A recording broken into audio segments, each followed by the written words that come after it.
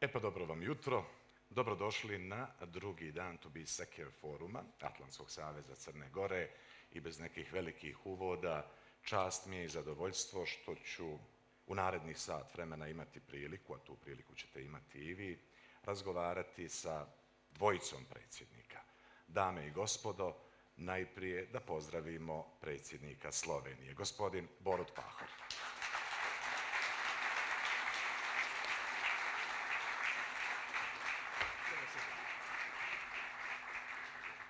Dame i gospodo, Milo Đukanović, predsjednik Crne Gore.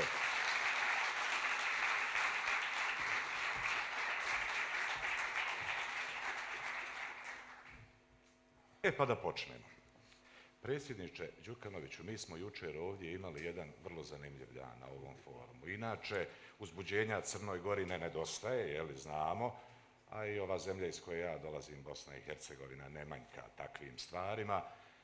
Imali smo panel sa premijerom Dritanom Abazovićem, nakon toga elektronska sjednica vlade, stiže vijest u sred panela da je gospodin Savo Kentera, čelni čovjek, dakle, Agencije za nacionalnu bezbjednost smijenjen, da ga je na prijedlog gospodina Abazovića smijenila vlada Crne Gore.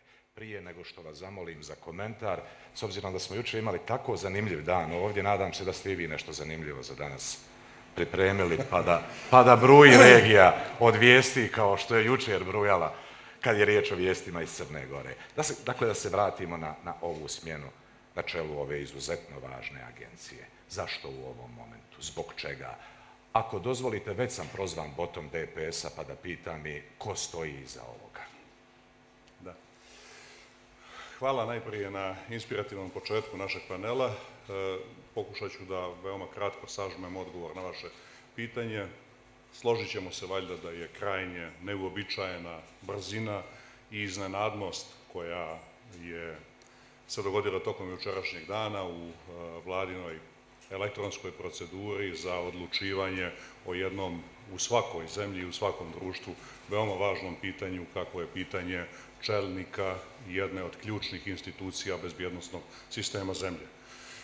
Dakle, po meni to svjedoči o nervozi, o nedovoljnoj uravnoteženosti ljudi i institucija koje su o tome odlučivali. Moja percepcija, dakle dva aspekta te percepcije su sljedeća. Prvo, ovo je dalji doprinos naporima onih koji žele da ovu zemlju učine nefunkcionalnom. To kontinuirano ponavljam posljednjih sedmica. Čini mi se da svi oni koji još uvijek ne prihvataju realnost da je Crna Gora nezavisna, takvih ima i u Crnoj Gori i u regionu, su ušli u novu fazu borbe protiv Crne Gore. Dakle, ko su oni koji ovu zemlju žele da učine nefunkcionalnom? Kada govorimo o regionu, nedvosmisleno, to su ideolozi i realizatori velikosrpskog nacionalizma. Dakle, i taj velikosrpski nacionalizam, kao što znamo, tinja vjekovima u odnosu na Crnu Goru, s vremena na vrijeme se razbukti. Čini mi se da je ovo sada novo razbuktavanje velikosrpskog nacionalizma u odnosu na Crnu Goru i o tome svjedoče izjave čelnika države Srbije. Dakle, ne govorimo sada više o akademicima Srpske akademije nauka i umjetnosti. Veći problem je što govorimo o izjavama predsjednika Srbije, koji je nekoliko puta kazao da je nepažnjom Srbije Crna Gora uspjela da ostvari nezavisnost. Dakle, to jasno govori o tome šta je percepcija Crne Gore kao nezavisne i države sa punim suverenitetom. Dakle, to je, ponavljam, ušlo se u novu fazu borbe protiv crnogorske nezavisnosti i crnogorske evropske i evroatlantske integracije kroz pokušaj da se dokaže da je ona nefunkcionalna. Onaj ko je povukao ovakav potez juče daje namjerno ili nenamjerno doprinos ostvarivanju tog cilja. Ne zaboravimo, riječ je o Agenciji za nacionalnu bezbjednost, ja bih rekao stubu bezbjednosnog sistema svake zemlje. I drugi dio te percepcije jeste da je ovo pokušaj da se prekine jedna aktivnost koju je upravo ta agencija pokrenula ili možemo slobodno reći zaokružila možda neku višegodišnju aktivnost kojom se agencija bavila u Crnoj Gori, a to je presijecanje djelovanja jedne obavještajne mreže koju je ovdje instalirala Rusija. Znate sve o tome, cijela javnost je o tome informisana, povučen je prvi potez, najavljeni su sljedeći potezi, dakle, htjeli ne htjeli, moramo primijetiti da onaj koji je povukao ovaj potez juče je jasno poslao poruku da želi da prekine tu sada najvažniju aktivnost kojom se bavila Agencija za nacionalnu bezbjednost. I koji bi ti sljedeći potezi, predsjedniče, mogli biti? Pitate me za sljedeće poteze vlade? Tako je. Pa znate, ja mislim da iz serije poteza koju predsjednik vlade povlači posljednjih sedmica, pored nervoze koja je očigledna, vidimo namjeru da se ovo prelazno stanje, dakle funkcionisanja vlade koja je izgubila povjerenje u parlamentu, što je moguće dalje produži. Dakle, ja smatram da će ova vlada pokušavati da kupi neko vrijeme za svoje trajanje, jer mislim da je veoma svjesna, odnosno su partije koje čine veoma svjesne da su u rekordnom roku izgubili povjerenje parlamenta. Ovo je vlada koja je najkraće u istoriji Crne Gore imala povjerenje parlamenta, svega 113 dana. Svjesni su da im ne odgovara da idu na izbore. Dakle, oni pokušavaju da pobjegnu od izbora i pokušavaju da produže ovo vrijeme trajanja tehničke vlade. Vidjeli ste da se tako prema mojoj inicijativi odnio parlament Crne Gore.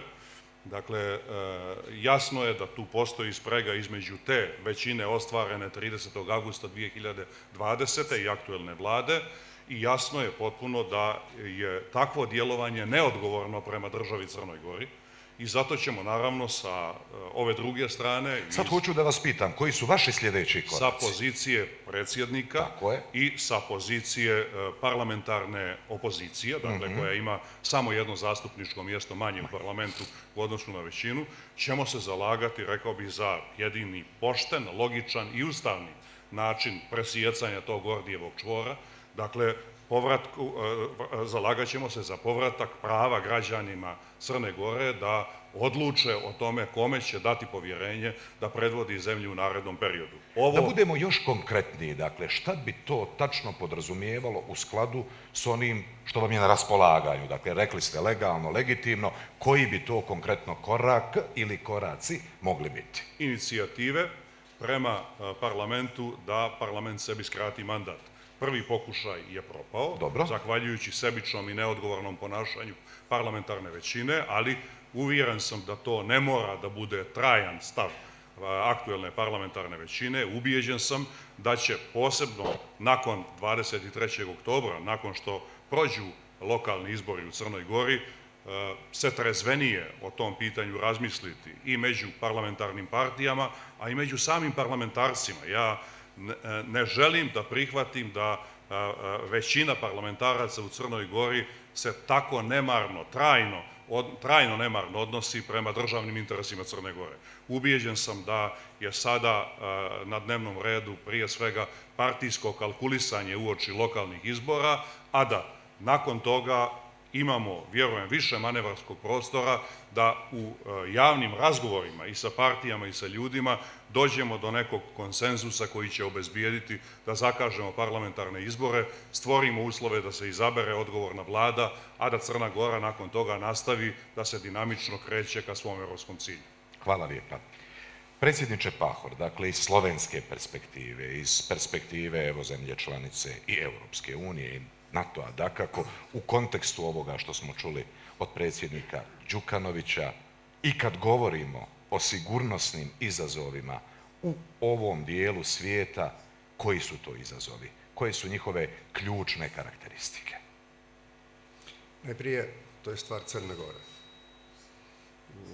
Što se tiče bezbjednosti regiona, evo neka započinjem sa jednim pozivom svim liderima u regionu da napravimo sve što je u našim rukama, sve što možemo da očuvamo mir i stabilnost u regiji. Mi ne znamo šta će se desiti za sljedećih par tjedna ili mjeseca, možda godina, ali prva i najozbiljnija naloga koju imamo kao lideri u regionu je da napravimo sve da su te bilateralne i multilateralna pitanja pod jednom kontrolom. da mi znamo, mislim da će Milo reći da je to tačno, da je ta nivo poverenja nizak, niži je nego što je bio prije nekoliko godina. Zašto je to tako? I reći ću ovako, ima tu i trebam biti kritičan i prema Briselu. Treba. Brisel bi mnogo više mogao uraditi u vezi proširenja nego je uradio. Vi ste prije 2 dana u Valeti, ali tako, na Malti upravo rekli da bi Brisel trebao imati jedan fleksibilniji pristup kad je riječ o priključenju ovog dijela svijeta Europskoj uniji. Pa vidite, evo sada koliko imamo taj proces Brdo-Briunija, 11 godina. Ne? Da.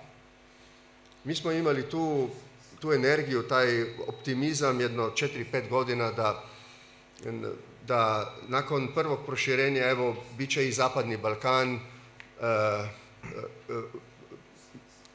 recimo u jednoj racionalnoj prihodnosti uključen u Europsku uniju. Sada je taj optimizam opao. Opao je kod ljudi, kod lidera, a mislim da je na neki način manje političke volje bilo i u Briselu. Sada se ipak, mogu reći, stvari malo mijenjaju. Zbog rata u Ukrajini svi znamo da je ta mir i stabilnost na Zapadnom Balkanu ipak krhka i da treba vidjeti taj problem kao geopolitički problem. To je bio jedan rezultat naših razgovora, lidera tog procesa Brdo-Briunija, da smo po prvi put u Sarajevu 2016. rekli politika proširenja Europske unije na Zapadni Balkan nije tehnički problem, nije tehnička naloga, nego je politička, geopolitička naloga i treba je biti malo fleksibilniji.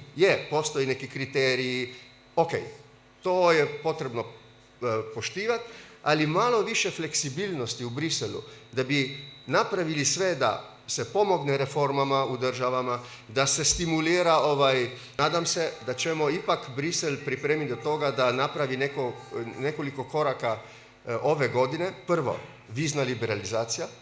Drugo, da ipak da status Bosni i Hercegovini. Ja kažem, i ako ne ispunjava nijedan uvjet, da se da status kandidatke Bosni i Hercegovini. I tako da da jedan signal da evo Europska zajednica pravi sve da bi što brže uvela čitav prostor Zapadnog Balkana u kompletno članstvo. Rekli ste, nakon ovoga što smo čuli od predsjednika Đukanovića, to je pitanje Crne Gore. Mogu se složiti s vama u kontekstu pozicije na kojoj jeste, ali to je ipak puno više od samo pitanja Crne Gore. Upravo u kontekstu ovoga što ste vi sad odgovorili. Ja mislim... Razumijem poziciju, dakle, razumijem... Samo da kažem svima, ja ovdje jasno ne govorim u ime Europske unije, nego kao predsjednik Slovenije. Kao prijatelj regije, kao prijatelj Crne Gore i svih pa u tom regionu. kontekstu. I mislim da je od velike važnosti da se vidi u Briselu region kao cjelinu. Sada si je vidio Crnu Goru, koja je bila prvak u proširenju Europske unije na Zapadnom Balkanu. I ja bih poželeo i Milotu i svima da ostane. Ali mislim da je potrebno u Briselu sada imati Zapadni Balkan kao cjelinu, kao regiju. Dakle, da se napravi sve, da se inspiriše ta duh proširenja u svim zemaljama, da nije tu takmičenje između zemalja u regiji, ko će biti prvi, jer to bez veze. Nego da se pomaže između zemalja da bi sve što brže došli u Europsku uniju. Ja isto tako mislim, to je samo moja lična percepcija, da na kraju svih krajeva, ako će doći do proširenja, i mislim da nema tu alternative, da će zapravo više manje sve zemlje ući u manje više istom periodu. Hvala vam lijepa. Kratko je zapjevao Oliver Dragojević dok sam uzeo tablet da vidim kako ide s pitanjima, tako da znate, sve je pod kontrolom. Na jednom se čovjek pojavio u cijeloj priči. Predsjedniče Đukanoviću, mislim da ćemo dobiti ovdje informacije. Predsjednik Srbije, Aleksandar Vučić, za 10 sati je najavio svoj historijski govor. Top, svake 2-3 sedmice su to historijski govori, jeli? Vidjet ćemo vidjet ćemo kakve će poruke stići. Mislim da će vjerovatno nešto od toga stići i u toku našeg panela. Malo prije ste pomenuli jednu, ja moram reći, važnu stvar u tom kontekstu Crnu Goru. Pitanje nezavisnosti Crne Gore, opstanka ove države. No to nije samo pitanje Crne Gore. Zbog toga sam ovo i predsjednika Pahora pitao. Pominjali ste i pominjete i Bosnu i Hercegovinu. Pričamo o Kosovu, pa bome i Sjevernu Makedoniju. Kad su u pitanju određene poruke, ideje koje dolaze iz Beograda. Na koji način zapravo ocjenjujete, percipirate pristup onoga što zovemo međunarodnom zajednicom, u prvom redu Europske unije i Sjedinjenih Američkih Država prema Beogradu? U kontinuitetu podsjećate da bi taj pristup morao biti, evo da budemo diplomate do kraja, konkretniji, tako da kažemo, jeli, suštinski na određeni način. Da li se nešto mijenja? Mislim da je korisno sa par rečenica podsjetiti. Tako je. Ja vjerujem da je ne samo karakteristika crnogorske političke scene, nego političke scene regiona u cjelini, da i dalje imamo oštru konfrontaciju između dva politička pogleda na budućnost ove regije. Ja mislim da smo nakon završetka rata u Bosni pa sve do prije nekoliko godina imali jedan izrazit euroentuzijazam koji se emitovao ne samo iz našeg regiona, nego i od strane Europske unije. Taj entuzijazam je podsticao sve društvene strukture u zemljama regiona na pregnuće, reformsko pregnuće koje je trebalo da dovede do usvajanja standarda koji će nas u bliskoj budućnosti učiniti sastavnim dijelom Europske unije. Nasuprot toj politici, to moramo stalno da primjećujemo, dakle postoji vrlo snažan front otpora, snažan front onih koji su za status quo, onih koji misle da je Evropska unija trula civilizacija i da je bolje za Zapadni Balkan da ostane na svojim balkanskim stramputicama, a u suštini čitavo vrijeme se podrazumijeva i pod bezbjednostnim kišobranom Rusije. Dakle, te dvije politike se oštro konfrontiraju i na današnji dan i to vidimo i u Crnoj Gori.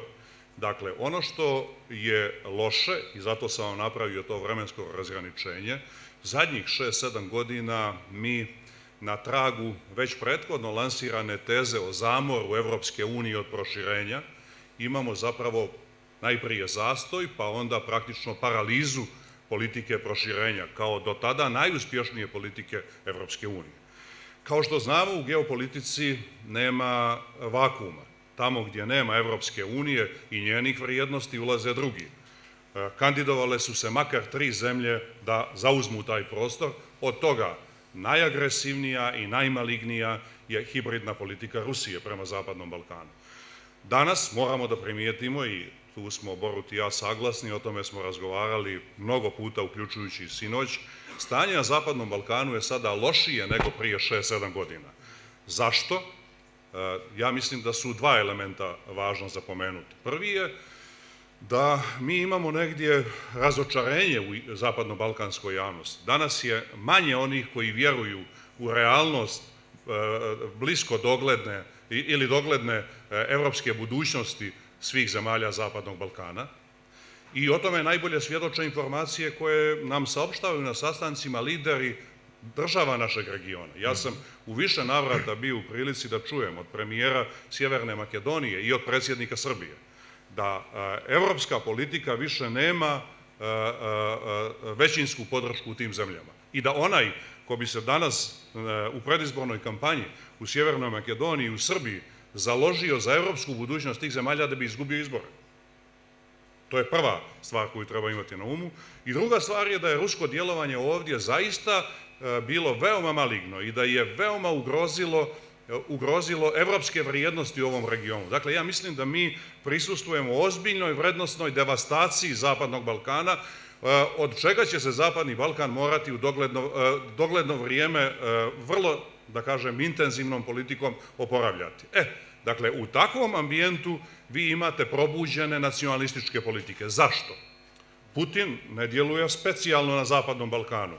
Putin djeluje protiv Zapada. I rekao bih, logično, na zapadnoj strani bira Evropu, računajući da je manje jedinstvena i da će uspjeti da nađe neke pukotine i neke razlike u njihovom djelovanju, u njihovom percipiranju opasnosti od Rusije. U tom kontekstu on naravno rado bira i Zapadni Balkan kao teren za takvo svoje djelovanje. Računa na slabe zapadno-balkanske države i računa na proruske sentimente ovdje. I naravno, djeluje uvijek sa istim receptom. On postiče antievropske politike. Na Zapadnom Balkanu on postiče nacionalističke politike. Prema tome, mi sada imamo restauraciju nacionalističkih politika i velikodržavnih projekata. Otuda prostor o kojem vi govorite, prostor za velikosrpsku politiku prema Crnoj Gori. U tom kontekstu, dakle, vi često pominjete to narušavanje europskog sistema vrijednosti kao nekakav krajnji cilj, potkrijepili ste to sada, važnim argumentima. Kažete, jedne prilike prekompozicija Zapadnog Balkana kroz promjenu postojećih granica te stvaranje 3 uvećane države, etnički, vjerski, homogene. Je li to zapravo krajnji cilj inicijative o kojoj smo i jučer ovdje mnogo govorili, a koja se zove Otvoreni Balkan? Je li to jedan pragmatični supstitut zapravo za Europsku uniju? Je li to nešto što je potpuno suprotno onome što smo s entuzijazmom prihvatili, a što se zove Berlinski proces? Sledstveno ovome što sam odgovorio na vaše prethodno pitanje, dakle, vi i dalje na Zapadnom Balkanu imate 2 suprotstavljene vizije. Dakle, jedna, onih koji misle da i Zapadni Balkan treba da živi po formuli kako živi savremena Evropa i savremeni svijet, kao multietnička demokratija. I imate one druge koji misle da je multietnička demokratija na Zapadnom Balkanu nemoguća. A pošto nam je svima potrebna stabilnost, da je onda potrebno konačno promijeniti granice i napraviti 3 uvećane etnički i vjerski monolitne države. I vjerujem da vas ne iznenađujem jer smo tom pokušaju prisustvovali 90. godina. Dakle, svi se sjećamo Salvete koja je dospjela do Međunarodnog suda u Hagu na kojem je crtano kuda treba podijeliti Bosnu i kako treba napraviti veliku Srbiju i proširenu Hrvatsku. Sad, od te politike se nije odustalo. Dakle, mi griješimo ako mislimo da je sa Dejtonskim mirom sahranjen velikodržavni nacionalizam. Ja mislim da nacionalisti uvijek vrebaju svoju novu šansu. Danas velikosrpski nacionalizam vjeruje ne da je Miloševićeva politika bila pogrešna, nego da je Miloševićeva politika u tom kontekstu bila nemoguća. Dakle, oni vjeruju da je u međuvremenu Rusija osnažila i da zahvaljujući tom snaženju Rusije velikosrpski nacionalizam ima svoju novu šansu. I nemojte da nas iznenadi. Dakle, uvijek jedni nacionalisti se nadaju uspjehu drugih jer će na taj način, računaju, lakše ostvariti svoj cilj. Velikosrpski nacionalizam obavezno za sobom vuče Albaniju u prirodnim granicama. I obrnuto. Albanija u prirodnim granicama postiče velikosrpski nacionalizam.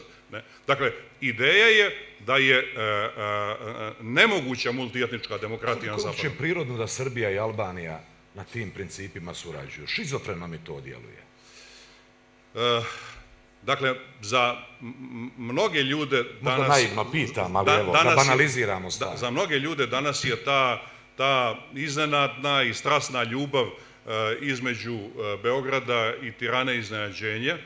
Ja ne bih imao tome šta da prigovorim. Dakle, ja se radujem da dolazi do boljeg razumijevanja među državama našeg regiona i da se stvaraju uslovi da se, da kažem, neko tradicionalno neprijateljstvo između Srbije i Albanije na neki način umiruje i da se stvaraju uslovi za saradnju. Ali slažem se sa vama da treba pažljivo analizirati šta je platforma tog razumijevanja. Plašim se da je platforma sljedeća. Mi smo najveće države u ovom regionu i nama prirodno pripada pravo da budemo glavni igrači i da uređujemo stanje odnosa u regionu, a odatle do bahaćenja u susjedstvu je jako mali korak. Zato raduje me da Srbija i Albanija dobro sarađuju, ali moje upozorenje, nemojte ni da pomislite da se možete bahatiti na štetu Crne Gore. Predsjedniče Pahor, pažljivo ste bilježili nekoliko stvari, pa evo prije mog pitanja, izvolite. Par stvari. Najprije, Ukrajina je poslije agresije Rusije dobila status kandidata za EU. Prije toga nije bilo u vezi toga konsenza. Ja se pitam, da li je potrebno da bi došlo do proširenja Zapadnog Balkana u Europsku uniju, da je potreban rat? Ja mislim da je odgovornost svih nas u regionu Europske unije da učinimo sve da Zapadni Balkan uđe u Europsku uniju kao mirna i stabilna regija. Drugo, mislim da će biti jedna od konsekvencija rata u Ukrajini neka nova podjela u Europi koja je nestala sa padom Berlinskog zida. Gdje će ta podjela ići na Zapadnom Balkanu? Samo je jedan način da se na neki način, da neće doći do podjele na samom Zapadnom Balkanu, a to je da čitav Zapadni Balkan ide u Europsku uniju. Mislim da je to sada najviše, ne samo od Srbije, odvisno, ali u punoj mjeri odvisno od Srbije, kako će sada Vučić i Srbija regulirati tu stratešku situaciju u kojoj je. Ja znam da ja i Milo sve od 2019. imamo različite stavove u vezi Open Balkan. Dobro. Ja sam bio u Novom Sadu na proglašenju te inicijative. Rekao sam ovako, žao mi je što je berlinski proces nekako zastao. Nisam siguran da je Open Balkan u svim referencijama isto kao berlinski proces, ali pokuša napraviti nešto slično kao berlinski proces. I rekao sam, ako dolazi do regeneracije berlinskog procesa, onda mislim da je bolje da idemo tom putom. Ako ne, onda je možda ta inicijativa Open Balkan nešto što je ipak dobro. Jer šta ona donosi sa sobom? Jednu želju, ja mislim iskrenu, da države u regiji sarađuju na ekonomskom planu i na svim ostalima.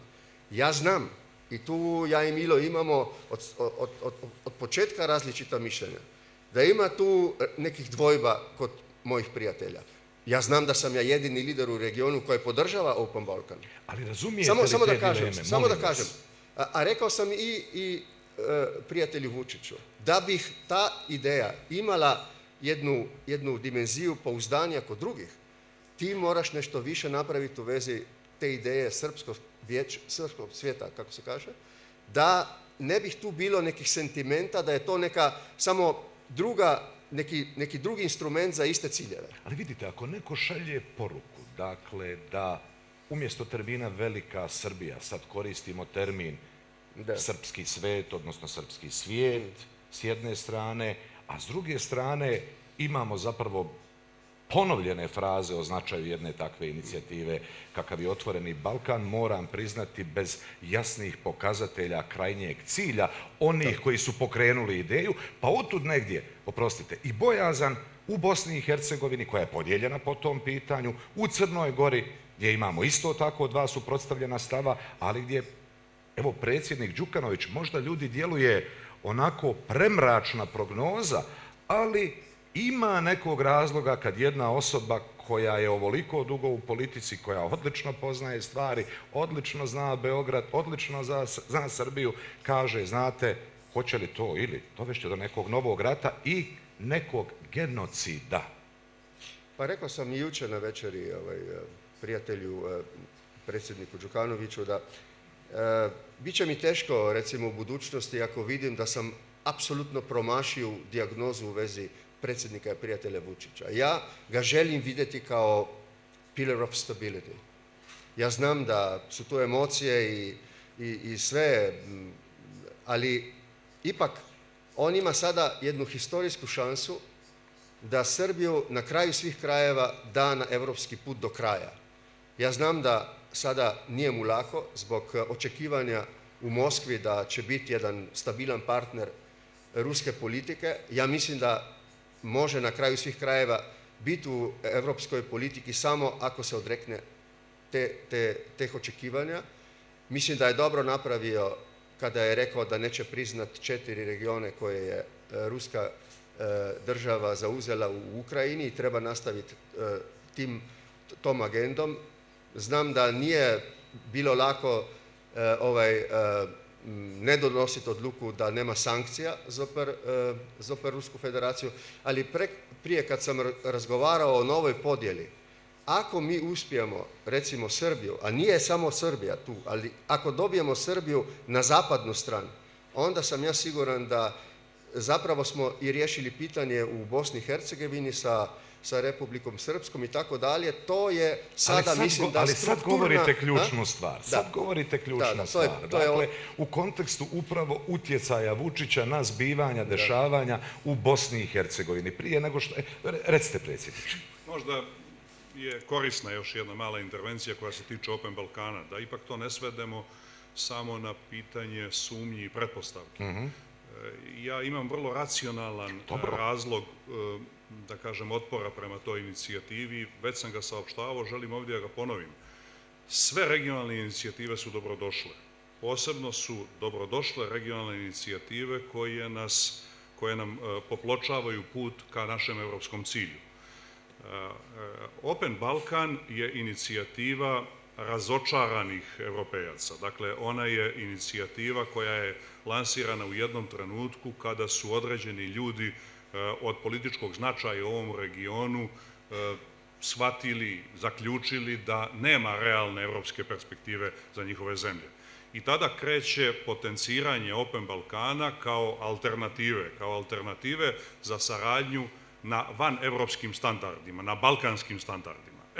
Ja se protivim alternativi regionalne saradnje na evropskim standardima, koju nam nudi Berlinski proces. Dakle, sve što je sadržano u Open Balkanu, sadržano je u Berlinskom procesu sa jednom bitnom razlikom u korist Berlinskog procesa, što ta saradnja podrazumijeva saradnju na evropskim standardima. Da. Evo, to je, hoću da prosto razjasnim otkuda moj otpor prema alternativi. Crnoj Gori ne pada na pamet da staje na alternativni put svom osnovnom izboru. Naš izbor je članstvo u Europskoj uniji. Mi mislimo da sve što bi se pojavilo kao alternativa tome je neuporedivo lošije za sve zemlje Zapadnog Balkana. Gospodine Pahor, gledam vam ovu neverbalnu komunikaciju, pa da je verbaliziramo. Znate šta, reći ću još jedan put. Ja želim, rekao sam to i prije nekoliko dana prijatelju i predsjedniku Njemačke, Steinmeieru, ja želim da bih došlo do te regeneracije berlinskog procesa, da bi sada novi kancelar dao tome jedan prioritet. U tom slučaju mislim da ta inicijativa Open Balkan ostaje, ali nema tu snagu da bi bila zaista nešto historijsko važno. Ako neće biti berlinskog procesa, onda ja mislim da ipak ta inicijativa tu postoji, da je potrebno i sa strane, recimo, Srbije, Sjeverne Makedonije, Albanije, vidjeti kako bi ju napravili atraktivnu, da bi, recimo, i Crna Gora bila za to. Tu je sada stvar i na Srbiji, i na Sjevernoj Makedoniji, i na Albaniji, da sklone te, kako se kaže, ugovore koje, recimo, ima predsjednik Đukanović, koje ima Bosna i Hercegovina, koje ima na kraju svih kraja Kosovo, i da možda ne kao alternativa ulasku Zapadnog Balkana u Evropsku uniju, nego kao most do tog momenta. Ali se nikad ta poruka da bi Otvoreni Balkan mogao biti most do ulaska zemalja Zapadnog Balkana u Evropsku uniju nije iskristalizirala. Evo, dakle, to je tačno. Vi ste jedan od rijetkih koji zapravo, evo, kaže, hajde da to bude most. Da, to je tačno. Rekao sam to i predsjedniku Vučiću da bi trebao napraviti malo više na tome da bi dobio povjerenje predsjednika Đukanovića, Bosne i Hercegovine. A rekao sam i predsjednici Osmani, rekao sam, pa zašto ne bih ti jedan dan rekla, ok, dolazim da vidim šta je sa tom inicijativom, da vidim šta može Kosovo toga imati. Pa da vidimo onda predsjednika Vučića kako će na to reagirati. Ako će ići tom inicijativom dalje, treba biti on otvoren za neka očekivanja, recimo, Kosova. To bi bilo nešto historijski da dolazi do nekih, znate, do nekih, kako se to kaže, nekih novih suradnji između Kosova i Srbije na putu do međusobnog priznanja, na kraju svih krajeva. Kad već pominjemo gospodina Vučića, malo prije ste pomenuli povjerenje, pomenuli ste pa je to i sentiment i prijateljstvo. Na čemu zapravo temeljite to povjerenje? Zapravo, kad ste odgovarali na to pitanje, više ste govorili u kontekstu vaše nade, vaše želje. Ja, dobro. Ima i racionalni razlog. Da vidimo. Ja sam bio i predsjednik vlade i predsjednik države kada sam gostio recimo u Sloveniji Tačija, pa Tadića.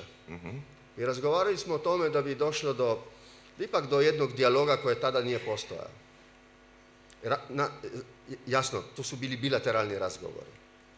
I onda je došlo do ideje koja je ideja bila Brisela, ali započelo se o tome pričati u Ljubljani da bi došlo do dijaloga Kosovo-Srbija. Tadić je rekao ne. Međutim, Srpska radikalna stranka rekla je da, poslije poraza Vučića na izborima 2012. Dakle, stranka u kojoj je Vučić rekla je da, ajmo pokušati. Dakle, on je ipak prihvatio tu inicijativu da do tog dijaloga dolazi. Možda bi se trebalo više napraviti, ali taj dijalog sada postoji. Je, u lošoj kondiciji je taj dijalog u momentu, ali to je sve što imamo sada između Kosova i Srbije i treba tu ići dalje. Trebam tu reći u vezi tog dijaloga, u vezi Bosne, u vezi Open Balkan, ja mislim da imam slično mišljenje, ne u svim stvarima, ali slično mišljenje kao recimo Amerikanci, a ne isto kao ponekad Brisel, jer znam da Njemci recimo su vrlo rezervirani do Open Balkan. Kad kažemo Amerikanci, mislimo li mi kad je riječ o otvorenom Balkanu da to jeste unificiran stav Sjedinjenih država? Rekao sam manje više, da. Dobro. Slažem se. Ili je to ipak, razgovarajući sa njima... U redu. Okay. Predsjedniče Đukanoviću, moram vas pitati jednu stvar. Ne želim previše da se referiram na jučerašnji razgovor sa premijerom Crne Gore. Upali smo u žestoku raspravu oko odnosa prema prošlosti u kontekstu onako kako treba da izgleda budućnost, a tu je suočavanje zapravo s prošlošću, pri čemu je on vrlo jasno svoje prethodnike optužio, tako da kažem, da se nisu na pravi način suočili s prošlošću i onim dijelom prošlosti Crne Gore u 90-im, pominjući djelomično, tačno rekao bih, neprocesuiranje određenih slučajeva u kontekstu ratnih zločina.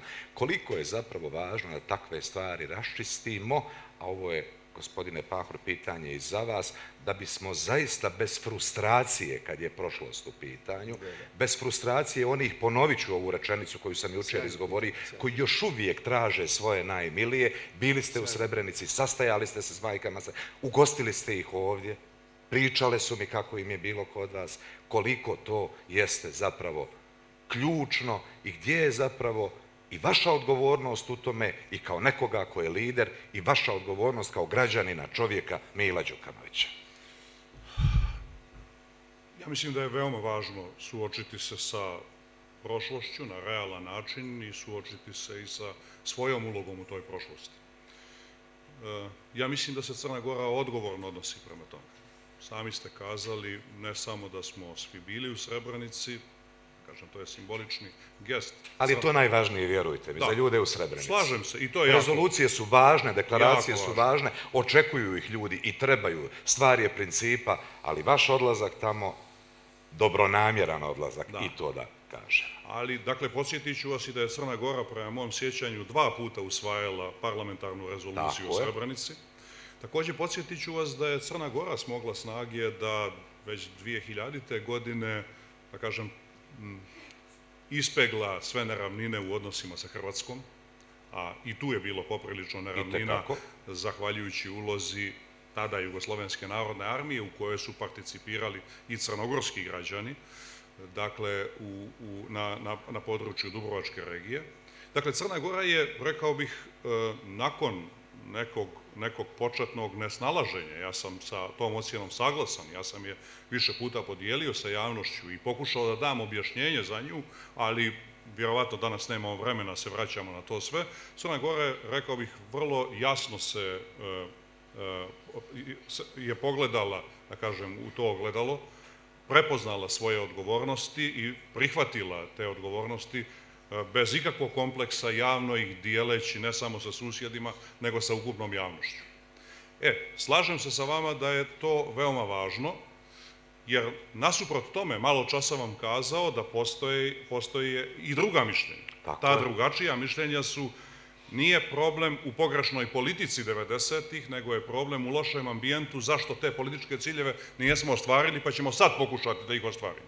Dakle, bit će ipak da je Crna Gora ovdje na pravoj strani istorije i bit će da Crna Gora pokazuje, ne samo na tom pitanju, nego u kontinuitetu, rekao bih, naglašenu odgovornost ne samo za svoju, nego za regionalnu stabilnost time i za evropsku perspektivu. Ono što je važno, to je prihvatio značajan, važan dio crnogorske javnosti. To je zapravo najvažnije. Nesumnjivo. Ovo nije samo deklarativna priča, znate, na nivou nekakvih odluka u parlamentu, ja govorim vrlo iskustveno i to je važno. To je zapravo najvažnije. Ne zaboravite, po mom uvjerenju, uz onaj drugi dio crnogorske javnosti. To stoji u temelju onog statističkog podatka koji i danas kaže, pogledao sam posljednje istraživanje jedne referentne međunarodne kuće od prije 2-3 dana, gdje se potvrđuje da 74% građana Crne Gore na današnji dan želi članstvo naše zemlje u Europskoj uniji. Dakle, malo časa vam kazao kakvo je stanje proevropskog raspoloženja, recimo u Sjevernoj Makedoniji ili u Srbiji. Ja smatram da u temelju toga stoji upravo ovo o čemu govorimo. Dakle, kod Crne Gore nema nikakvog kolebanja. Dakle, mi smo taj težak test nacionalne, vjerske tolerancije položili 90. godina. Položili smo ga 90. godina, položili smo ga 99. godine. Polažemo ga iz dana u dan. Dakle, kao što znate, multietnička vlada ovdje nije jučerašnje izdanje. U Crnoj Gori, o tome govorim. Prema tome, ja mislim da zaista to je ta temeljna vrijednost koja nas dovodi do ovog iskrenog i istrajnog opredeljenja građana Crne Gore da žele da budu dio savremene europske kulture. Kritika koju ste čuli juče je politikanska kritika i ja uvijek zamjeram ljudima koji u nedostatku vizije se okreću napadnoj kritici prošlosti. Čim čujem nekog ko bilo gdje na državnom poslu ili u firmi kaže samo da vam je znati šta sam tamo zatekao, ja znam da od toga nema nikakve vajde. Jer taj apsolutno ne zna šta treba da radi i taj želi da to supstituiše kritikom onoga što je zatekao. Dakle, daleko sam od pomisli da se nema šta kritikovati u politici svake zemlje, ne samo ovog regiona. Prema tome i u politici Crne Gore. I kao što vam kažem, nije da kažem, naša praksa bila samo kritika, nego je itekako bila samo kritika same Crne Gore. Dakle, složit ćemo se nevezano za ovu jučerašnju izjavu da je bilo vrlo važno razumjeti, shvatiti pogrešnu politiku koju je tadašnje rukovodstvo Crne Gore zajedno s rukovodstvom Srbije 90-ih vodilo i onda izašlo iz svega toga postepeno na ovaj ili onaj način, pod ovim ili onim okolnostima. Oprostite što vas ovo pitam, važno je za regiju da i o ovome progovorimo. Apsolutno. Želim da vam kažem, zaista samo u 2 rečenice, da podsjetim na to objašnjenje za koje sam rekao, vjerovatno bi nam trebalo malo duže vremena, ali korisno je u ovom momentu da vas na to podsjetim. Ja mislim da smo mi tih 90. godina imali u Crnoj Gori najsnažniju jugoslovensku emociju. Dobro. I želim da vam kažem da je meni to vrlo racionalno. Znate, Crna Gora je kroz stvaranje druge Jugoslavije povratila svoju državnost. Ovdje nije bio samo antifašistički rat, nego i revolucija, dakle, koja nas je u finalu dovela do obnove nezavisnosti, odnosno do obnove državnosti Crne Gore u okviru Jugoslovenske federacije. Prema tome, mi smo se jako teško oslobađali te jugoslovenske emocije u tim 90. godinama i to je znalo pomalo da zamuti razum, posebno kada se ima u vidu geopolitičke promjene. Dakle, uskoro nakon toga postalo je jasno da je pad Berlinskog zida zapravo mnogo dublja geopolitička promjena koja se nije ticala samo nezavisnosti Slovenije ili Hrvatske u prvom trenutku, nego se itekako ticala ozbiljnih promjena na tlu Europe.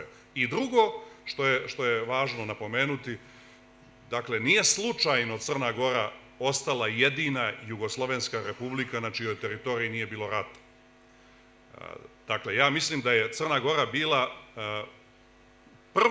prva jugoslovenska republika predisponirana za rat. Ne samo zbog ratničke tradicije Crne Gore. Ali je bilo stradanja u Bukovičkom kraju.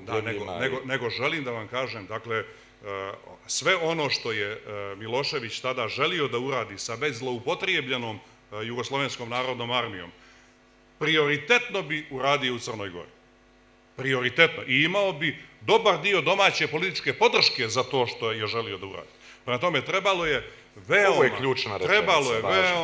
veoma vješto, veoma oprezno kormilariti tom domaćom politikom. Dakle, nemoj da pomislite da mnogi od nas nijesu mnogo ranije željeli obnovu nezavisnosti od 2006. godine, ali to je bio jedan proces kojim smo oprezno kormilarili da bi sačuvali mir u Crnoj Gori, da bi narasla kritična masa podrške nezavisnosti koja nas je 21. maja 2006. godine dovela do tog cilja. Neka smo se, predsjedniče, na ovo podsjetili upravo u kontekstu početka našeg razgovora i vaših potkrijepljenih tvrdnji šta su želje određenih krugova, upravo u kontekstu onoga što nazivamo i velikom Srbijom, pa kako god šta ko misli o tome, i imperijalnom Rusijom. Izvolite, predsjedniče. Želio sam vam reći da je to vaše pitanje možda i najznačajnije pitanje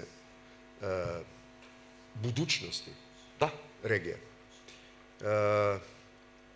Sa pomirenjem ili rekoncilijacijom mi ne možemo riješiti svih problema te budućnosti, ali bez rekoncilijacije i pomirenja neće biti mirne i stabilne budućnosti. Dakle, veliki sam zagovornik tog procesa.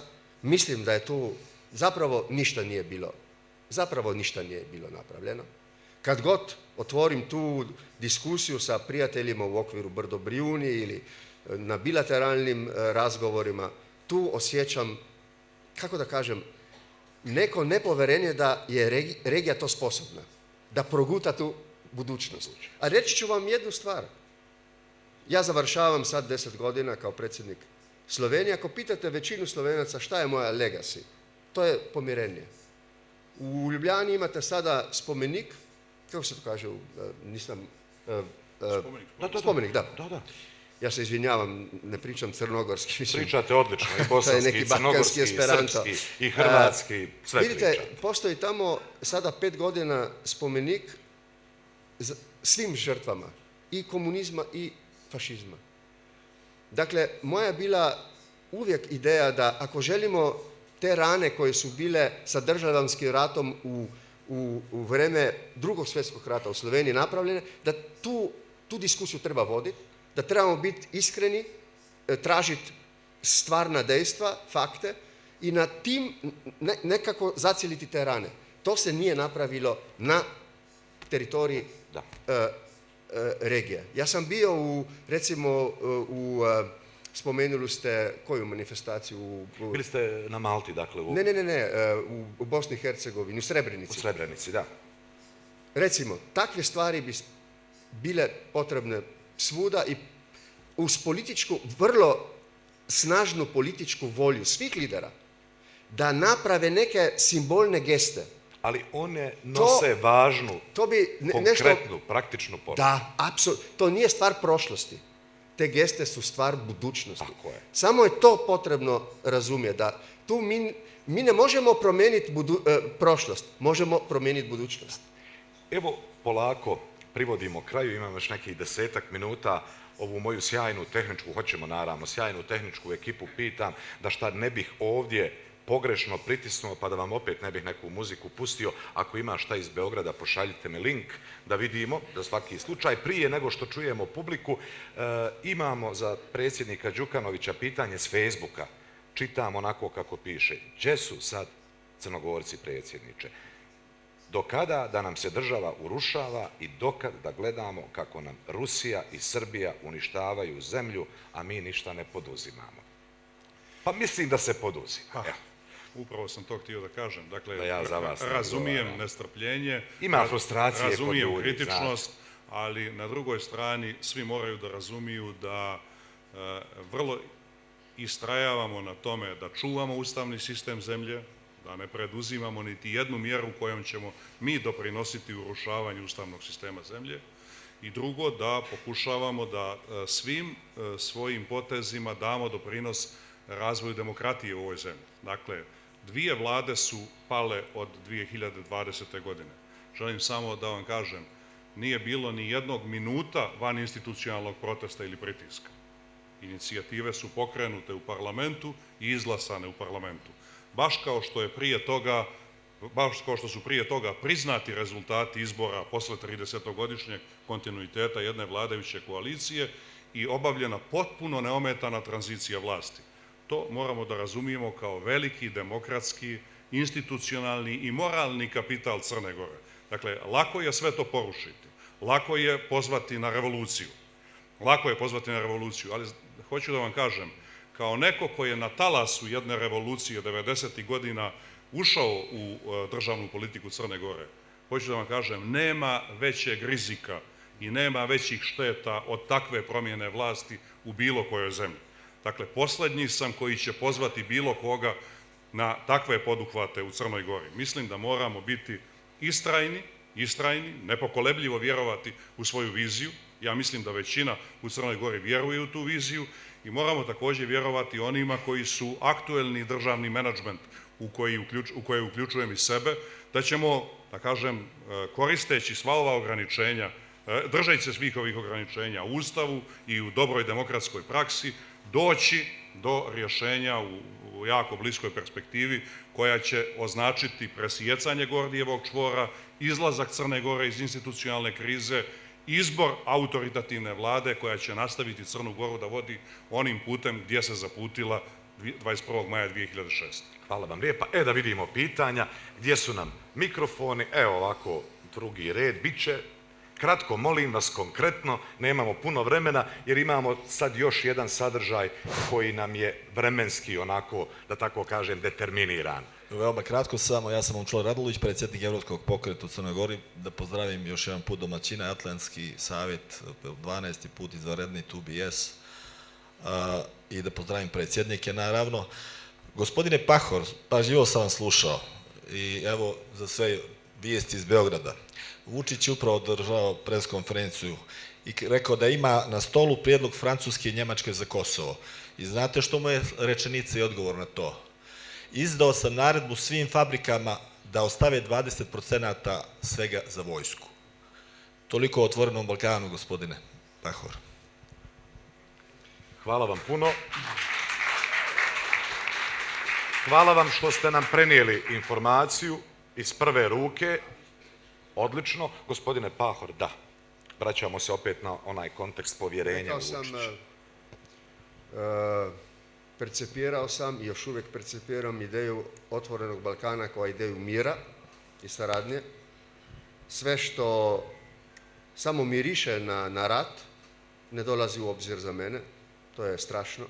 Ja ću još jedan put reći, svi lideri, svi, trebamo napraviti sve da smanjimo i tu retoriku u vezi rata i oružja i svega toga. To za taj sjajni region u Europi ne dolazi u obzir. Mi trebamo ići nazad ka retoriku jednog pomirenja, jedne konstruktivnosti, svi. Jer pazite, ako nešto započinje u jednoj, niko ne može reći da neće onda ići kroz granicu u drugu i tako dalje. I tu imamo opet jednu situaciju za koju će mladi ljudi reći, je li to vaša legacy, dragi predsjednik i svi ostali, je li to vaša legacy poslije jednog doba koji je ipak dao neku nadu? Dakle, sada smo u jednoj ozbiljnoj situaciji. Sada je potrebno imati lidere koji su apsolutno svjesni tog momenta i naprave sve isto sa izjavama da daju ljudima nadu da ćemo mirnim putem ići kroz tu situaciju u vezi konsekvencija rata u Ukrajini. Hoćete li razgovarati skoro s vašim kolegom Vučićem? Pa, mi razgovaramo konstantno. Vi znate da kad sam bio prošli put u Beogradu 14 dana, da je došlo tu do nekih, kako da kažem... Pa zbog poruka koje šalje možda ne bi bilo loše da opet porazgovarate. Da je došlo tu zbog Kosova, jer rekao sam i usred Beograda, Kosovo je tamo, mi smo ga priznali, imali smo razloge za to. Razumijem da Srbija sada ne može to napraviti, ali na kraju svih krajeva verovatno jednog dana tome se ne može izbjeći. Očekujem da će to biti sutra, ali jednog dana, ako vidimo jednu perspektivu u Evropi svih, verovatno to će biti tako. Srpski svijet, kako se kaže. To je jedna stvar koja nije dobro prihvaćena u regiji. Iskustveno. Da, i treba tu smanjiti tu retoriku i na kraju da odgovorim na to što ste vi rekli. Šta je, izvinite da ja vas pitam, jel mogu, ja vas pitam, šta je vaša alternativa tome što se sada dešava? Šta? Treba nam mikrofon zbog simultanog prijevoda. Ja mislim da je jedina alternativa Malo mi predsjednik Pahor uzima posao moderatora, ali evo, Dakle, dozvolit ću. Nemamo alternativu, naš izbor je Europska unija. Znate, 25 godina radim na tome kao i većina ljudi ovdje. Dakle, nama ne trebaju nikakve zamjene, nikakvi pokusi, dakle, poput Otvorenog Balkana i ne želimo nikakvu zamjenu za to. Dakle, trebaju nam prijatelji koji će nas podržati pravo na putu ka Europskoj uniji. Nikakvim stramputicama niti skretanjima. I još jednu stvar, morate pažljivije možda birati prijatelje. Znate, Vučić vas laže. Kao što laže kompletnu međunarodnu zajednicu već 10 godina. On nikada neće biti na zapadu. I njegov, dakle, ideološki okvir nije zapadni. Znate, i tu je problem. 2012. godine, kada je došao na vlast, puno toga je obećao. Da li je išta od toga što je obećao zapadu ispunio? To je samo pitanje. Hvala lijepa. Hvala puno. Da vam kažem jednu stvar. U politiki ima 1000 razloga da sa nekim ne sarađujete. Ali ako postoji jedan razlog da sarađujete, onda idite tom putom. I to je tačno. I to je jedan od načina da rješavamo određene stvari, ali pri tome uvijek vodeći računa o kontekstu tog jednog razloga zbog kojeg se može razgovarati. Idemo dalje. Izvolite, ministre. Hvala vam, poštovani predsjednici. Nije običajno, mogu reći Borute. Evo nešto da nas ne povede beogradska logika dalje u raspravu. To smo viđali, to smo pobjeđivali i opet ćemo pobjediti. Nemam taj strah. Imam nešto pozitivno da kažem krajnje. Jedno najveći platoa u Podgorici, Pobrežje, ima spomenik svim žrtvama ratova na prostoru bivše Jugoslavije. To je najveći, nekada je bilo muslimansko groblje, a sada je tu spomenik, predavno su ga razbijali dok je bio stakleni. Napravili smo kameni, rekoše mi neki dan da i to razbijaju, koliko mogu. Mi smo prije mjesec dana na Visu stavili spomenik admiralu Baroviću, koji je odbio da puca na hrvatskoj obali kao komandant mornarice Jugoslavije u tom trenutku, da bi pokazali što je hrabrost u Crnoj Gori. Da nije hrabrost greška ni Dubrovnika, ni ostalih ratova, da je hrabrost admiral Barović i na tome ćemo graditi vojsku Crne Gore u budućnosti. Preksutra, to je znači u ponedeljak, postavljamo ploču u logoru Morinj, gdje je bilo zatvoreno oko 300, ne treba licitirati s brojima, svaki čovjek je velik, upravo zajedno da bi pokazali na čemu treba graditi, na istini treba graditi budućnost. Jedno na istini možemo graditi budućnost i na kazni za one koji su činili zločine. To je jedini model da bismo otišli dalje. To mi sada radimo i to ćemo raditi i na tome je satkana Crna Gora, kao što znate. I to je ta jugoslovenska ideja bila pravde za sve narode u Crnoj Gori. To je to što je Crna Gora lider u integracijama, prvenstveno, rekao bih u ideološkom smislu, je lider. I to je njena najveća snaga. Brojeva nema, kao što znate, poštovani predsjedniče. Hvala vam. Hvala vama. Imamo li još nekoga? Imamo još prostora za jedno pitanje. Evo ovamo, dakle, s moje strane desno, kod kamere, snimatelj u bijeloj košulji, ispod imamo... Ja mikrofon imam odavno, pa s ove druge strane... Dobro, može, odmah, može. Ustanite, ne vidim vas. Da, evo, učinit ću to. Dakle, moje ime je Sonja Drobac, pitanje za predsjednika Pahora, nekako ste nas inspirisali. Dakle, u svom izlaganju ste upotrebili jedan izraz opisujući jednog predsjednika regiona, pillar of stability.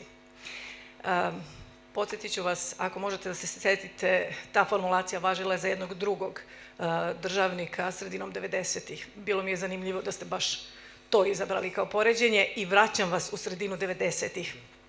Pitam vas kao Slovenca, pitam vas kao predsjednika Slovenije, da vam je tada stigla poruka koju ste danas poslali ovde ili u nastupima širom regije, a razumem da sa dobrom voljom zastupate ideju o Zapadnom Balkanu u Evropskoj uniji. Dakle, da vam je tada, sredinom 90-ih, kada ste bili na sredini puta ka Evropskoj uniji, neko rekao sačekajte faktor stabilnosti i sačekajte ostatak EXU da se pridruži Evropskoj uniji, da dostigne te standarde. Šta mislite, šta bi se dogodilo sa Slovenijom i da li bi to pomoglo da ostatak EXU sustigne Sloveniju? Hvala. Hvala lijepa. Kratko, molim vas, gospodine Pahor.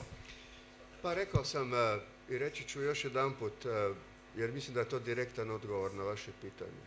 Bilo bi mi vrlo, vrlo teško. Ne bih se mogao pomiriti sa tome da bih budućnost pokazivala da nemam pravo kad kažem htio bi vidjeti predsjednika Vučića kao pillar of stability. Dakle, rekao sam prije u razgovoru sa vašim kolegom da postoji 1000 razloga da vi ne sarađivate sa nekim, a ako postoji jedan, ajde, idite tom putem. Sada imamo mir. Nije to ne znam šta, ali postoji taj mir. Imamo granice. Te granice je potrebno očuvati. Svako mijenjanje tih granica rezultirat će u rat. Ajmo sada različiti kao smo prihvatiti jedan drugog i vidjeti kako ćemo sada 2-3 godine koje će biti od velikog važnosti zbog rata u Ukrajini očuvati mir na tom prostoru. Dobro. To je sve što Hvala imam lijepa. da odgovorim. Još ovo jedno pitanje, pa ćemo na završne riječi. Izvolite. Dobar dan, pozdrav svima. Darko Šuković za gospodina predsjednika Slovenije. Dakle, Svašta ste rekli, pa izazvalo. jedna ilustracija koja će biti u funkciji pitanja. Prije 10-15 dana u Beogradu je održan Europride. Ambasador jedne izuzetno važne zemlje, taj cirkus koji se dešavao prije i nakon toga i na sam dan Europride-a ocijenio je na kraju kao pokazatelj da Srbija usvaja zapadne vrijednosti.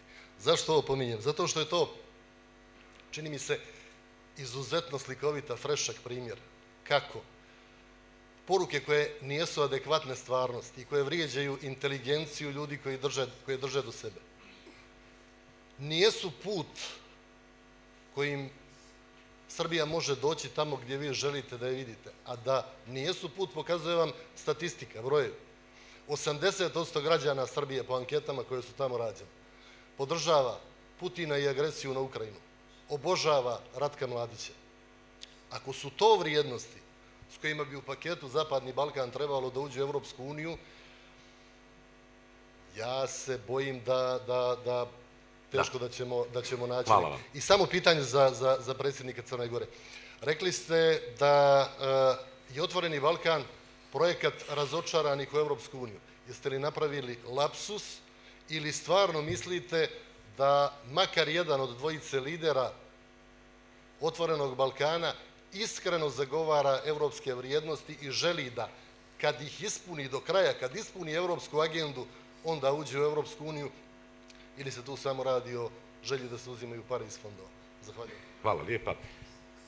Gospodine Pahor, imate li potrebu da kratko ovo Samo prokomentirate? jednu stvar. 2013. prvu godinu kad sam bio predsjednik države, pozvali su me na tu demonstraciju i ja sam otišao i imao govor. Tako da je to moj odnos do tih stvari u vezi toga. Dakle, jedno otvoreno društvo, u otvorenom društvu ima mjesta za sve. Ako imamo to poštivanje različitosti, svi možemo živjeti u društvu koje je tolerantno. I to je dio tolerancije. I to je jedna vrednota Evropske unije koju je potrebno sačuvati. I drugo ću vam ovo reći. Ne znam da li se Milo sa tim slaže ili ne, ali mislim da imam prijatelje u čitavoj regiji, je li tako? Tako. Znate zašto? Jer nisam nikad išao u Beograd pa pričao jednu stvar u Beogradu, a drugu recimo ovdje u Budvi. Sa svima sam jednako razgovarao, ponekad je tu bilo kritike, ponekad je tu bilo slaganja, ali mislim da je jedna otvorenost, otkritost, jedna kvaliteta politike koja može inspirirati jedan progres i tako ću i do kraja radi. Prije nego što dam riječ predsjedniku Đukanoviću, hoću još nešto da vas pitam. Još malo pa je predsjednički mandat završen. Šta su vam planovi? Imate li ideje u kontekstu upravo odličnih odnosa sa svima, pa evo kažete da svima kažete sve u lice, vidite li sebe zapravo na nekoj poziciji medijatora? Neću da budem maliciozan, bile nekakve priče nekog novog Lajčaka i tako dalje. Ali Milo čeka da odgovori na pitanje. Vi ćete odgovoriti prvo na to pitanje, pa će domaćin da zatvori skup. Ajde, molim te, prijatelju, izvani. Molim vas, ja ću insistirati do kraja. Dakle, da, evo, pošto Borut insistira da ja najprije odgovorim na ovo pitanje, uvaženom Darku Šukoviću.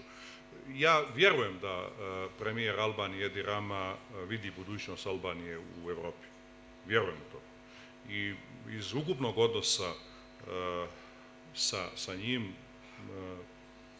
nikada nisam ni u natruhama prepoznao da promišlja o nekoj alternativi za evropsku Albaniju. Vjerujem dakle u to. Dakle, kod njega ste tu vrstu razočaranosti mogli osjetiti. Naravno, razočarenja zbog toga što je Albanija predugo čekala, da kažem, startni signal za početak pregovora, ali mislim da kod njega nema kolebanja između Evropske unije i ruskog sveta. Nema kod njega to kolebanja. I to treba pošteno kazati. Da li istim očima gledamo odnose u regionu? To je drugo pitanje.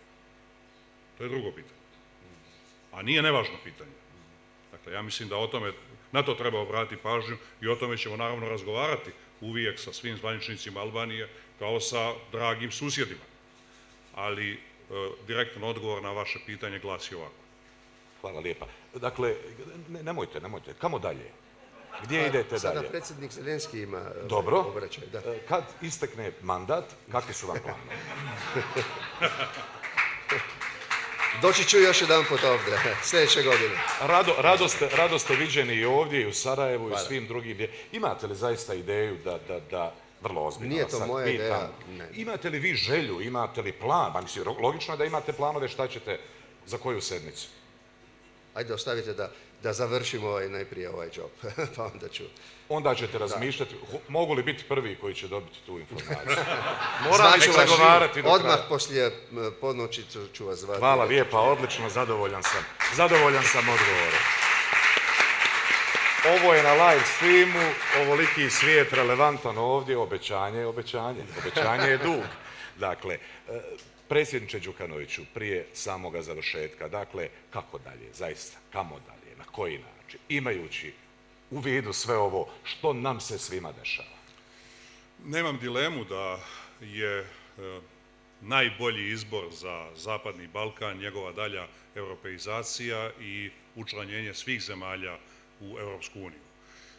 Opisao sam vam kako vidim stanje na današnji dan i zaista mislim da smo se vratili nekoliko godina unatrag i da imamo vrednosno devastiran Zapadni Balkan, zahvaljujući izostanku inicijative od strane Evropske unije i NATO-a i zahvaljujući penetraciji ruskih, to jest antievropskih interesa na prostoru našeg regiona. Izlaz mora biti u pojačanoj aktivnosti svih. Dakle, prvo, pojačanoj aktivnosti nas ovdje u regionu.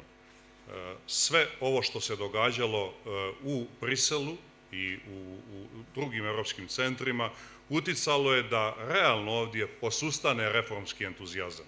Tako da Brisel je u pravu kada danas kaže da nema dovoljno reformskih aktivnosti, ali moramo prepoznati prethodnu odgovornost Brisela da je svojom nezainteresovanošću za politiku proširenja negdje umrtvio reformske napore Zapadnog Balkana. Dakle, sada moramo ovdje oživjeti te reformske napore. U Crnoj Gori je jasno šta nam je prioritetan zadatak, doći do ispunjenja privremenih mjerila u poglavljima 23 i 24 da bismo deblokirali pregovarački proces i po mom uvjerenju za ne duže od 24 mjeseca sa radom odgovorne vlade da bismo mogli da saopštimo Briselu mi smo interno spremni za članstvo. Jednako tako vidim obaveze svih drugih država u ovom regionu i mislim da je jako važno da sa adrese Evropske unije i sa adrese NATO-a se pokaže da oni bezuslovno preuzimaju ključnu odgovornost za stabilnost i europsku budućnost ovog regiona. Ovo je jedan od evropskih regiona. Ovo ne smije biti ostavljeno na milost i nemilost trećim stranama. Evropa je lokomotiva, Evropska unija je lokomotiva Evrope.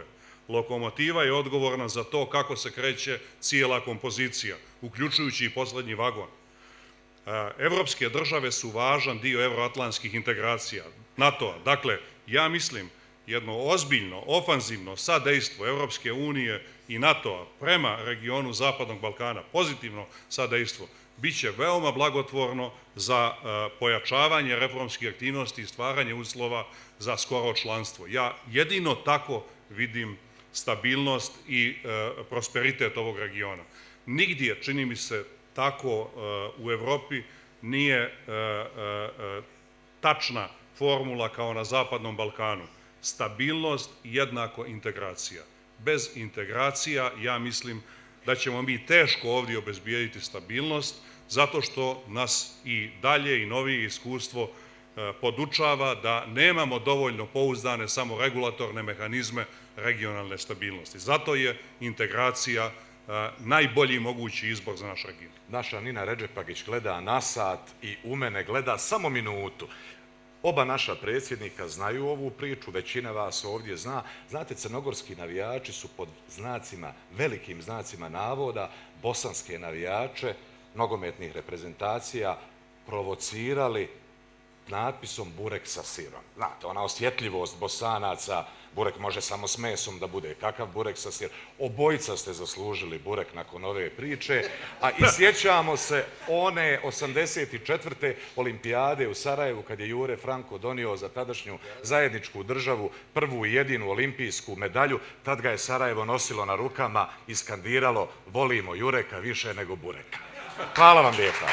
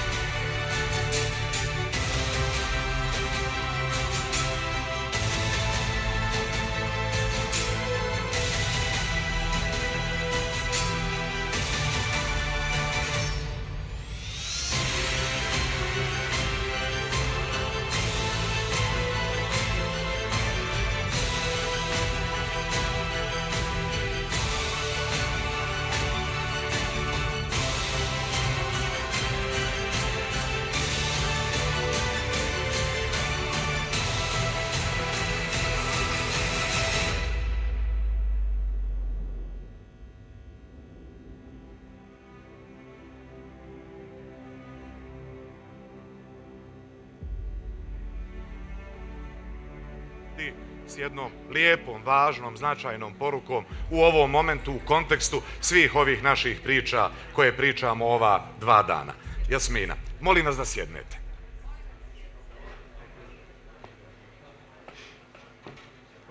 Evo kako me predsjednici slušaju.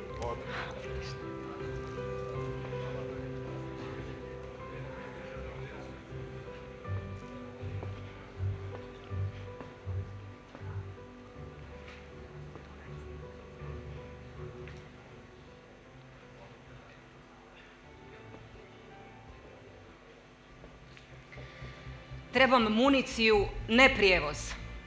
Prepoznajete citat?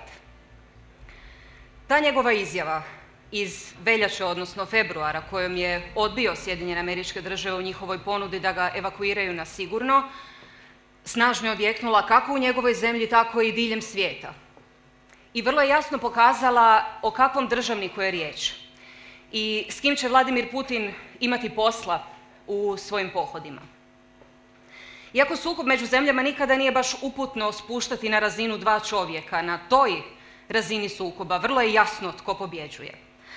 A kada smo kod pobjede, kada smo kod borbe za neovisnost, kada smo kod čojstva, kod hrabrosti, Cetinje je jedan vrlo poseban grad, a to su pokazali u svojoj podršci prema Ukrajini.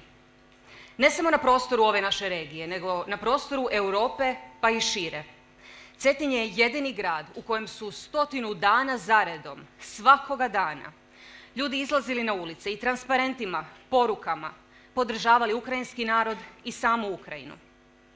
Na Dvorskom trgu svaki je dan još jedna nova pločica bila obojana u boje zastave Ukrajine. Molim vas za jedan veliki aplauz za Cetinje i za sve građane Crne Gore koji stoje uz Ukrajinu.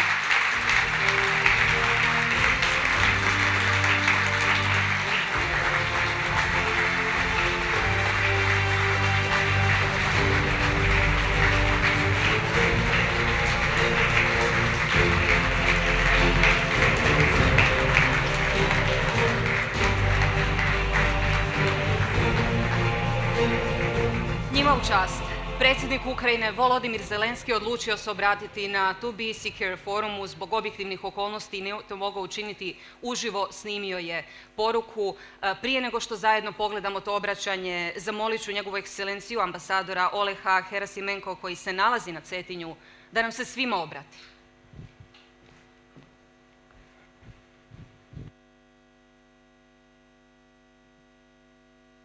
Hvala. Hvala vama.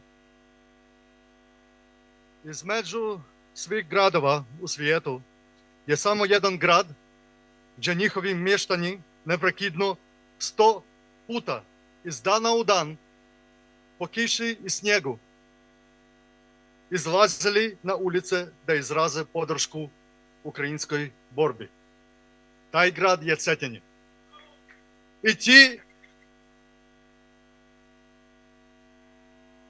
I ti izvanredni ljudi jesu Cetinjani.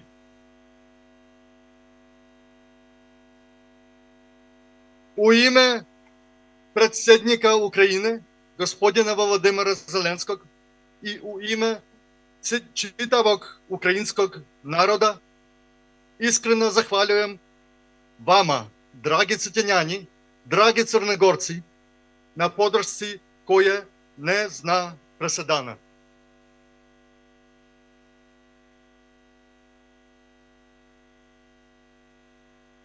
Slobodarski duh Cetinja i Crne Gore daje dodatnu snagu Ukrajincima i vjeru da će dobro ipak pobijediti zlo. Zlo ruskog okupatora. Hvala vama da je vječna Crna Gora.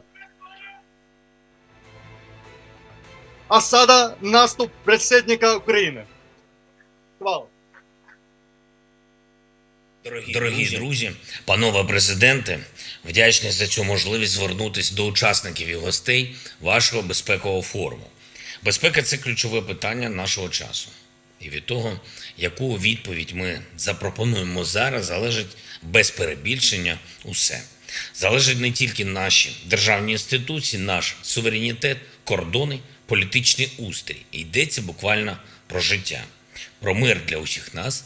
Вперше за довгі десятиліття ми опинились в таких умовах, коли нам треба захищати право на життя для наших народів. Не просто ті чи інші життєві умови, не просто ту чи іншу концепцію для життя в Європі чи в окремих регіонах, а саме життя. Російська війна проти України – це лише провісник того, що може очікувати будь-яку державу на нашому континенті чи в інших частинах світу, до яких може дотягнутися цей агресор. І я вдячний усім, хто розуміє таке значення російської агресії і допомагає нам як собі. Отже, аналізуючи елементи російської війни проти нашої держави і конкретні кроки агресора, можна зробити висновки про те, яких форм і методів захисту ми потребуємо заради безпеки. Перше – єдність. Це фундамент. Це те, що має бути завжди не тільки формально, але й по суті. Не тільки на самітах, але й у справах. Не тільки з тими, з ким звик співробітничати, а з усіма, чиї цінності спільні і чий образ життя – це свобода. Росія боїться нашої єдності, тому вона робить дуже багато, щоб її зламати, але ми нашу єдність тільки посилюємо. А отже, Росії нас не підкорити ні Україну, ні Чорногорію, ні будь-яку іншу державу вільного світу. Де досягається реальна єдність, там буде мир, як він буде у нас. Друге – це демократія, це наш характер. Ми бачимо, що поточні керівники Росії мають нав'язливе бажання зламати принцип демократичної зміни влади в усіх країнах, щодо яких мають загарбницькі амбіції. Вони не визнають результати виборів і народних рухів тоді, коли через них втрачають вплив. І вони намагаються влаштувати перевороти чи корумпувати політичний процес тоді, коли обирають для себе якусь маріонетку, яка представлятиме їх інтереси. Маємо жорстко цьому протидіяти. Всі держави Європи повинні демонструвати будь-які російські мережі впливу, щоб не було поширення дезінформації, корупції і злочинної політики. Для Балкан це важливо не менше, ніж для нашої частини Європи. Третє – це незалежність. Маємо визнати на всіх рівнях у Європі та світу очевидне. Росія загрожує не комусь одному, а всім. Тому і всі мають досягнути повної незалежності від Росії, щоб вона не могла перетворювати залежності від неї на кайдани. Економічні залежності, енергетичні, політичні, будь-які. Четверте – це зброя. Це звучить трохи незвично у Європі, але зараз ми бачимо, яку війну Росія може влаштувати буквально з нічого. Росія може заблокувати море для країни, яку хоче захопити, може спалювати міста і села, може влаштувати ракетний терор. Погляньте, якою інтенсивності війну ми зараз ведемо для свого захисту. Погляньте, і ви зможете оцінити і обсяг зброї, який може знадобитись для захисту у такій війні, якщо Росія перетворить на поле бою територію ще якоїсь іншої країни. Як би це не було складно, але маємо забезпечити і зараз для України, щоб ми могли повернути мир усім своїм громадянам. І для Європи після цієї війни такий обсяг зброї, таку потужність зброї, щоб у Росії більше ніколи не могло виникнути бажання зруйнувати мир. І п'ятий пункт – це відповідальність. Довгі роки керівник Росії та його оточення відчували повну безкарність. Вони зруйнували демократію в своїй країні. І вони почали руйнувати все навколо Росії. Вони звикли красти те, що їм подобається, і купувати тих, хто повинен був захищати від них національні інтереси тієї чи іншої держави. Вони почали війну проти України в 2014 році, тому що відчули, що їм за це нічого не буде. Це їм показала війна проти Грузії. Вони здійснили повномасштабне вторгнення в Україну 24 лютого, бо не вірять, що світ зможе притягнути їх до відповідальності не тільки за злочин агресії проти суверенної держави, а за будь-який злочин, який тільки можна уявити. Тож притягнути їх до відповідальності – це гарантувати довгостроковість миру після цієї війни. Невідворотність покарання – один з ключових принципів кримінального судочинства. І маємо застосувати цей принцип до російського керівництва так, як вони це заслуговують.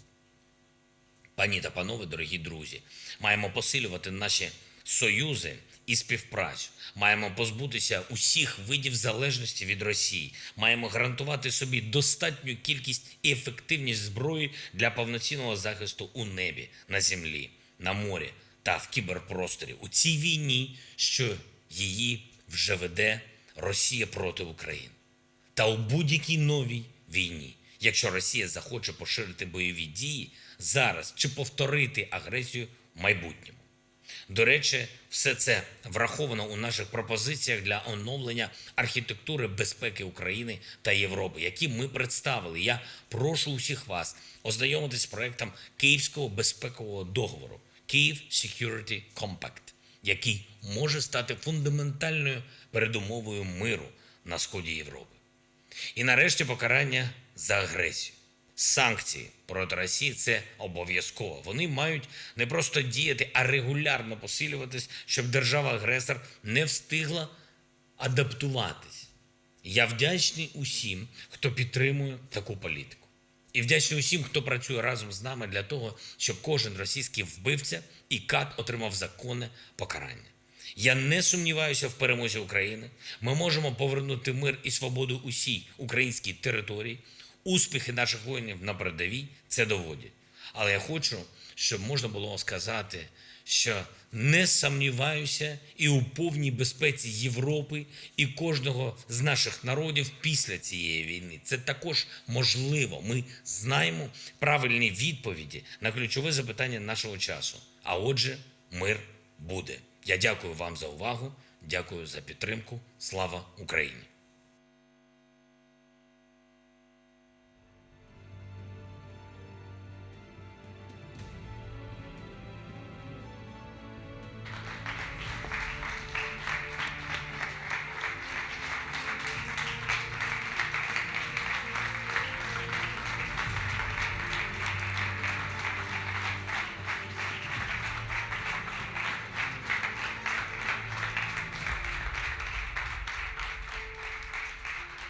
I zaslužuje i vrijedi. Hvala vam svima. Bio je to naravno govor predsjednika Ukrajine Volodymyra Zelenskog. Hvala mnogo predsjednicima Đukanoviću i predsjedniku Pahoru što ste ostali ovdje poslušati svoga kolegu. Razumijem da se morate sada vratiti svojim drugim obvezama. Hvala vam mnogo što ste došli i sudjelovali na To Be Here forumu. Molim vas još jedan aplauz kako bi pozdravili predsjednika u njihovom odlasku.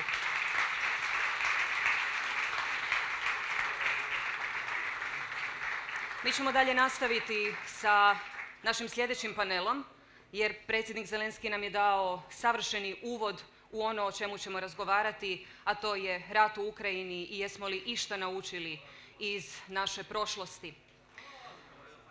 Pustit ćemo minutu možda da ostanu oni koji žele sjediti, da odu oni koji žele otići, pa ćemo krenuti sa našim panelom.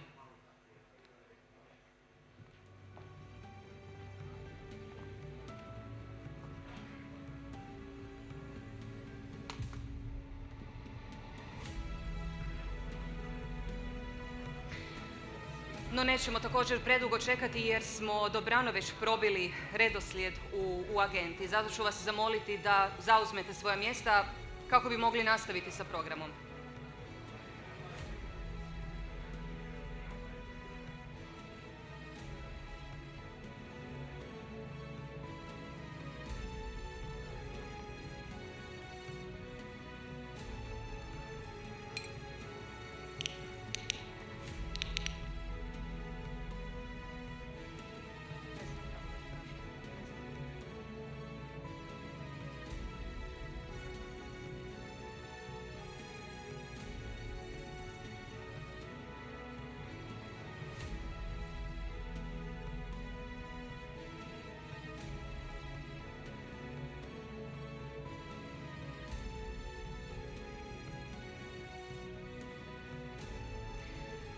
Dame i gospodo, ladies and gentlemen, please take your seats because we will start with our next panel in this very moment.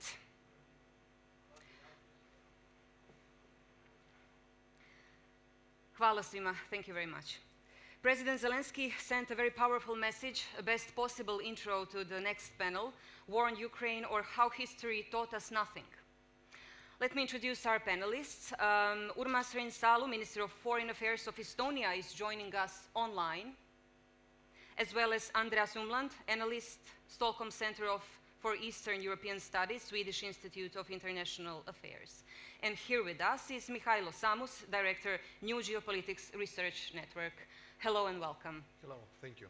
I hope we have our online panelists also with us. Yes, hello. Hello. We have 45 minutes for this panel, so let's start with some key points. A week ago, Russia claimed 4 more regions of Ukraine, another 15% of Ukraine's territory, roughly the size of Portugal, after the sham referenda, of course, and not recognized by the rest of the world. A pivotal moment, said the NATO chief Stoltenberg, together with mobilization and threats to use nuclear weapons, it is the most serious escalation since the beginning of the war. In response, Ukraine officially applied for NATO membership, wishing for an accelerated accession. A war, a large-scale conventional conflict in Europe, nuclear threats, biggest land grab in this part of the world since the World War II. US military in Europe, I quote, ready for any contingency. Where and when did it all go wrong? How deep in the past must we go to find the initial mistake? Or were there many more than just a single one? What are the lessons that we failed to learn from the past? Mr. Samos, before we dig into the past, let's talk about the mistake NATO must avoid making right now. Ukraine applied for NATO membership. Should NATO accept it right this moment, or wait, or not accept it? What is the mistake to be avoided in this moment? Thank you very much for the question, and thank you very much to make me here. And it's a great honor and great opportunity to talk about Ukraine. First of all, I'd like to thank to Ukrainian armed forces, Ukrainian officers and soldiers fighting right now and giving us opportunity to be in this beautiful place in great company. And I think that men and women who are fighting for our freedom is the greatest heroes now on this planet. Talking about NATO, I think that it's a crucial point for NATO itself. Because if we remember the history again, if we, actually we have a panel a little bit with historical roots. So in April 2008, Putin personally arrived to Bucharest NATO summit, and he makes some influence on NATO leadership, and finally Ukraine and Georgia didn't get the member action plan. Even we had a very interesting formulation in final declaration about the Georgia and Ukraine will be a member of the NATO, but after this you know what happened. Exactly a couple months after this Bucharest summit, we had a Russian war against Ukraine, against Georgia. After this, we have a 2014 occupation, annexation, Crimea, aggression in NATO. So, and finally, 24th of February, which is absolutely the, I think, the final line for NATO as an organization. I think NATO should finally make an adult decision and at least give Ukraine immediately member action plan.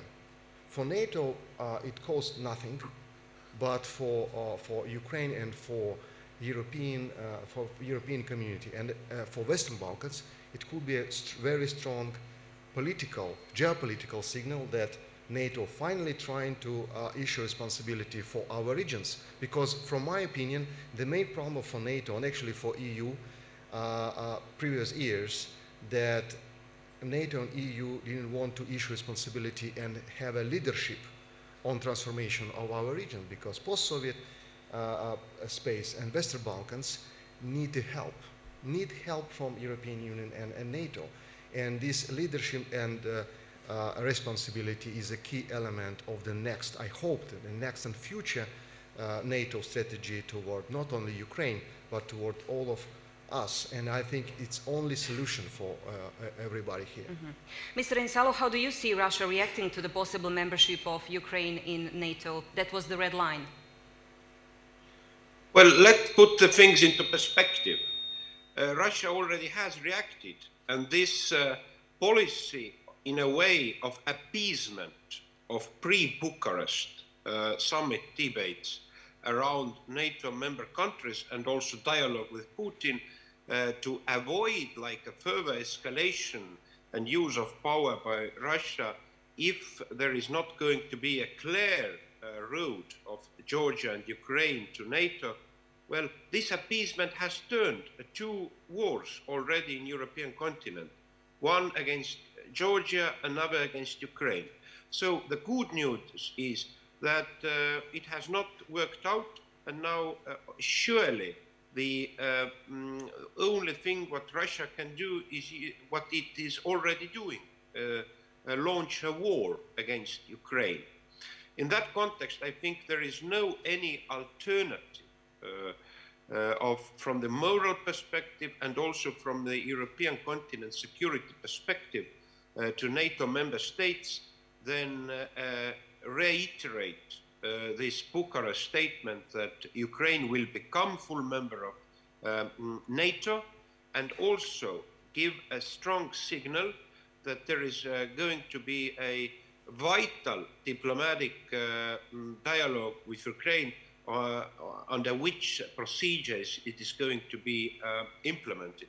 Because I think the Ukrainian friends made a good point also in their membership appeal that there is already a created precedent speaking about the accession of Sweden and Finland, where it didn't follow the membership action plan path. And I think we should not forget that this is not about Ukraine solely, about the existence, physical existence of Ukrainian people and statehood, as Putin has not anyhow hidden his genocidal intent against Ukrainian people. I think this is about European security, about Estonian security, about Balkan security, because as we remember these ultimatums, what Putin put at the end of last year, before the start of this stage of war, were very clear. What he demanded? He demanded that basically pre-1997 NATO borders will be basically effective NATO territory of Article 5 functioning, and so that there is going to be a gray zone of security in Central and Eastern Europe, and we were led to be a part of that gray zone. And second element of his demands was that let Ukraine fully in his interest zone of political and military superiority. And this is a context where we have to understand that if that anyhow could be in the theory passed, it would mean the end, effectively end of NATO in Europe, and effectively end also European Union in that context of, in Europe, because it would be otherwise impossible to defend also European Union independence against the Russian aggression. Huge so we should not be afraid. Yes, huge stakes are online. Mr. Umland, Minister Insalu mentioned the word escalation. It's something that the world and Europe, of course, worries about. US President Joe Biden a few days ago said that the world faces the highest prospect of nuclear war in 60 years. Now, the US officials after that were quick to say that there is no new intelligence on this potential threat. But where do you see us now? I think the main threat here is actually for Ukraine. I think the psychological war that Russia is waging vis-à-vis the West is to threaten the West with a World War III, with a nuclear war. And Putin has been saying that if Russia is attacked with nuclear weapons, it will retaliate, and this is no bluff. However, if you think about the contents of his statement, what he is saying is basically what has always been the case since the early 1950s under Stalin, Khrushchev, Brezhnev, and even under Gorbachev and Yeltsin, namely that if the Soviet Union or Russia is attacked with nuclear weapons, then it will retaliate. So there's nothing new in that, actually. What is new here now is that weapons of mass destruction or manipulation at a nuclear power plant like in Zaporizhia may be used by Russia to exert pressure on Ukraine to capitulate. However, this is also not amounting to the threat of a nuclear war, because Ukraine does not have weapons of mass destruction, so it will suffer from it. But I think we shouldn't become here too nervous. What is really, I think, the most important aspect of this entire conflict, in my view, is that that Russia has not only has nuclear weapons, and Ukraine does not have any nuclear weapons, but Russia is explicitly allowed to have nuclear weapons by the Non-Proliferation Treaty, and Ukraine is explicitly forbidden to have nuclear weapons by the Non-Proliferation Treaty signed by 191 countries of the world. So I think that is actually the most frightening aspect of this entire conflict, in that it undermines the non-proliferation regime, and it makes now countries around the world perhaps to rethink their own defense doctrines, to start thinking about obtaining nuclear weapons themselves, because they don't want to end up in the situation in which Ukraine is now. And they may even want to end up in a situation in which Russia is now, in that it can expand its territory, annex territories, and secure that with threatening World War III. Mr. Samos, it is easy to be a captain after the battle, as they say. But was this one of the key mistakes to put us in this situation, the fact that Ukraine turned over its atomic weapons in exchange for security grants that, from Russia, among other countries? You know, in that time, and I mean, after 1991, we had a lot of illusions toward Russia, toward a great romantic future in the common European house and home.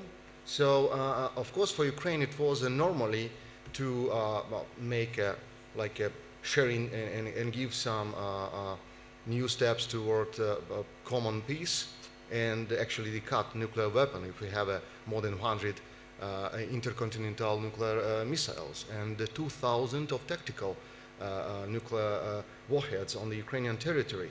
And in 1994, it was, of course, illusion of Ukraine, illusion of United States, UK, and other countries which believed that Russia will be a normal country, democratic country after democratic transition. Actually, in that time, it was very interesting. You know that in 1991, it wasn't any normal legal procedure for Russian Federation, the country with name of Russian Federation, to be a member of United Nations and Security Council. And now Russia used this Security Council as an instrument to fight with another world, entire world, and using, of course, in nuclear blackmail toward Ukraine and NATO countries.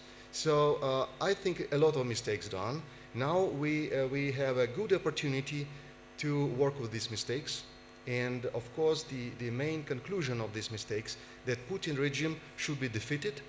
And I think maybe Russian Federation should be decolonized and create a new period of transition to avoid next period of revenge from Russia as an empire. Because this may be last empire in our wider region, I think now is great dangerous for global, not only regional but global peace and security. Mr. Oinsalo, from the Estonian and the Baltic perspective, what will change in having allies on all sides of the Baltic Sea now after the Finland and Sweden enter NATO? Well, I think it gives a certain strategic depth on marine and air domain, but not particular difference in on land border, as NATO is going to get now also additionally more than 1,300 kilometers of land border with Russian Federation. So I think, of course, the situation by the balance context of powers will be differing. It's going to be, in a way, a game changer, but there is still a vast deficit of security, military security, and the NATO decision should be applied smoothly. But I think the broader context, I think we should not segment the security situation during the course of this war from the overall approach, which indeed is that if Ukraine, anyhow, which is impossible looking how brave Ukrainians are, would lose, or this conflict would for a long time remain as a frozen conflict, nobody of free nations on earth can sleep peacefully. So it means that Ukraine, in the nearest future, because Putin now, by his end game, he has started, also counts on timing to end a certain time. This is, I think, also one reason of this partial mobilization, and to pass this war over the winter. And so we need not to be passive and give them that opportunity. And this means, as President Zelensky very clearly stated, we need to upgrade our level of heavy military weapons support, and secondly, to give a new altitude to sanctions, which is still lacking a certain political determination of Western community. And in that context, we can only sleep peacefully if Ukraine has won, Russia has lost. And what does mean if Russia loses? It means that indeed this regime of Putin will fall, and the special place where Putin should sit with his accomplices indeed on the bench of accused persons in particular tribunal. Mr. Ullman, how do you see the geopolitical meaning of the decision of Finland and Sweden to enter NATO, and also how do you see the geopolitical situation with the possible ending of the war? Well, one could say a lot of things about Sweden and Finland's entry into NATO, but I think what may be here for our discussion is the most interesting aspect is that the reaction of Russia to, in particular, Finland's accession process is actually in stark contradiction to what many people think the sources of the conflict between Russia and the West is namely NATO expansion. So what we should be observing now as Finland is trying to enter NATO, or is actually close to entering NATO, is actually a Russian-Finnish war. Wouldn't that be logical if Russia is primarily concerned about NATO? And with the accession of Finland to NATO, the border between NATO and Russia will double. And what we are instead observing is not a Russian attack on Finland, but on the contrary, Russian troops have been withdrawn from the Russian-Finnish border and have been sent to Ukraine to fight in Ukraine. And that is in a way undermining, I think, much of the arguments that have been also very popular in the West, in America, even pronounced by professors and diplomats and so on, and which is actually not according to what these arguments are saying. I mean, we had earlier already the contradiction here that Moldova in 1994 excluded NATO accession by way of inscribing into its constitution that it is bloc-free. And also in 1994, Moldova concluded a treaty with Russia about the withdrawal of the Russian troops from Moldova, from Transnistria. However, in spite of Moldova becoming bloc-free, thereby excluding a NATO accession, Russia left its troops, a part of its troops in Moldova. It's still supporting the Transnistrian separate entity on Moldovan state territory. So I think the Finnish example in particular now just adds another doubt to this entire narrative, Russian narrative, but also popular Western narrative that NATO is somehow to be blamed for the Russian-Ukrainian war. Mr. Ullman, what should have been done differently after the annexation of Crimea? Should have something been done differently, speaking about the NATO role and the reaction of the broader political? I believe the sanctions, the 8 sanctions rounds that have now been imposed on Russia should have been imposed already in March 2014. That was, I think, the crucial miscommunication that happened then, that there were only minor sanctions. The sanctions did not actually concern Russia itself initially. They were just about Crimea. And that's why Russia thought then, well, if we can get away with minor sanctions for annexing territory, why not also try to do that in the Donbas? Why not try to do that also in Zaporizhia, in Kherson? We sent the wrong signals. I think if we had sent stronger signals already in, let's say, in late February 2014, then we would not have had the escalation 8 years later. So it was a missed opportunity. Mr. Samos, after the new annexation of Ukraine territory, Vladimir Putin had his speech, and it was mostly about the West. He said that the West, and I quote, has no moral authority to challenge the referendum because it has violated the borders of other countries. He also said that the rules-based order the West goes on about is nonsense. Who made these rules? Who agreed to them? Now, it is clear that the center of Putin's conflict is the West and not Ukraine itself. I'm not sure. Actually, as Dr. According to this speech, actually. Yeah, but Putin speaking a lot, but it's not true always. Actually, Dr. Umland told a little bit about Moldova, but we had in Ukraine the same story when even our Western friends advised us to make a Finlandization of Ukraine. Now we have a Ukrainization of Finland, finally, and we saw that actually the reaction of Russia, they withdraw troops from Finland border and send it to Ukraine.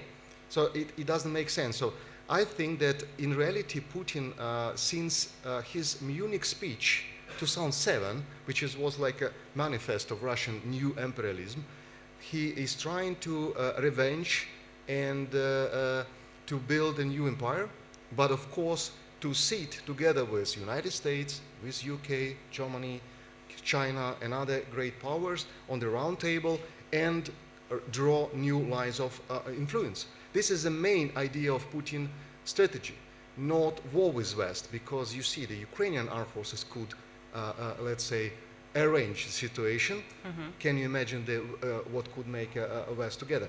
But the problem is now that actually, I think that West should help Ukraine, of course, to stop these intentions of neo-imperialism by Putin, because in reality, if Putin wins, it means that it will be absolutely different world. It won't be democratic world. It will be new world orchestra, like some people in Moscow likes to call it, but it won't be a real democratic world we are trying to build together. Mr. Insalu, in all this conflict, atrocities committed by Russian troops against Ukrainian civilians are emerging daily. There are calls for Vladimir Putin and others to be prosecuted because of these war crimes. How likely is that to happen? I think this year has showed that as well, to quote the script, that impossible might become possible and vice versa. So in that context, in UNGA, there have been already several side events on that matter. And well, Ukraine has put its fully under the ICC competence to study the war crimes, which are well committed in the course of war on the front or in the occupied areas.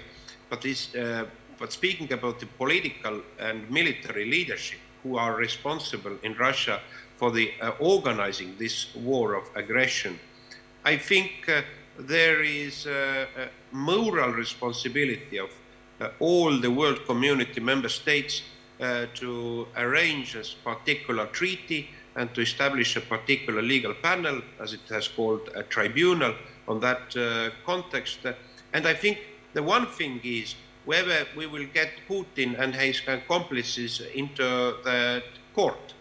But I think this another perspective is that we have to admit that there will be never any kind of return to the business as usual with these people who are guilty of the highest and most serious crimes against humanity which have been executed. And this is actually I think of the moral minimum demand level of the free world countries who like to speak about values. Now it is a need to show also a practical deliverable in that context. So I think there is already a solid group of countries who are friends of that particular idea, and I think it is making a rise, unfortunately, with game-changing events which took place on the soil of Ukraine and all the signs we get again and again of the new atrocities committed against civilians.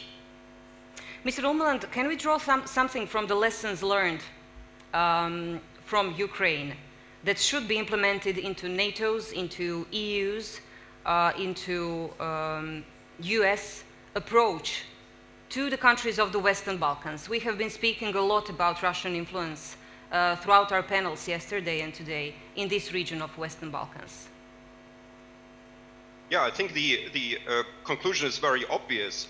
It's that you can sort of mentally, perhaps, you can locate countries like Ukraine or Montenegro or others somehow outside the European and the Western realm, but the geographic reality and the geopolitical reality is such that the fate of Europe and also of the member countries of the European Union is closely linked to these geographically close countries, and that therefore this drawing of lines between EU and NATO members on the one side and the other countries on the other side doesn't make sense, because you leave then the countries in a gray zone, and in this gray zone you get instability, you get then aggression, you get expansion. Somebody is going to go into this gray zone if the EU and NATO are not doing it, and will take advantage of this exclusion of such countries from these security arrangements. And then it will come back to eventually to NATO itself and to the European Union itself. So we need here more integration, partly with the European political community. This is now being addressed, but we need far more engagement here by the EU and by NATO in the Western Balkans and in the countries in East Central Europe that are not yet included into NATO and the European Union. Mr. Insalu, the same questions. What should be the lessons learned here in the approach to Western Balkans from the NATO, US, EU point of view? I think this is a core issue where the West has underestimated the true intentions of Putin. That his grand plan and very systematic plan is to take over and get superiority over West. And so it means also in all directions, as in human activities of political influence, but also in all territorial directions. In that context, I think there is no alternative indeed to a more vital support of Euro-Atlantic aspirations of Western Balkans countries. And secondly, surely this is a particular issue, how to convince our friends in Serbia. But the true thing is also that I remember from my childhood when Gorbachev fell. It happened very quickly in August 1991, and nobody even passed a legal decision in the first days. He just lost the power when he turned to be to the nomenclatura, not active anymore, but passive. And it could very easily, in this end game Putin has started, happen also to Putin. So it is not strategically, geopolitically reasonable to invest to a good relationship in that matter with a person whose future, physical future, is under the question mark. Mm-hmm. Before we continue with the same question for Mr. Samos, there is no questions online for our panelists. Are there some questions from the audience? No, if not, then please, Mr. Samos, conclude this panel discussion with the same question. What should be done about Western Balkans in this day and age with this threat? Yeah, it's an excellent question for concluding, because as actually I told and I support my partners on the panel, that the main thing here that European Union and NATO should finally take responsibility, a little bit more leadership on our regions, not only Ukraine but Western Balkans, for sure. I think that European Union and NATO could propose a proactive strategy how to help us, how to support us to transfer to European Union and NATO, because as I think it was the President Djukanovic, he told that this is Europe. It's not a different regions. Anyway, we will be inside of European Union, so let's do it faster, because if we make it slower, like last 20 years, like 30 years, given Russian neo-imperialism to fill this vacuum, geopolitical vacuum, it means that Putin will rule this territory. Putin will try to set here his rules, not European rules, not democracy. And we want to live in democracy, and for example, Ukrainians, they were sacrificed their lives on Maidan in 2014, exactly about European integration. So let's work together. I think that NATO and European Union already ready to this process. finally they grant to Ukraine a candidate status, it was a surprise. But I think it was an example of good responsibility and good leadership of European Union, and I hope that NATO will play the same strategy. Thank you, gentlemen, for being a part of this To Be Secure forum here in Montenegro. Your messages were very clear and very direct. Thank you again. This concludes this panel, and after a really, really short break, like 30 seconds, we will continue with the next one. Thank you so much. Adnane, izvoli.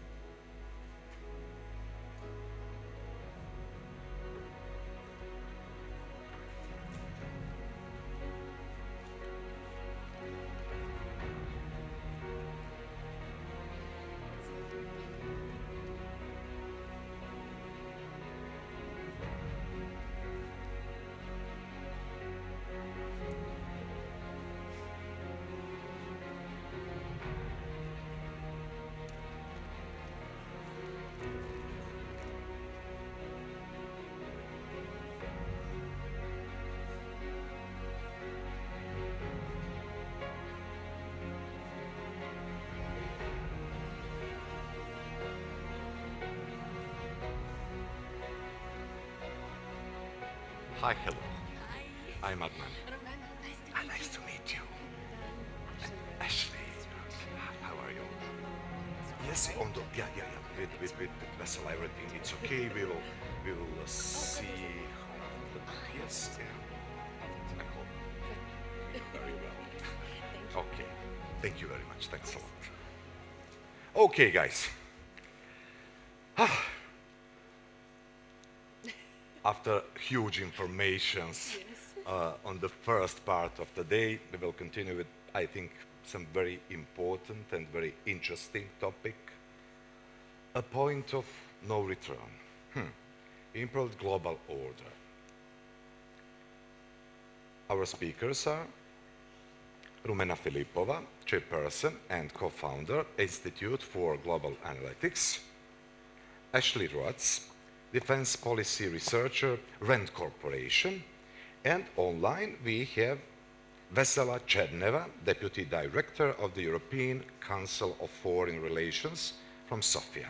Very welcome, my ladies. On the beginning, just a short introduction about our topic today, about the contemporary global order, which is based on its fundamental, substantive, and procedural ordering principles: sovereign interstate relations and relatively open global economy, characterized by the practices of inclusive, rule-bound multilateralism is widely said to be in crisis. And on the beginning, each of you have a 3 minutes window on some kind for your initial thoughts and the subject, and then discussions follow. Dear Rumena, let's go. Thank you. When discussing the global order, I would like to focus on the role of ideas and values-based differences as important determinants of the shape of that order, in addition to, of course, power differentials and the distribution of power. I'm also going to focus on the order that emerged in Europe specifically after 1989. Okay. Because, of course, and rightly so, when discussing the overall arrangements of the international order, we talk about 1945 and the post-1945 system, but of course, what happened in Europe after 1989 is very important because that was a point of systemic collapse. Russia's war against Ukraine and the subsequent international alignments and the responses of the different states have really demonstrated the emerging global ideational fault lines. So, of course, we have seen how the world became divided between the Euro-Atlantic community and its allies. who supported Ukraine as a matter of strategic but also moral priority. And then large parts of the world, in Asia, Africa, Latin America, and the Middle East, some of whom have preferred to take a balancing or a neutral stance, not necessarily taking a side or expressing overt support for Russia. So in this way we have observed this ideational divide, and indeed we can say that in other parts of the world there might be different sorts of interests and concerns with regional power configurations. For instance, in the Middle East there may be more of a concern with Iran as a threat as opposed to the Russia-Ukraine war, which they may think is somewhat distant from them. But nevertheless, I think that it has been striking for some of us that the moral imperative to support Kiev has been subdued in certain parts of the world, and that ideas and the importance of moral support has not prevailed over specific national interests and concerns with balances of power. So this has demonstrated the values-based differences, and which brings me to the post-1989 order and the normative developments that have taken place and which have primarily concerned Europe and the expansion of the Euro-Atlantic community. So some of the key pillars of that order, including our belief and conviction that wars would become obsolete, and also that the use of force in international relations is really a relic of the past, or that economic interdependence necessarily leads to political cooperation. We have seen that certain parts of the world actually do not share the convictions and the values that we have in the Euro-Atlantic community, and to some of us, of course, it was a surprise, and an oft-repeated phrase was that how is it possible that in 2022 something like Russia's aggression in Ukraine is taking place. So I would like to focus Just one question, just one intervention. You mentioned some very interesting and important thing. It's a neutral position of some of countries in the context of our topic. What I mean? I would say that such a neutral position or the attempt to promote a neutral policy actually conceals a pro-Russian bias. So not taking a stance, not supporting Ukraine actually means, in a way, supporting the Russian policy line. But I wanted to say that integration around a set of norms and principles is a process that took place on the European continent since 1989. And we see, of course, that even this process has been uneven and remains incomplete. And if I may refer to my book, which came out recently, called Constructing the Limits of Europe. Of course, why not? Identity and Foreign Policy in Poland, Bulgaria, and Russia since '89. I discuss this process of integration of the former communist Central and East European states in the Euro-Atlantic community, and how this integration depended on their ability to enunciate, internalize, and implement the norms and values in the model, the normative model of Europeanness, whose main dimensions indeed refer to the ability to realize a liberal, rules-based international order, to arrange regional relations according to principles of cooperation and good neighborliness, and also an important pillar of that has been the ability to become integrated in the key institutions of Europe, so the EU, NATO, OSCE, and Council of Europe. And my argument has been that national state identities and also the degree of cultural and historical rootedness of these European values and national culture have determined the pace and the success of the process of European integration. So to sum up, I would like to say that first of all, the post-'89 normative developments have primarily concerned Europe, or have been most pronounced in Europe.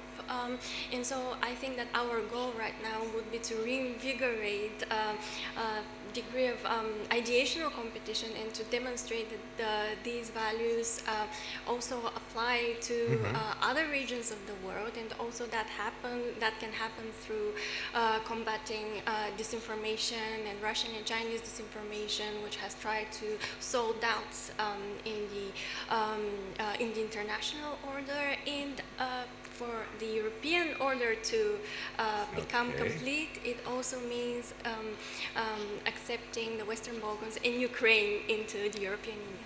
Thanks a lot. Thanks a lot for the great points. Yeah, we will continue with our window, you know, for our initial thoughts. Mrs. Roth, your 3 minutes, please. All right, thank you. I'll try to keep it short. Also, thank you everyone for being here. I know we're not presidents, but we'll try to keep you entertained, so we appreciate you staying. So just to quickly scope the discussion, I think it's a very important topic, but it's a very broad topic. So Romena nicely covered sort of the European angle. I'll be speaking from an American perspective. I'm based in Washington, D.C., so this is sort of the view from there. But to scope a little bit what we actually mean when we're talking about the global order, this is referring to sort of the constellation of international institutions, including both security and economic institutions, conventions and treaties, alliances, and then very importantly, as we heard, sort of the norms and the values that underpin this overall structure. So these pillars together comprise the foundation of this international system that we've been talking about. Since 1945, so in this post-World War II era, the U.S. has been at the helm of this liberal global world order as the hegemon or the superpower, call it what you want. But with the rise of Russia and China, both in terms of their ambition, but also their power and capabilities, and this renewed great power competition that we're in, we come to this question of, is the international order sound as it is? Is it imperiled? Are we at a point of no return? And I think that there have been sort of 3 major schools of thought on this, going through them quickly because I know I have 3 minutes, but there's the view that China has already supplanted the United States, that the American unipolar moment has long been dead, we're in a different new world order. Others believe that we have entered a period of multipolarity where the power that used to be resident in the United States is now distributed among several poles or nodes in the international system. I am adhering to a sort of third view, which is that the US is still the reigning power at the head of this liberal world order that we've built, and that importantly, the foundation of the international system, especially if we're talking about the security space, is still very much the Euro-Atlantic or transatlantic relationship. And so to be clear, I think the order is very much under strain, but that it is still intact. So if we think about, how I arrived at this conclusion, to just unpack it a little bit, there are different ways to measure the value or the health of the international order. To go through these in sort of quick fashion, I think they can be grouped into 4 main categories: diplomatic, economic, military, and then sort of the 4th group of what I'll call soft power variables or factors. And I think if you look across the board, so I don't have a book as recent as you, Romena, but I did a study in 2018 that was exactly looking at this point of measuring the value and the health sort of the international order.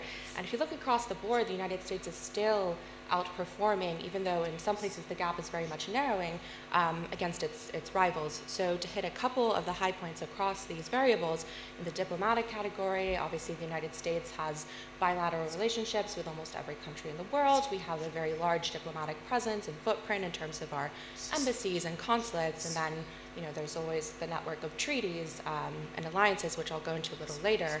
On the economic front, I know this is where people have really taken note of China and where China has really been shining and excelling, but even so, and with the world being in sort of economic dire straits right now as it is, the United States still outpaces China in terms of its GDP. That doesn't mean that China is not accelerating, but there is still a sizable gap, the US being at 20 trillion, China at 13 trillion, and then Russia not even close at 1.5 trillion, and that could become even more of a dire situation for them with what we see with Ukraine.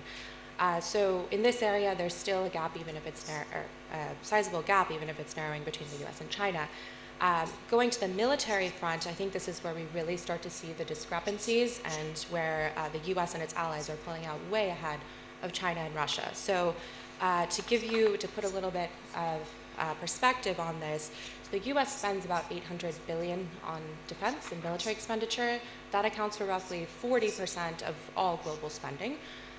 China, by contrast, is in second place, but they're only at $300 billion, which is about 13%.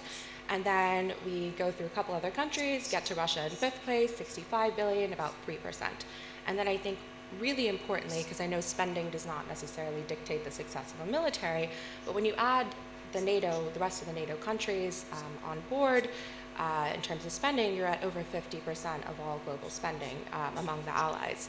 But I think the real sort of icing on the cake here is the alliance system that the US has built in conjunction with Europe really has allowed it to endure, I think, in a way that China and Russia cannot. I mean, if you look at China's actual formal alliances, their only formal ally is North Korea.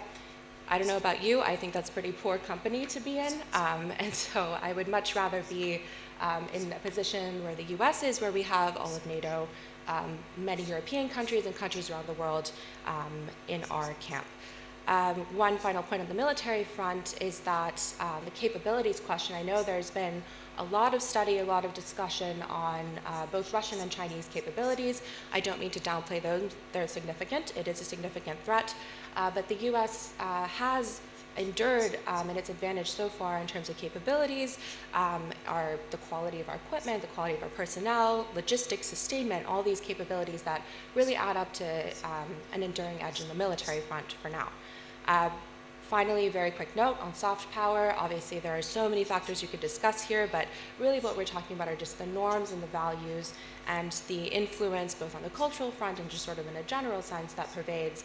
And I think even though this is an area that Russia and China have very much been targeting in terms of these gray zone activities and things we've heard about both at this forum and elsewhere, this is something where I think the liberal world order is still strong. What are the best examples maybe about soft power? You know, it's very important, I think, to mention that. Right, and so which kind of? Yes, I think in terms of cultural influence, there is still the U.S. is quite prolific on that front.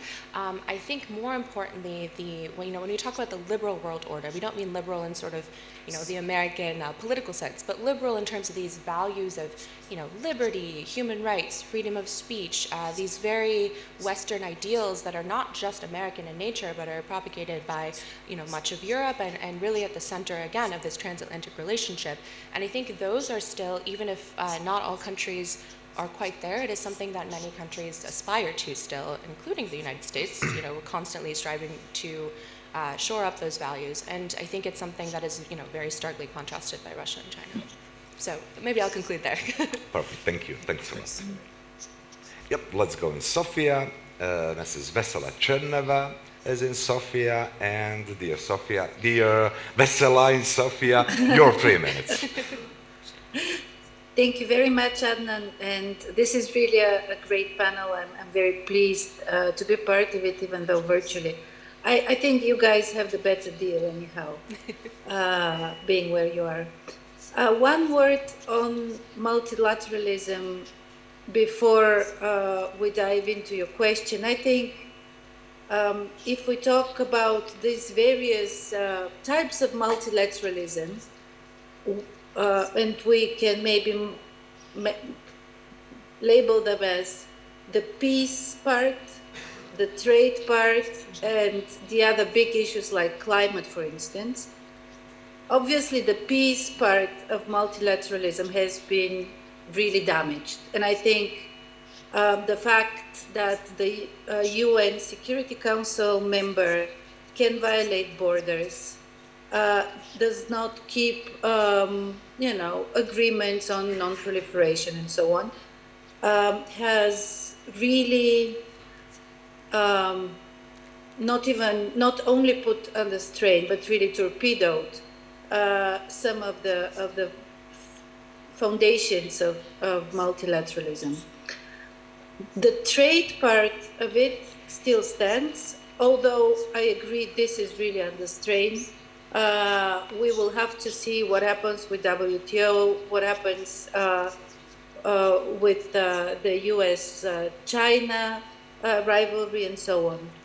And the third part where Europe was very active is the bit on climate and finding, solutions to big problems of the planet through multilateral processes.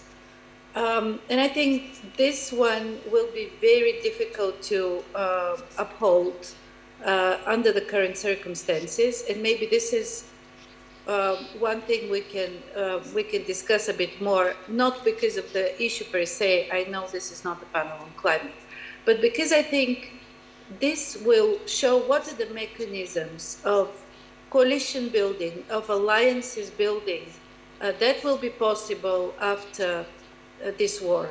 And I think this is the big question for all of us, especially for us Europeans, who have been using not only our soft power, but also our power of persuasion in terms of the power of our ideas to make those work.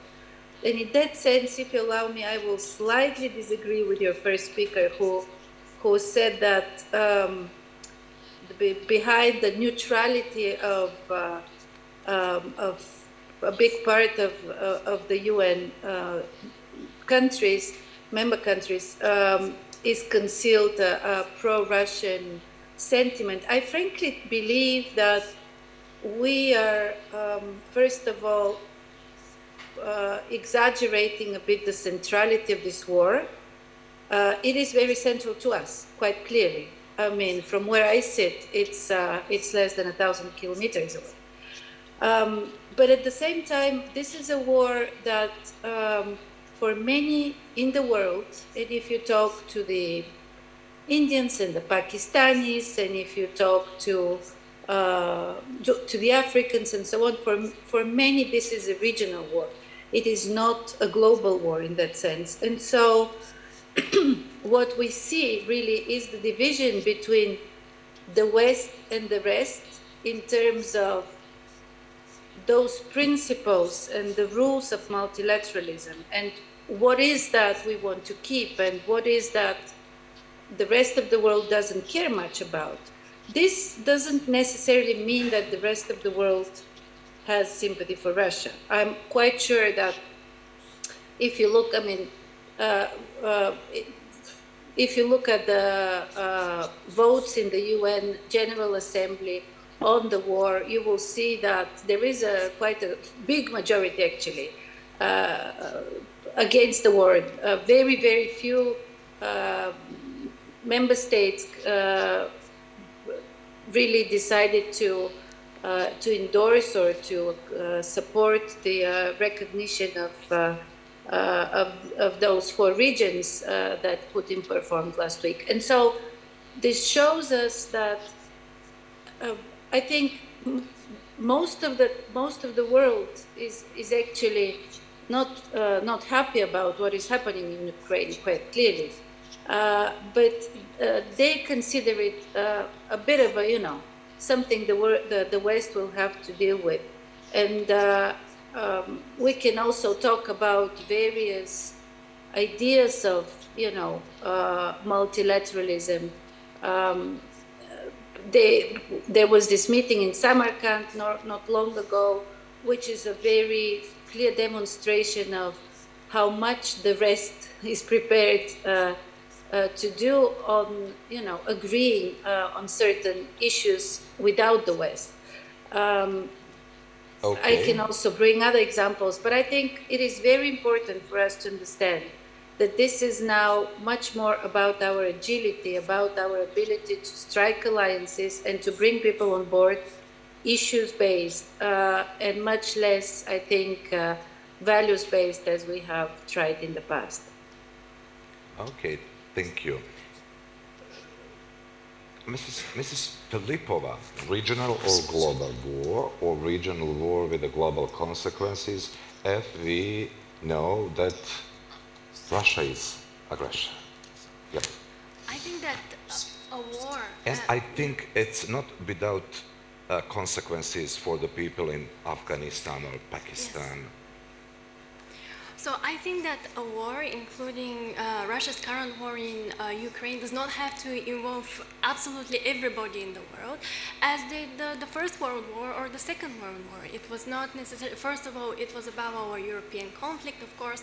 It later on involved the US and the Asia Pacific, but it certainly didn't touch on every single part of the world. But I think what's more important is the ideational challenge above all to the rules-based international order, and that's why it's important to see how other states in the world align and what kind of positions they forge. In general, when it comes to the discussion of ideas versus interests and how they relate to one another, I think it is exactly in situations where certain states' core interests may not be at stake, as for instance in the Middle East, that they have more of a leeway to express their much more sincere ideational views and their values-based position. So there is less of an interest-based constraint on expressing those views. But we have seen that the moral argument has been missing, which exactly actually shows that there is a very important normative difference between parts of the world, and that has to do with the overall struggle between autocracy and democracy that we currently have, and that's why it is also forged on the level of ideas. Yeah, actually, you agree, I think, with Rumena, definitely. I mean, if I could add, so it's definitely right. It's a war that is regional in its scope right now with incredibly important global implications. When you have one of the great powers that is involved in the conflict, it doesn't global just consequences, touch, definitely. Right, yes, and to your point, it does not just affect that region, it affects Russia's capabilities on the global stage, which has spillover effects across the board.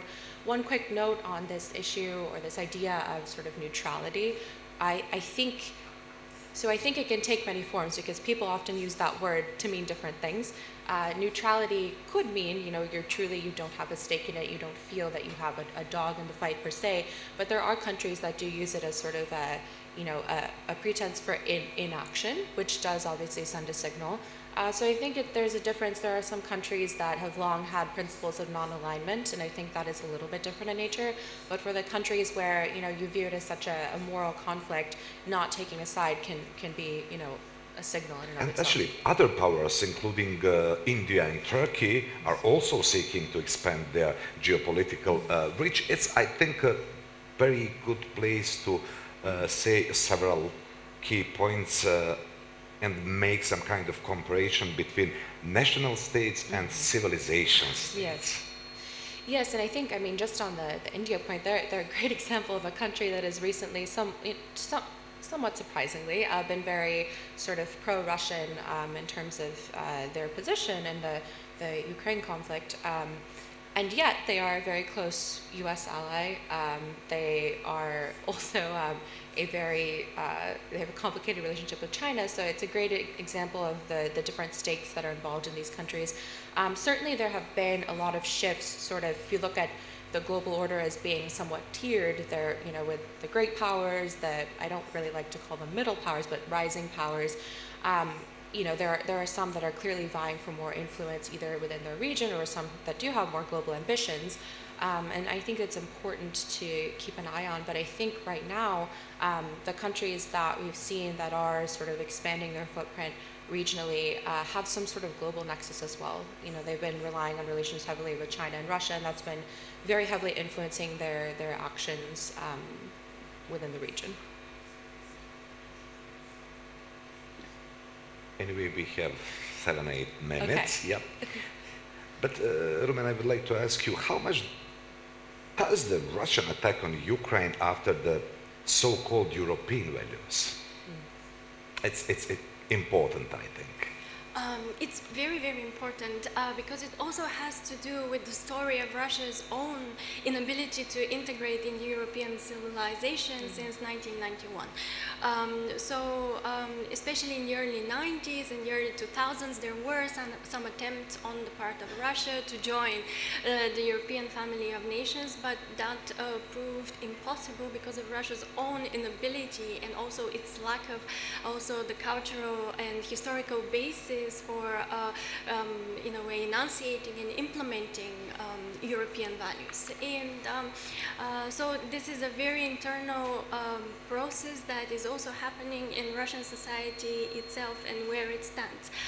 But I also wanted to say that a lot of these proclamations about the emergence of a multipolar world order have existed on the discursive level for a very long period of time. So especially already at the end of the 1990s, there appeared in Russian discourse this whole idea about a more supposedly democratic and multipolar world order, which coincided with also the autocratic turn in Russian politics and its own inability to integrate in Europe. But now I think that whether that expectation about an emerging new multipolar world order, whether that is correct, will very much be tested on the ground and will be dependent on Ukraine's also successes in this regard, because also that brings us to the measurement of power in international relations. Of course, objective indicators are very important, but they also have to be tested in real-world performance. And we saw that even though Russia is classified as having the second biggest military, it did not really translate into successes on the battlefield. And conversely, Ukraine's own successful counteroffensive and how it actually does on the military battlefield may give pause to those who think that the Euro-Atlantic community and the West is weak.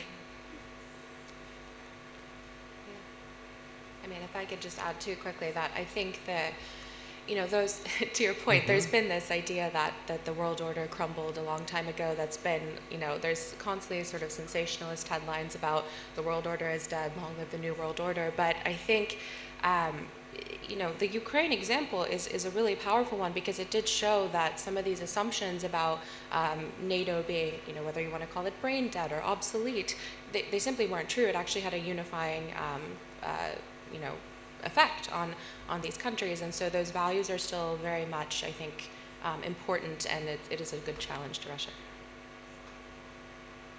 I think it's time to go in Sofia, and Mr. Chernov, I would like to hear your comment, and just one sentence before that.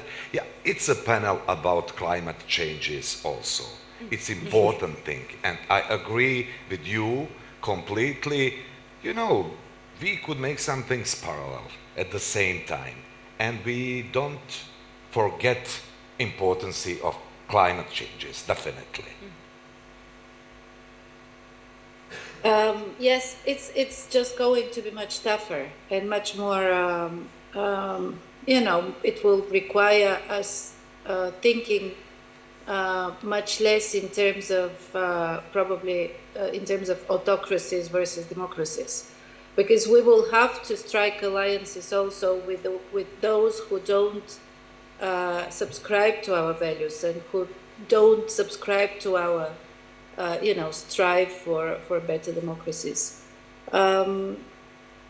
Which brings me to my point about the role of the EU in this region. In the previous panel, there was a mentioning of the European political community, this initiative of the French President Macron, which started yesterday in Prague. And I think it is important to realize that this is a first attempt by Europe to really consolidate some sort of a European zone, European area, where, as you can see, I'm steering clear from the sphere of influence term. But what I'm trying to say is that European multilateralism has to continue working for the sake of European security. Currently, the OSCE is not in a great shape, also because Russia is a member of it. And so creating some sort of order, at least a European security order that works, is going to be very important. And I think doing that in parallel, as you say, to our global goals, to the goals that would bring us to the wider forum of the UN, to also, while at the same time responding to the systemic rivalry that we're going to face and continue facing with China, I think this trend will probably grow. So doing those three things at the same time is going to be actually quite complex. The world out there is not going to be easier, and if this is one global implication of this war, I think this is the one I would take with me. Thanks a lot. And very short, on the end, Ashley, can we conclude on some way that what we are witnessing is not the collapse of the current world order, but rather it's some kind of transformation and adaptation? Mm-hmm. Yeah, absolutely. I think, if you look historically, the times that you've actually seen world orders collapse, it's been very evident. So I think that usually that occurs when competition between the powers actually culminates in typically some sort of conflict, or at least some sort of standoff. If you look at the Cold War, I guess that was one example that didn't escalate into at least a global war, but did end in a sort of a shift in the international system. So I do think that, yes, absolutely, all the points you talked about, there have been a lot of shifts, a lot of changes, evolution, different parts of the world order that are definitely being tested, largely by Russia and China, but also other actors. And so I think there, yes, it would be fair to call it, it's evolving. I think world orders are constantly evolving, but that it's not on the verge of collapse. So we're not quite at a point of no return yet, in my opinion. Thanks a lot. Thank you very much. It was, I think, great, with the very clear messages and very strong key points. Thanks a lot, my ladies. Thank you. I hvala publici što je strpljiva. Thank you.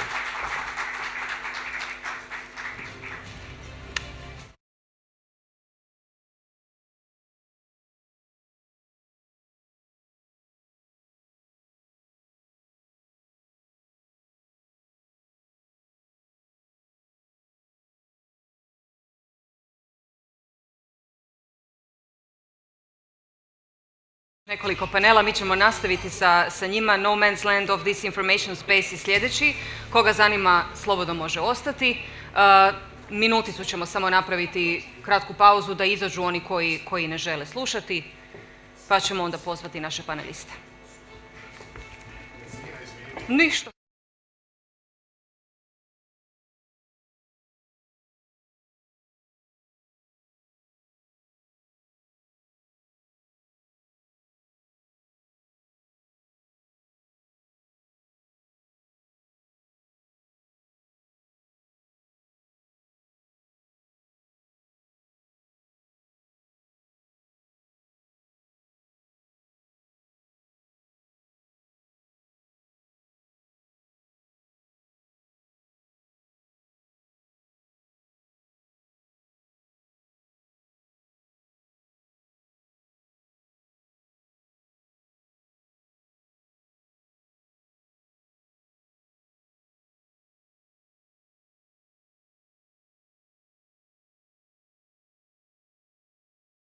We will make a short coffee break because everybody needs it.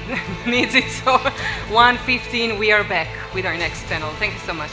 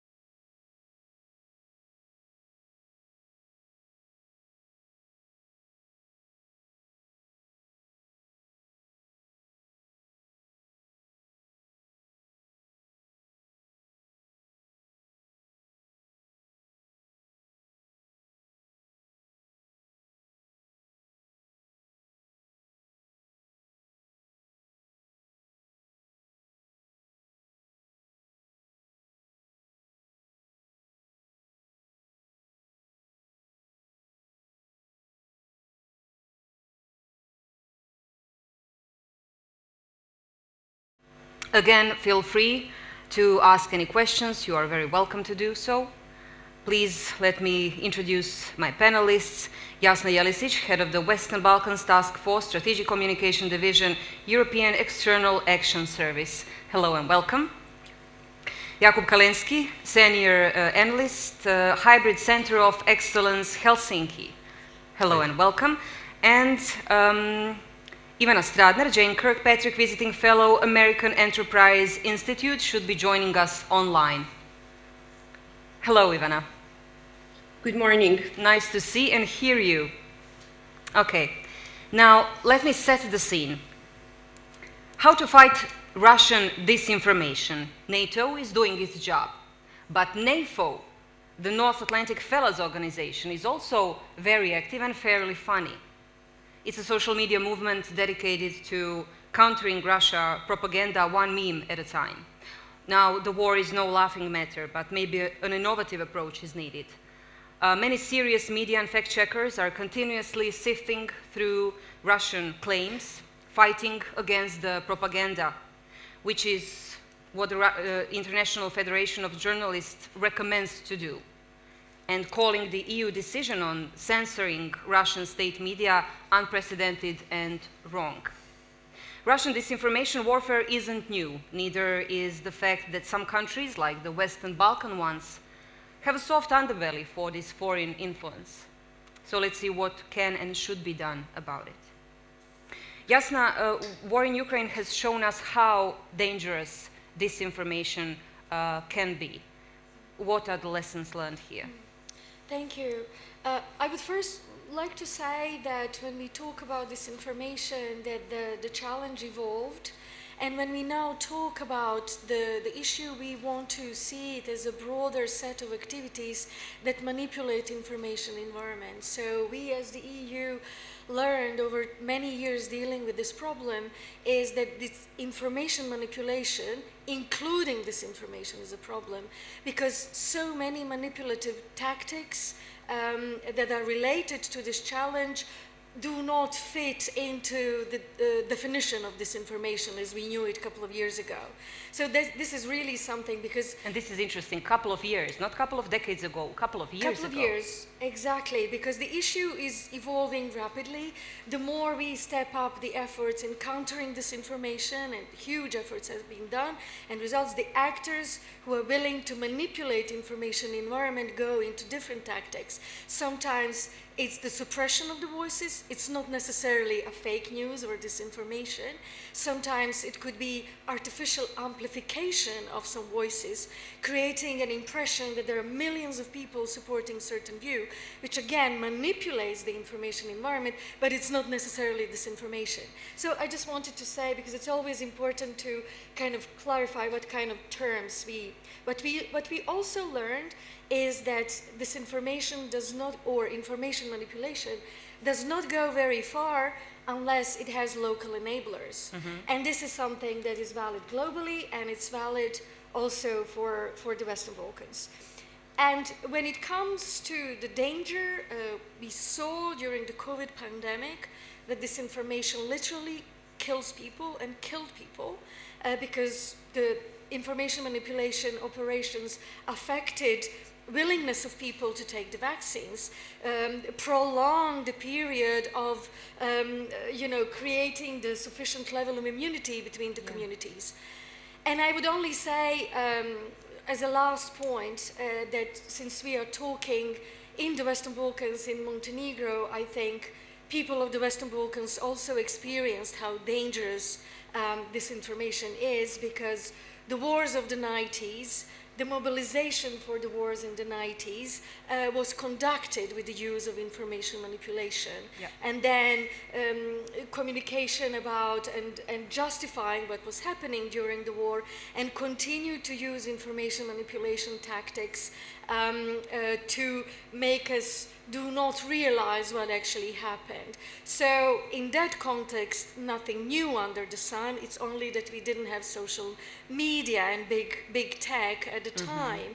But in terms of manipulation of the information environment for the sake of justifying what cannot be justified, this is what we have seen then and what we have seen from the Trojan horse onwards, and before that probably. Yeah, exactly. Yeah. And what we have seen since the invasion of Ukraine. And the techniques are the same, tapping into local grievances,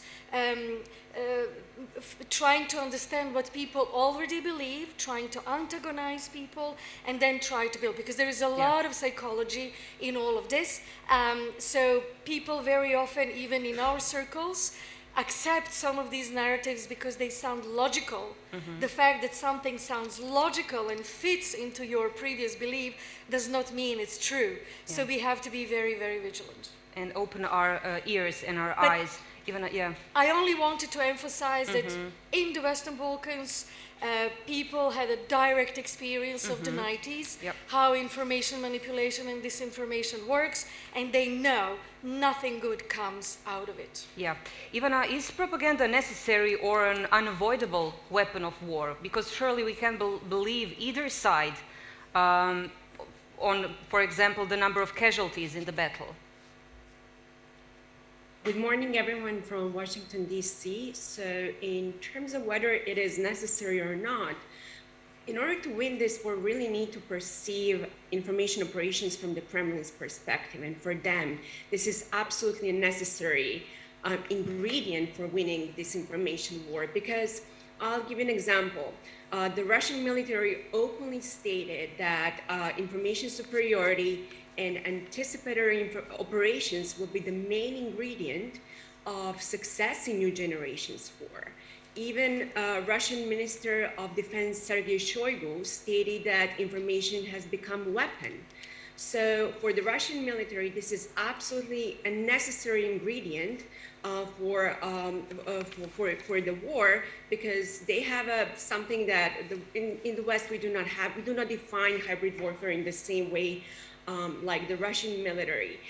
So this is number one thing. Second thing is, we in the West, we love to always emphasize defensive information operations in terms of also defending, our environment by information environment, for example, by sanctioning Russian media platforms, which is a step in the right direction, but is not enough, because Russia has been waging an offensive information war against the West for quite some time. And the third thing is that I also want to mention is that also for the Russian military, they value 4-to-1 non-kinetic to kinetic use of force. And the reason for that is it's very difficult for the Russian military, especially how it's, for example, performing right now in Ukraine, to challenge the West using kinetic use of force. So Russia has been doing quite well with covert information operations by polarizing our society, undermining democracy, undermining the European Union and NATO, and the Western Balkans is also the part of Kremlin's information operations playbook. For example, recently what we observed in Montenegro with cyber attacks, they were absolutely followed by offensive information operations. What we observed this summer in Kosovo, it was absolutely a full-scale disinformation campaign on behalf of the Russian government. I've been monitoring information space, for example, on Telegram, and it was absolutely devastating, really, to see. Even they claim, a specific day that Kosovo was planning actually to attack Serbia. They spread this information that NATO will not lift a finger for the Balkans. And it goes really on and on. So basically, for the Russian military, information superiority is the key. And we in the West, if we want to win the information war against Russia, we need to really perceive information war in the same manner. And B, we absolutely also need to wage not only defensive information war, but also offensive information war against Russia, not by spreading lies, but rather spreading the truth, because truth is on our side.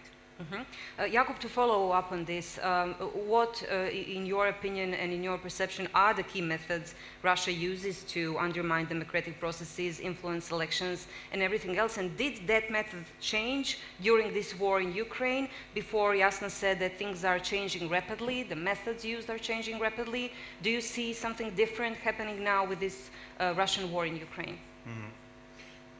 Thank you for that. Let me just briefly touch upon the previous question. I will be probably hesitant to compare the both sides in this scenario. I really see there is a difference between not disclosing the real number of casualties and building up a disinformation machine for hundreds of millions of dollars with thousands of speakers, hundreds of channels in dozens of languages that is supposed to justify Kremlin's crimes against humanity. Yeah. It's although they might be using a slightly similar tool, it's a bit of like comparing that someone stepped on your foot and someone shoot you in the head. Yes. Someone harmed you, but the scale is really different. And we also probably wouldn't compare the fact that, if a rapist uses violence, it's the same as if the raped woman tries to use violence to defend against him. Ukraine is the victim here. They have every right to deceive the enemy about where they are going to strike. It's perfectly legitimate. As a method of self-defense. Yeah. About these methods, I think Jasna actually touched upon it, and there was this brilliant metaphor used by Czechoslovak defector Ladislav Bittman. He used to work for the Communist secret police in Czechoslovakia in 1968. He defected, and he was in the US, and he was describing how the disinformation operations work, and he talked about this evil doctor mechanism. You are trying to make the most precise diagnosis of your patient, which is the audience. You are trying to find their biggest weaknesses, and you are trying to make them worse. Not trying to cure them, but to speed them to an early grave. So I think this is a method that we still see going on today. This hasn't changed for decades. I think this is really still similar. So it's looking for the most radicalized elements in the society, trying to look for those who feel excluded, trying to look for the extremists, for the people who have a positive relationship with violence, like paramilitary groups that some of the GRU agents were training in Europe, attacking the legitimacy of the democratic processes, or even of the whole, values of the democratic world. I still think that this is pretty much the same as the KGB was doing. What changed are the tools available to the Russians. It's the internet, it might be the social media. When they were trying, there is this term information laundering, when you manage to have a domestic speaker spread your foreign originated disinformation, you laundered the source of the disinformation, similar to money laundering. And when they were doing this in the 80s with the famous Operation Infection, where they were claiming that CIA created AIDS to eradicate the black population of the United States, it took them several years to launder the disinformation. They had to plant it in an Indian media. 2 years later, they had some Eastern German scientists amplifying it. It took months and years of building up. Now you can do this within days, within hours. So this has really changed. What social media probably also helped with is this targeting, even micro-targeting of the message. You can do incredibly precise testing which message works for which audience. And this trial and error method was significantly more resource-consuming and time-consuming in the 80s. Now it's much more easy. So what are some of the methods used to combat this Russian propaganda and disinformations and this information laundry and everything else? I mean, I mentioned NAFO in the introduction as a new form of doing this. How impactful can humor be in this occasion? I love it. I think it's actually one of the most underestimated tools. We should be using it much more often. When I was working with Jasna in Brussels, we try to have humorous content regularly on the EU versus Disinfo campaign, and we saw that it works really brilliantly. When the Russian propagandists were saying that Crimea was Russian already in the prehistoric age, we posted a dinosaur shouting Krim nash, and we saw that the engagement really grew. There was this brilliant Canadian tweet, Canadian embassy representation at NATO. Russian soldiers keep regularly lost in Ukraine, so here is a map to help them. And it was a map of Russia and Ukraine, and the signs were Russia, not Russia. Again, huge engagement, huge blows. I think it really helps, and Ukraine was using humor in their campaign very often, but also Taiwan. it's probably not a coincidence that these frontline states, Ukraine being on the front line of the Russian information war, Taiwan, the same with China, are actually saying that this can help them. I will be happy to talk about what are the methods of countering disinformation, but I think in a more elaborate way. This is something I was writing about in the last few years, but humor can really help you with one particular thing, and that's raising the awareness, raising awareness of the topic. We as governments... Is that the most important step? Or the basic step, maybe, to gain attention and to raise awareness and then to plant information you want to spread? Well, I like to talk about 4 distinct lines of information defense. In the first line, you really need to document better what is happening in the information space. The trouble is we still don't have the full information. We don't know how many disinformation channels there are, how many messages they spread, and how many people they persuade. Imagine we would be fighting COVID without knowing how many people are infected and how many people die. This is the situation we are in with disinformation for the past 8 years. It's horrible. It is a great way to explain things. So we still basically what you said needs to be done in the beginning. So we still need much better job done at documenting. And don't get me wrong, there are some initiatives doing a great job, like EU versus Disinfo, Digital Forensic Research Lab, the Ukrainian NGOs. But we need significantly more resources to get a full picture of what is happening. The second line is raising the awareness. And here, the number of the actors is really crucial. Given the audiences are so fragmented today, we as governments or think tanks or even mainstream media, we can't hope we will reach 100% of the audience. There are those people who do not trust the capital, the people from the capital do not understand us. There are people who don't consume mainstream media, who don't trust the government. We still need to make an effort to find the speakers who can talk to them. So that's a bit different type of work than documenting. Then in the third line, trying to repair the weaknesses that the disinformers are exploiting, like via the evil doctor mechanism, sort of trying to decrease the target. And the fourth line, which is very often controversial, but I'm 100% sure without that we don't move forward, that's actually punishing, limiting, deterring of the information aggressors, which the European Federation journalists might criticize. But it is kind of like fighting the problem of illegal drug abuse simply by having campaigns, don't do drugs, but not arresting the dealers and not going after the organized crime, telling, they should have a free ride, we shouldn't oppose them. No, we should oppose the criminals in their criminal activity. We'll talk some more about it in the continuation of this panel. Ivana, following up on this, what do you think about the EU move to censor Russian media? I think this is, as I mentioned, a step absolutely in the right direction because information is the weapon and we should treat it as such. So it's absolutely a step in the right direction. But I do not think that this is sufficient. I really think that we need to put Russia on defense in the information space. And what we just mentioned earlier, yes, Russia, even during the Cold War, was spreading this information about CIA planting HIV against the black population, and it just continues even today. I've been monitoring very closely what Russia has been doing in information space regarding bioweapons. And they claim that the United States was training migratory birds. They claim that we plan to use drones to deliver bioweapons. Then they claim that we also developed ethnic weapons based on Russian DNA to deliver and to target specifically the Russians. But it didn't stop there. It's a great imagination. We must give them that. Yeah, so basically, also with the same playbook of COVID, no, not the same thing. I will explain what we need to do. The same thing with COVID, a very similar thing happened with monkeypox debate, where the Russian Minister of Defense claimed that the United States actually engineered monkeypox. I just want to give you one particular example of what we need to do. I think it's really high time to put Russia on defense in the information space. And as I stated, we should never spread lies, but we should actually spread the truth. We need to start spreading information that Russia actually used chemical weapons on the territory of Europe. I think it would be also very beneficial to declassify certain documents regarding Russian bioweapons program and to start spreading that information globally. I'm just giving you one example. In terms of the European Union in particular, I think it would be also very beneficial that both the European Union and the United States, along with our other allies, work more on offensive information operations when it comes to countering Russia in the information space. Jasna, you wanted to add something? Yes, I wanted to interfere because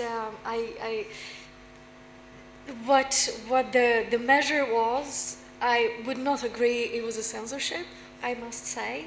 And we have to be careful, words matter, really.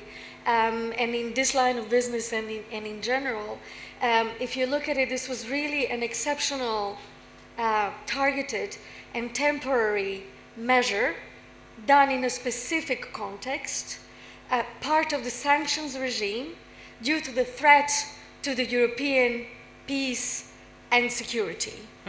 And it's not only that the EU said that, because RT France, I think, contested that.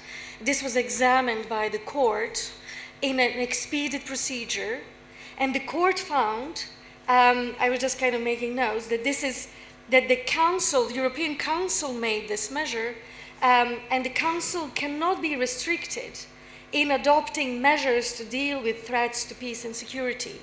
The court found that these media outlets gravely distorted facts and presented manipulation of the information environment in the context of a grave threat to European security.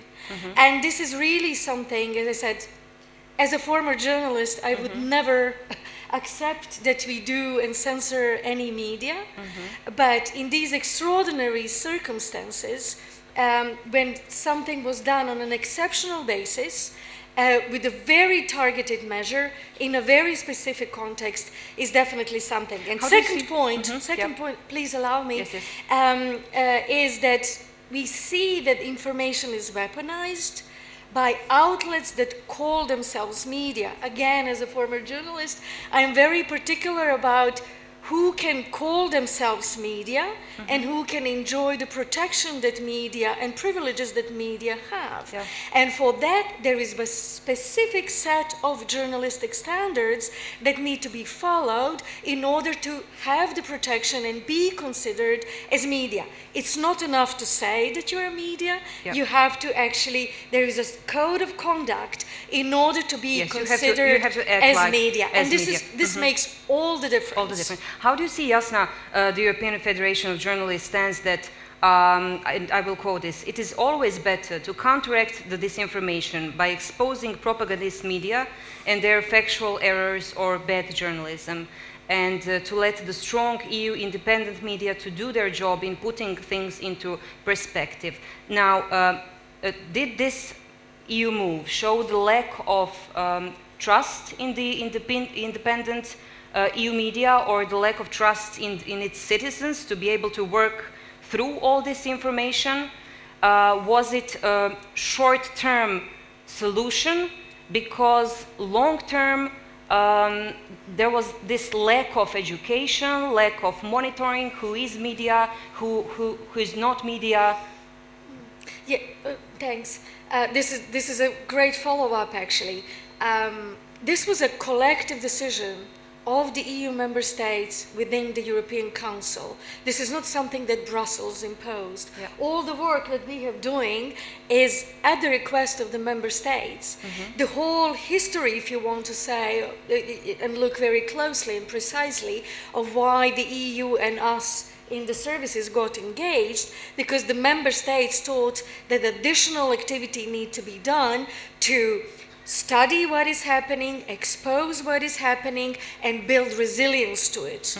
And this is something. Do we have resilience for things like this when EU has to decide, okay, our citizens mustn't hear this information because they don't have the capability to sift through the information? Is this what they're saying? Where we are now did not happen overnight. And the taking care of this problem is not going to be done overnight. There are short-term measures and there are long-term measures. Building functional literacy takes time. Building media literacy takes time. Building mainstreaming critical thinking takes time. as I said in my first intervention, this was temporary targeted measure in the situation, an extreme situation that posed a threat and still posing a threat to European peace and security. And this is something different from, and what the measures were actually all the member states in unanimity in the European Council made a decision to introduce this temporary measure. Precisely analyzing the situation, is it something posturing to the media?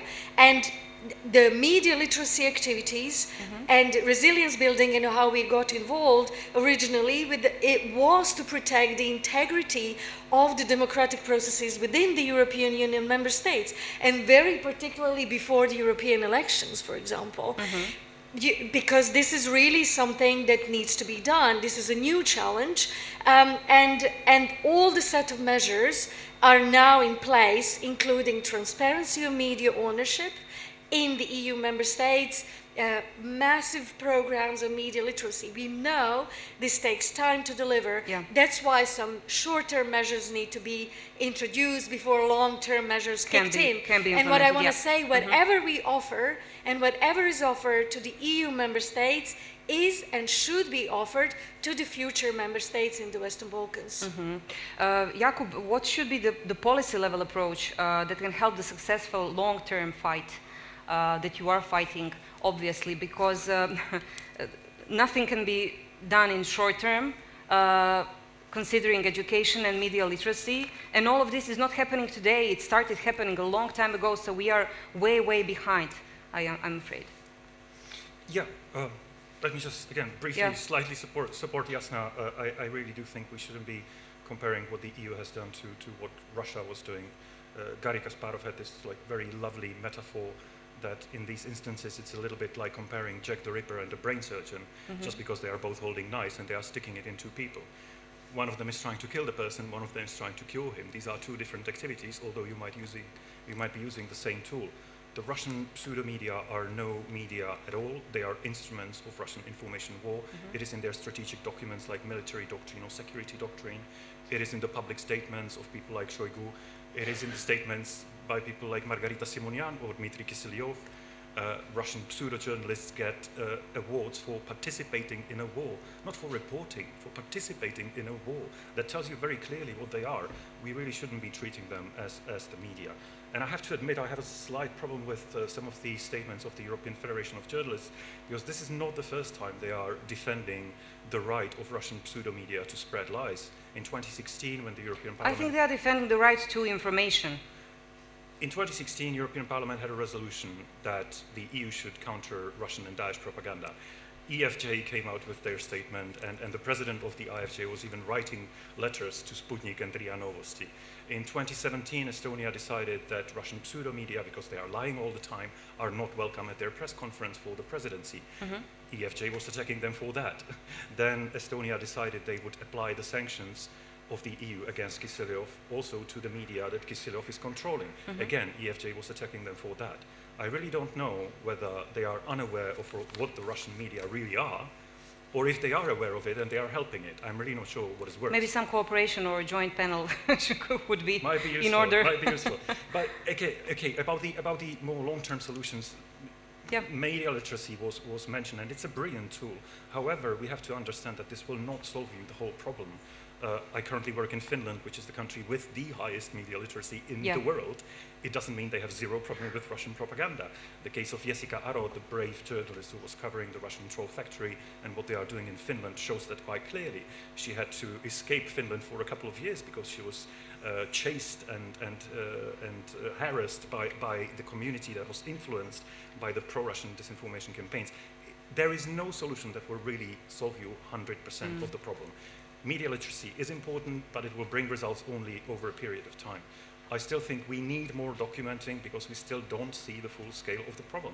If we had the information like every day, there are 50,000 of disinformation messages in 40 different languages targeting 450 million of people, that would be a message that would be impossible to ignore. Unfortunately, we don't have this message because we are not documenting enough. Ivana, just for the end, we have 2 more minutes and we must finish this panel. How to protect the Western Balkans? We see this example from Finland, and Finland is a long way in media literacy and education ahead of the Western Balkan countries, which is a very susceptible area for foreign disinformation. How to fight and how to start fighting this war? So to begin with, as I mentioned earlier, it's really important to understand that Russia is waging a serious information operation campaign in the Western Balkans. It has been doing that for years in order to polarize countries, in order to exploit ethnic and religious tensions nearly everywhere in the Balkans. And I absolutely agree that media literacy is important, but it's not sufficient to counter Russian information operations campaigns in the Western Balkans. I think, sanctioning also the media, as the United States already did a few months ago, also is a step in the right direction, because Russia indeed has been influencing in media platforms, in critical media platforms for a very long time, and completely occupied the information space, especially in the places in Serbia or Republika Srpska, for example. And in Bosnia, I mean the rest of Bosnia as well, but also in Montenegro. I think in terms of, defense information operations, by putting like on a website myth versus truth is not sufficient, because an average citizen is really not going to go on any Western embassy website and to read a 10 pages long report. So what I think what we really need to do, I think it would be very, very beneficial actually to put, as I mentioned earlier, Russian defense, and for example, to talk what exactly Ambassador Christopher Hill did a few days ago, basically claiming how Russia has been using Kosovo to its own advantage. Not, for the sake of some Slavic brotherhood, because Russia has been claiming for years that there is Slavic brotherhood and they are using, and basically that Kosovo is the heart of Serbia, et cetera, et cetera. So sending such messages by not spreading lies, but rather exposing their efforts is a really step in the right direction. And second thing, it's not really all about media or social media platforms. Russia is operating quite well in the Balkans using influencers, but also using different blocs. So we really need to counter Russia in a holistic way in the Western Balkans. Yes, the much broader approach is needed. Jasna, 30 seconds for the end. Sure. We are so over time. My key thing, just to kind of feed the interested audience, I think to counter this problem and to deal with information manipulation, including disinformation in the Western Balkans must be willing to protect itself and to close the space for information manipulation and disinformation. I am profoundly convinced that no foreign actor would be able to succeed if the Western Balkans political elite in the government and in the opposition decides to close the space and use the everything, all the tools at its disposal, which is, what the Ministry of Culture should do, Ministry of Education, Ministry of Defense, Ministry of Security, broadcasting regulators, and then creating an environment in which civil society and media do their part of the job. I think that resilience to this, it's very difficult to stop disinformation, maybe even impossible. What the key is that the societies build resilience to it, that the psychological defense in a way is developed. Western Balkans can do it if the political elite across the board in the opposition and in the position decides to do it, to close the space for foreign actors to do it. The EU accession process allows a lot of tools for all of these processes technically to be completed. There is a lot of support to all of these ministries and all of these segments of the society So we need that the we can political will do to begin with in it. the same way as we do for the member states, so Western Balkans can take care of this problem. It can be done, yeah. This cannot be contracted out.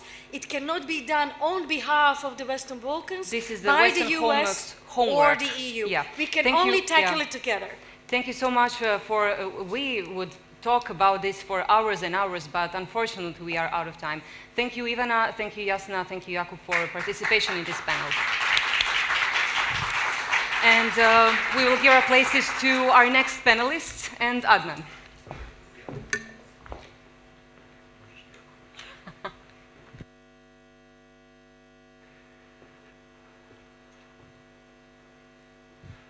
Okay, one more. Hello again. Our next panel is Democracy the Motion, Restarting the Freedom Agenda.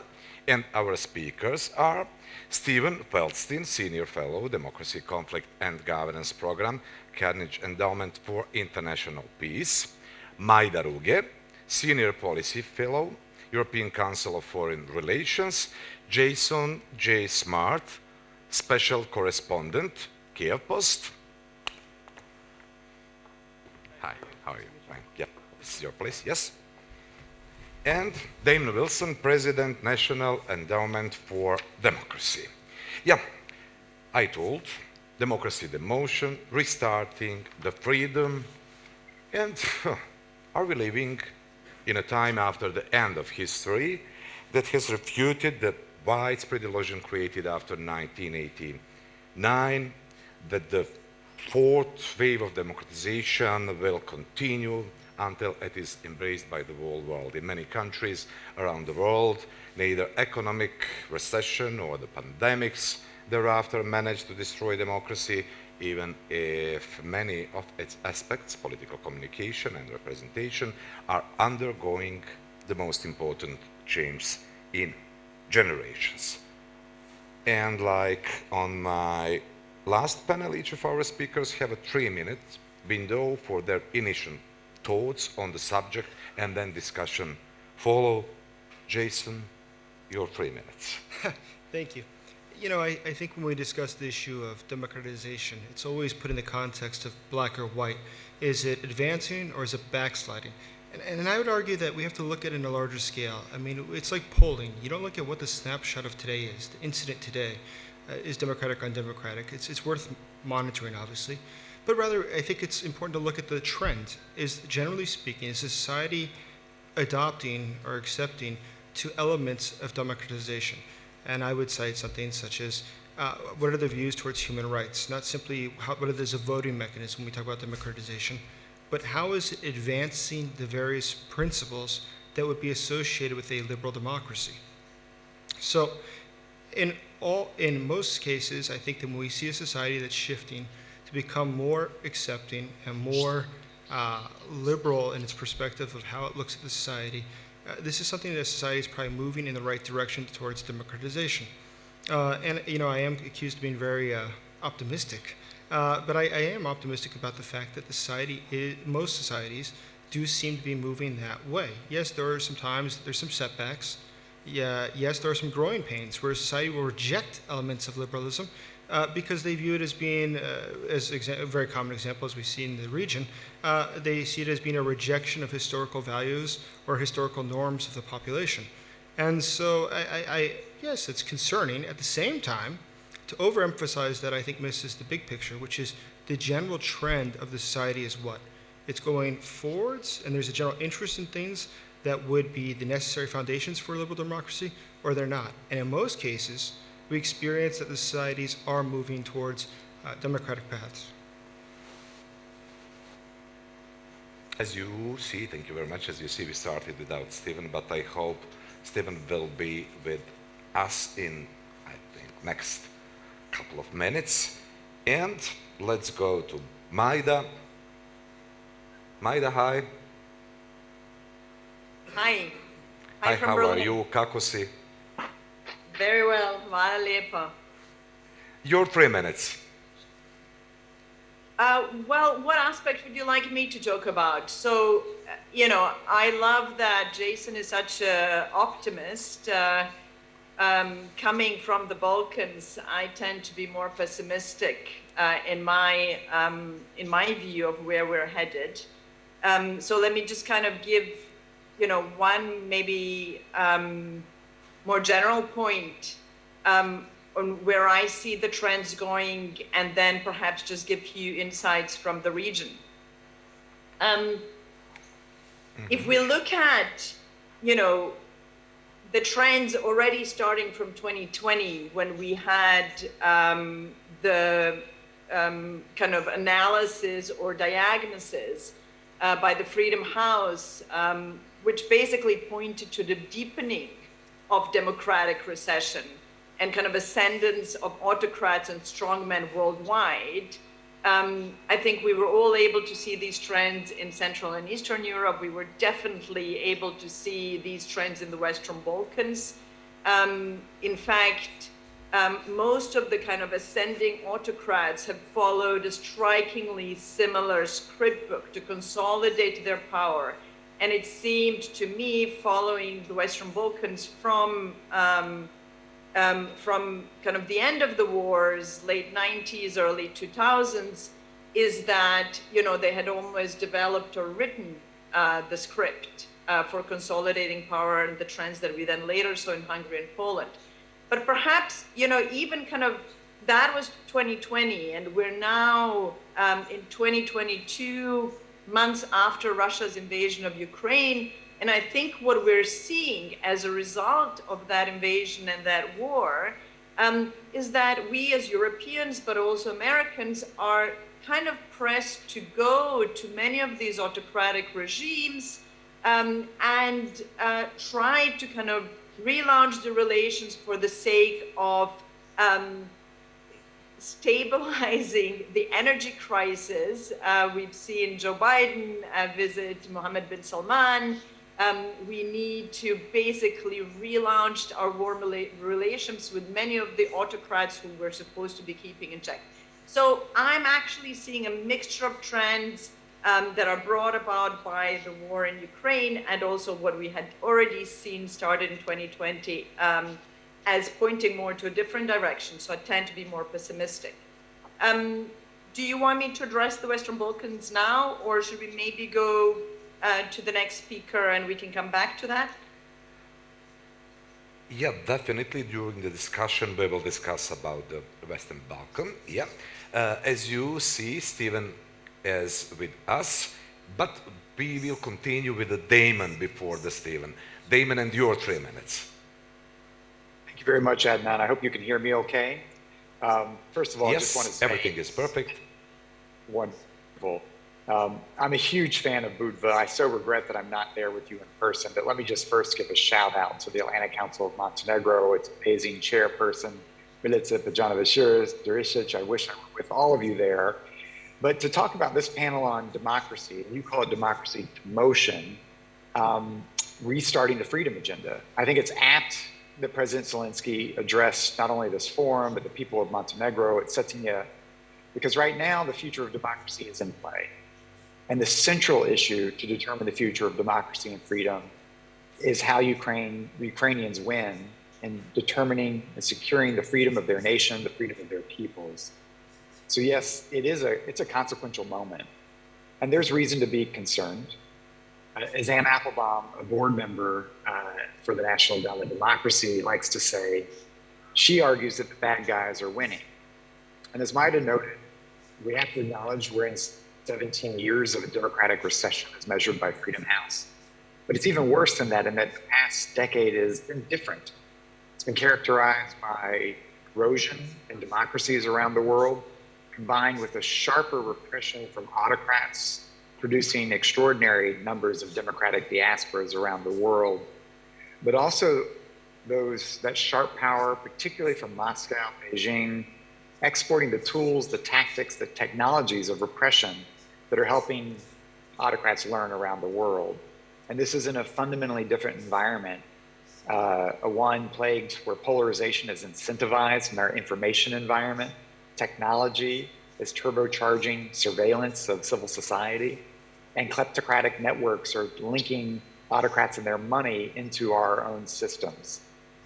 But at the same time, I'm where Madeleine Albright, the late Madeleine Albright is, where she, unfortunately, before she passed away, she published an article on the coming democratic revival. And she argued what I believe. The demand for democracy is strong. Just look at not only Ukrainian resolve, look at protests around the world, look at the Iranian people today.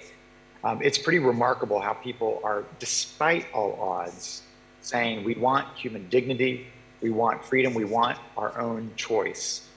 And so civil society, independent media, unions, business associations, these actors, not governments, these actors are on the front lines helping to drive this change. And it's our task to ensure that this really is the low point, to help ensure that we are seeding ultimately will become as a fourth democratic wave. It begins in Ukraine. It's about standing by the neighbors in Moldova, Georgia, the people of Armenia, but also the Russian people, the people of Belarus. But it also means that now is an opportunity for us to act decisively. A response is not just defense, but an offense in favor of freedom. And that's why you see so many of us all in on Ukraine. It's why you see decisive action from Sweden and Finland to join NATO. It's why you see efforts to check Russian influence in Africa. But why not the Balkans? My sense is that the region is perhaps missing an opportunity. People really want a better future. When I visited Montenegro in May, I was there with the Youth Initiative for Human Rights, the Youth Summit from across the region. And there is a hunger, there is a power in the youth of that region. But I'm not convinced its leaders are delivering for them.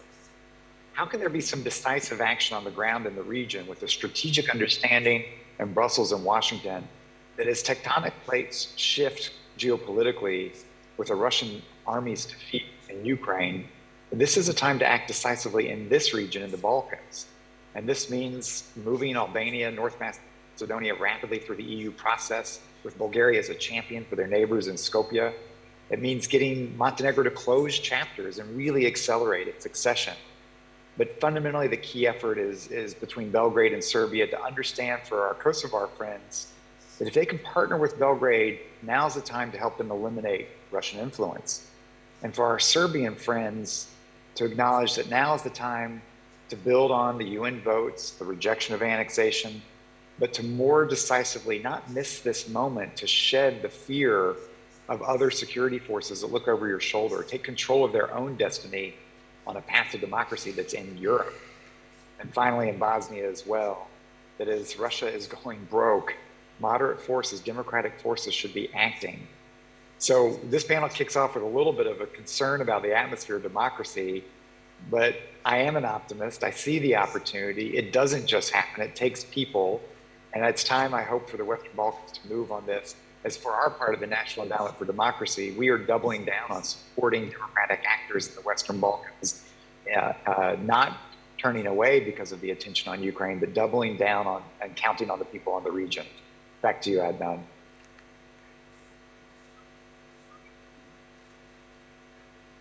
Thank you, Damon. Just before the Stephen, just short, Jason. Damon is optimistic also. I would like to hear your comment about Damon, some kind of statement, especially in the context of the Ukraine war. Sure, I agree with what Damon said. I think he's right on point. There's things to be concerned about, but at the same time, the overall trend is positive. There's a hunger for this. I mean, in the end, there is a desire for this in populations.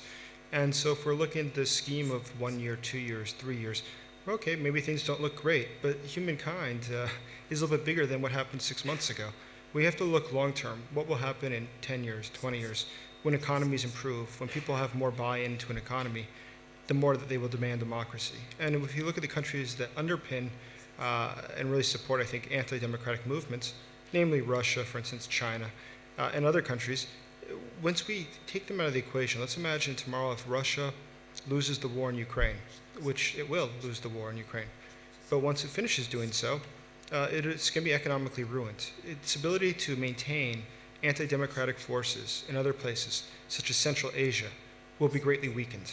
I think also in the states such as Belarus will probably be the first one that will see movement. Because simply it'll no longer be something. We'll discuss a little bit later Sure. about things, what after the war. in Ukraine. Please, I told Stephen is with us, and Stephen, this is time for your 3 minutes window for your initial thoughts on the subject of our panel. Wonderful. Thank you so much. Apologies for coming in a few minutes late, but it looks like I'm still able to participate fully. So thanks for the opportunity. I just have a few thoughts I'd like to make in terms of what the meaning of this moment when it comes to the war in Ukraine and kind of bigger questions regarding trend lines for democracies. And I think, on the one hand, there's little question that we are sort of witnessing the slow motion collapse of influence when it comes to the larger Russian empire and political influence. And I think that's significant. And I think we don't know exactly what that will mean. I do think, on the other hand, that we shouldn't necessarily conflate the diminishment of Russian influence within its broader sphere with the corresponding rise of democracy. One of the main points I made recently in a piece in Foreign Affairs is that just because we are seeing signs of success when it comes to democracies rallying together and supporting the democratic aspirations of Ukraine doesn't mean that the underlying pathologies that have led to multiple years of backsliding, both among established democracies as well as in weak and competitive autocracies, it doesn't mean that that's suddenly going to be solved. That many of the problems that we are looking at are internal in nature. And so I think we have to temper our hope when it comes to the effect and influence of what we will see potentially from the Ukraine context and what that means for other states. I think I want to there's a few points in that regard I want to emphasize. I think, one thing, I think actually was something that was very, very smart by President Biden that took place at the UN General Assembly, is that there was a subtle shift in rhetoric that he has recently made from one where he paints the picture and the rationale for supporting Ukraine as a democracy versus authoritarian framework into one that is about sovereignty and self-determination. And I think that's important for a few reasons, most importantly because that is a framing that I think resonates much more directly with the rest of the world, which where there may be differing opinions in terms of the importance of supporting democracy and how much that relates to their own contexts, but there is much more unanimity when it comes to the notion, the idea that countries have a right to self-determination and to their own sovereignty. And so I think that's telling in terms of just the overall framing. I think another point that I made in the article is thinking about the influence of Beijing and Moscow in terms of reinforcing authoritarianism, mainly by providing military assistance and economic support. And certainly, we have seen many instances where Russia's Wagner Group has provided support to autocrats in places like Central African Republic, Libya, Madagascar, Sudan, and so forth. And similarly, we've also seen China pursue through the Belt and Road Initiative a reinforcement of its influence in places like Cambodia, Kazakhstan, Pakistan, and Zambia. But I think we should not also overemphasize what competition with Russia and China means for democracy. I think there are also significant suspicions about U.S. motives, where countries look to what the U.S. is doing, whether it comes to democracy activities or otherwise, and say, this is not about democracy. Instead, this is about national interest. I hear all the time from individuals based in other countries who talk about American interventions in Iraq, in Afghanistan, the prison in Guantanamo, disclosures from Edward Snowden, unaccountable civilian deaths from drone strikes. And I think as a result, what we've seen is that there is a tepid response ultimately to U.S. efforts to box in Russia and curtail China's influence. So I think what's important is that there is certainly, I think, a hunger for countries to get away from the influence of larger states that are seeking to impose their political systems. And I think hand in hand with that is the idea that self-determination and being able to figure out their own pathway aligns more directly with democratic aspirations than authoritarian ones. And I think that bodes well when it comes to where liberal democracies are hoping to push the values-based agenda. I think that is all positive, but I also think that we have to take a very careful look internally at different countries and ask some hard questions about what are the domestic drivers that are actually leading to democratic backsliding.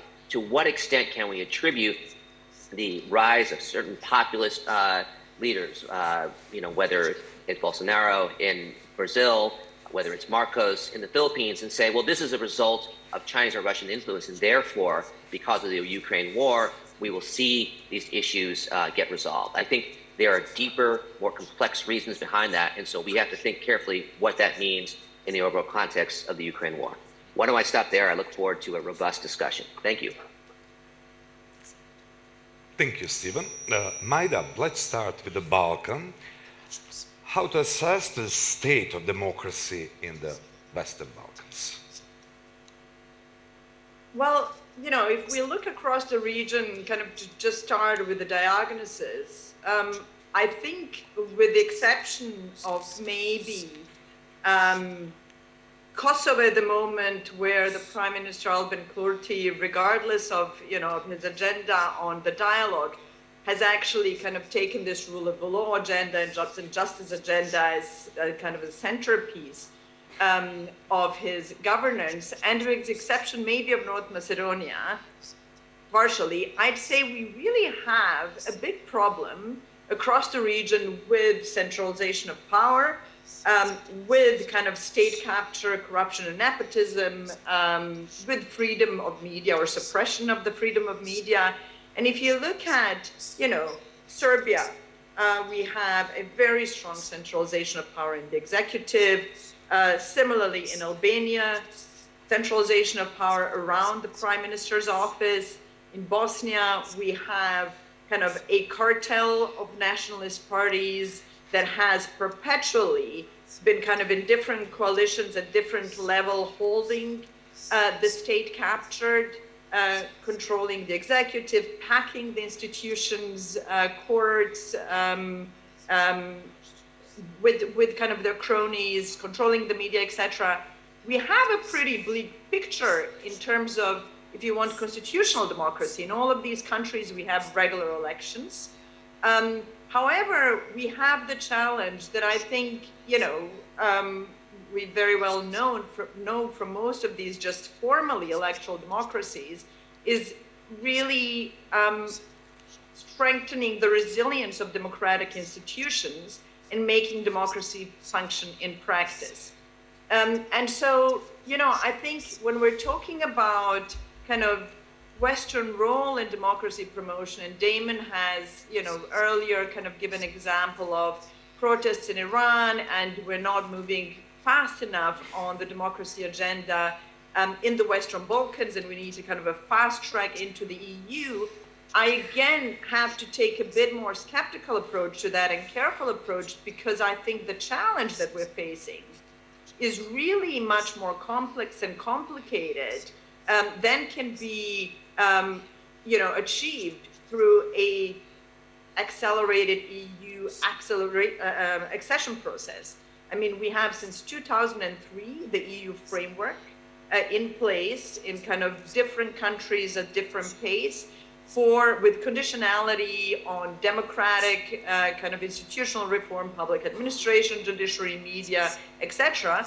And the problem that we're seeing is that neither are these conditionalities being applied strictly enough, nor is the EU framework really adequate to kind of address the problem of state capture that is then mixed with a very strong kind of nationalist, populist rhetoric that allows these leaders to kind of remain in power while remaining unaccountable. And I fear that pursuing a fast, track without really reflecting on how to address this institutional weakness is going to get us into a situation that we have with Hungary today, where you practically have a member state sitting around the table where the where we have absolute consolidation of power in one person and one party with a supermajority and complete,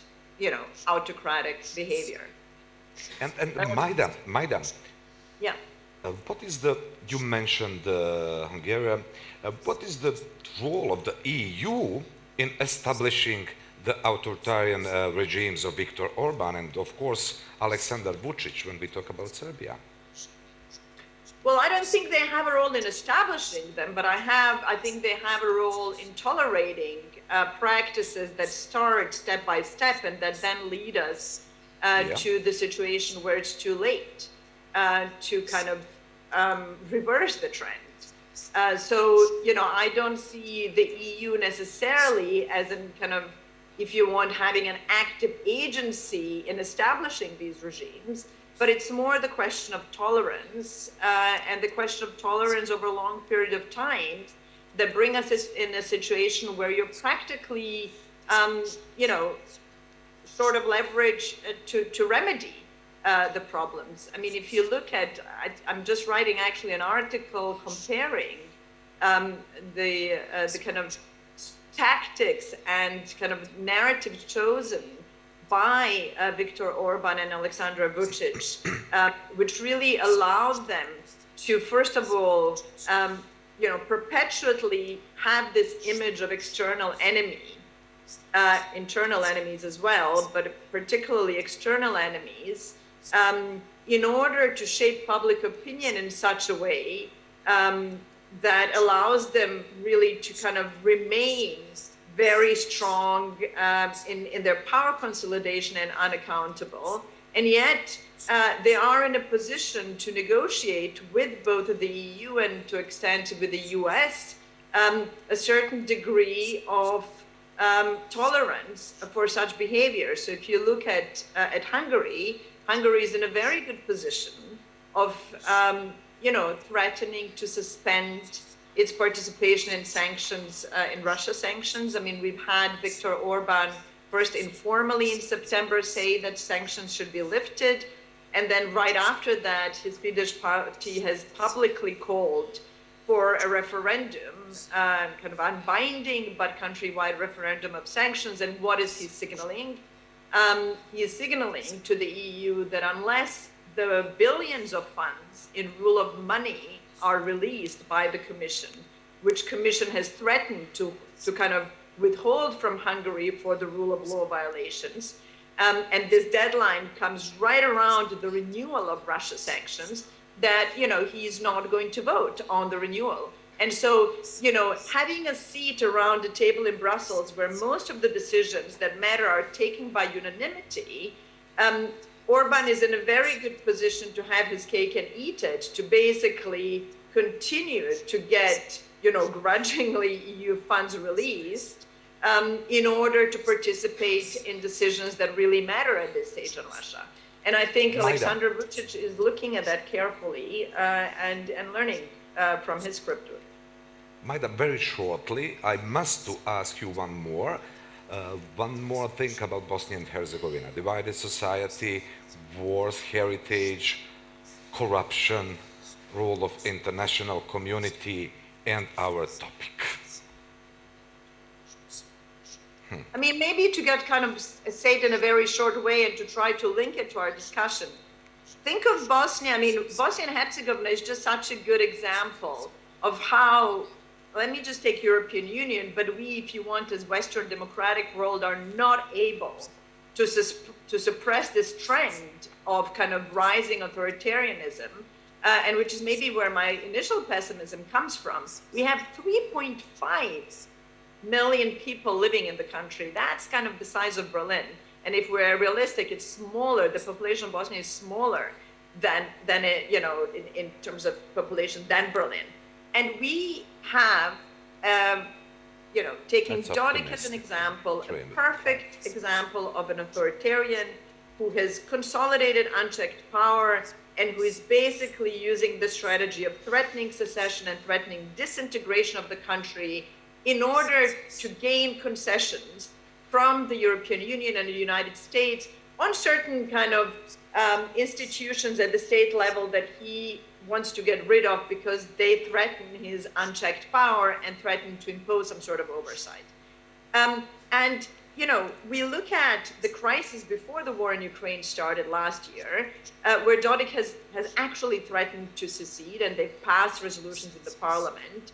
The European Union was unable to gather consensus to even credibly threaten sanctions as reaction to his behavior because of countries within the European Union, like Hungary, who have immediately said they're going to block it. And so, you know, just we can take Bosnia as an example of a very small state in which corruption and nepotism is the source of instability, but where we're unable to suppress it precisely because there's countries within the EU that are blocking the EU from acting, and because the EU's individual member states are not willing to act on their own. I guess maybe just to reflect where we are post-elections in Bosnia and whether there's any chance of things moving in a more positive direction.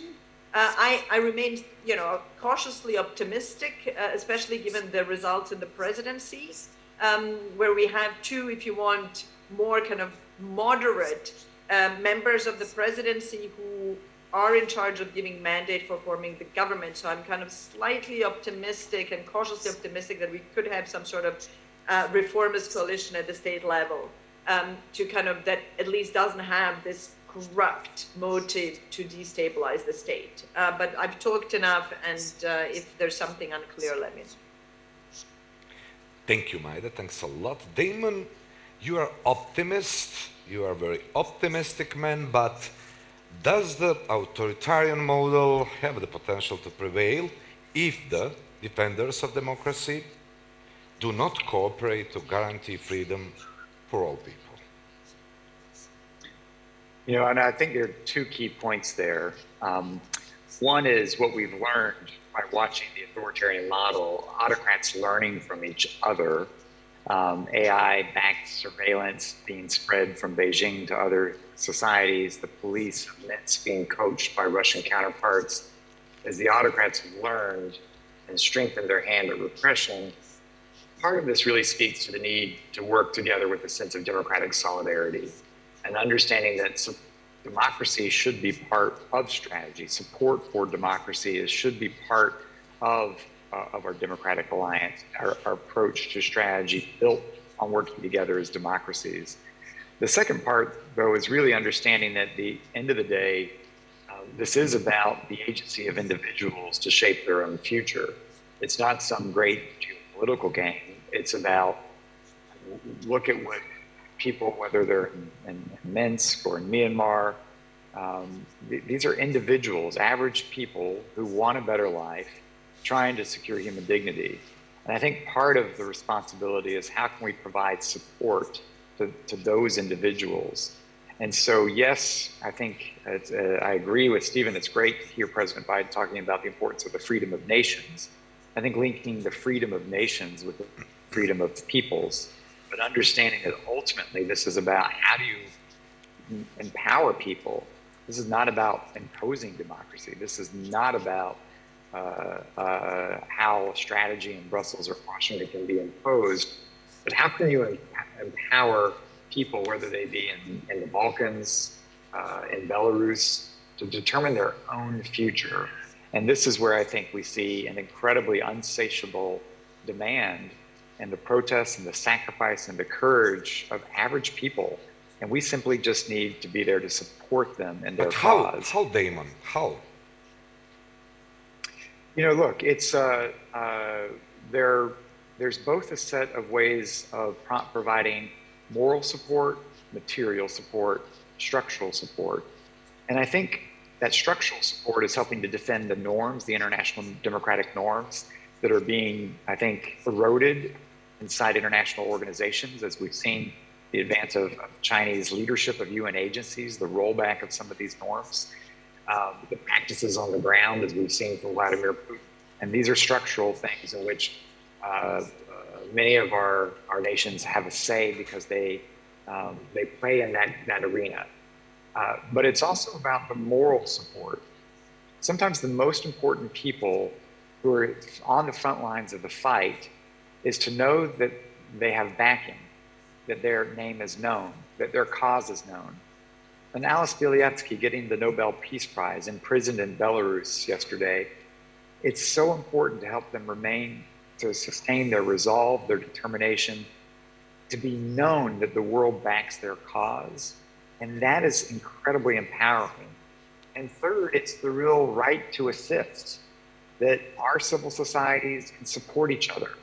In the United States, it was American Labor, the AFL-CIO, that began as the first American civil society group to support a democratic actor overseas in the Solidarity movement in Poland.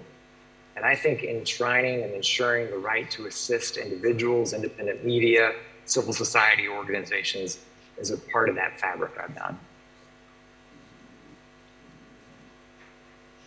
Thanks a lot. Stephen, one of your focus is on issues of technology and democracy. In one of your book, you wrote about digital repression. What is it and how is it achieved? Sure, thanks for the question. So digital repression is essentially the use of technologies to advance and support a political agenda, oftentimes an authoritarian or anti-democratic one. So it can be anything from the use of surveillance systems, using censorship, internet shutdowns, so on and so forth, disinformation, and manipulating information so that citizens aren't able to access objective data, whether it's about their political system or parties. Instead, they are fed information that's untrue, and that helps to consolidate the power of a particular leader. So we see a lot of that happening currently, and even doubling down on that in Russia right now, as Putin faces increasing stressors when it comes to his own ill-prosecuted war. And as you see a greater level of dissent as a partial mobilization unfolds, you see the greater use of facial recognition to identify individuals, whether at the border, trying to flee the country, or in the Moscow metro who are coming back from protests. You see a greater level of the taking away of legitimate sources of information. So that means the blocking of BBC News news service, or the taking down of different platforms, Instagram, Facebook, and so forth. And essentially the diminishment of sources of information, so that to the extent that Putin is able, he can monopolize the airwaves and channel a particular set of ideas that will continue to convince the Russian people that the prosecution of war is not a failure, that autocracy in Russia, as it exists as a personalized system based on Putin, is one that is in the best interests of the Russian people. But we're seeing that even when this is done to the extent that Russia has, it ultimately starts to fail in the face of the type of collapse that we're seeing on the front lines, and the huge number of excess deaths attributed to the Ukraine forces against the Russian military. So there is a limit, no matter what, when it comes to digital repression, but it can take you certainly a long way. And Putin, Xi Jinping, and China and other leaders exemplify how using a blended rule of traditional repression and autocracy combined with more advanced tools in the information space can have a really important effect when it comes to consolidating their power. Thanks a lot. Thank you very much. Jason, we will continue when we stopped earlier. What's after the war in Ukraine? So after the war in Ukraine, I think we can expect a lot. And what we see right now transpiring, especially in Central Asia, especially even within Russia, where communities are quite concerned by what they see. And I think a lot of the regimes, especially the Central Asian ones, are very weak. I don't think that they can sustain a long period of unrest or a long period without direct support from Moscow. And as a result, I think that will shift what is going on in those countries. Obviously, the populations within Russia that are turning against the government, most actively in places such as Dagestan and Chechnya, Buryatia, that are concerned about their own well-being. I mean, it's self-interest ultimately, that they have an autocratic leadership which is choosing to send them to a war which they don't choose to participate in. And so I think this does push towards democracy and pushes the population. As I said earlier, I don't think we can look at things as, incidents by instance, but overall I do think that this calls upon the question, what do we really need this dictatorship for? I mean, does it really serve my needs? Or is it a threat, and a very literal direct threat, to my well-being and my security? which is what the Putin regime is to the world, but specifically for his own people, it is as well. And so I think that this is an opportunity for a lot of different populations to work for greater freedom from the regime, and I think we could see a shift. I mean, we are seeing shifts in what's going on in Central Asia. What we see is going on in other countries that Russia has historically supported, and Moscow is no longer able to do so.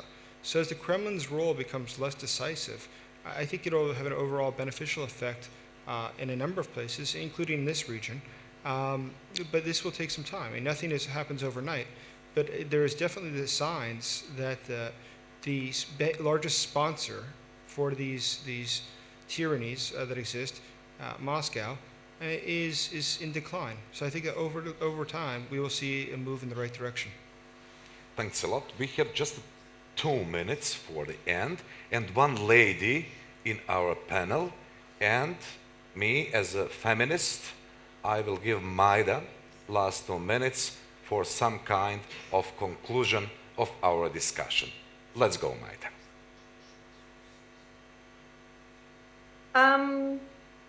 Perhaps to kind of react with just one thing to what Jason has just said, I would be careful on 2 counts. One is assumption that kind of weakening of Kremlin and weakening of Putin is necessarily going to have a positive effect on democratization processes around. I think we really need to be aware not just of external, but of internal drivers and internal motivations for consolidation of many of these illiberal regimes. And that is very often connected to nepotism, corruption, and siphoning off resources. Unfortunately, and I will try not to end on a negative note,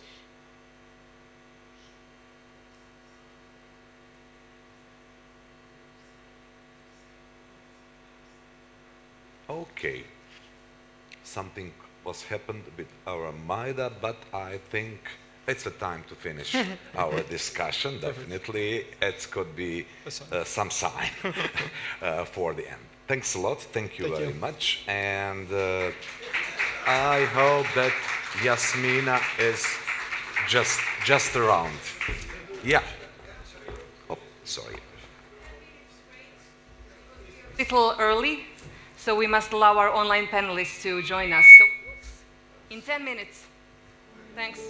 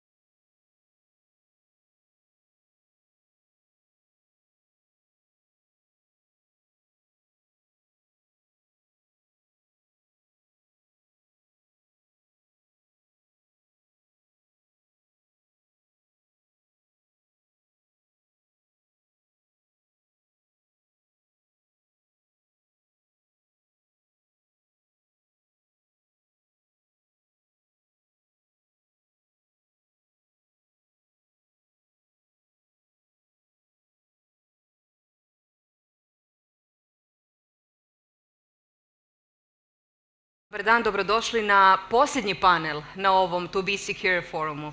Ladies and gentlemen, welcome to the last panel of this To Be Secure forum, Montenegro. For the next half hour, we will talk about the climate energy security nexus. And we have two panelists.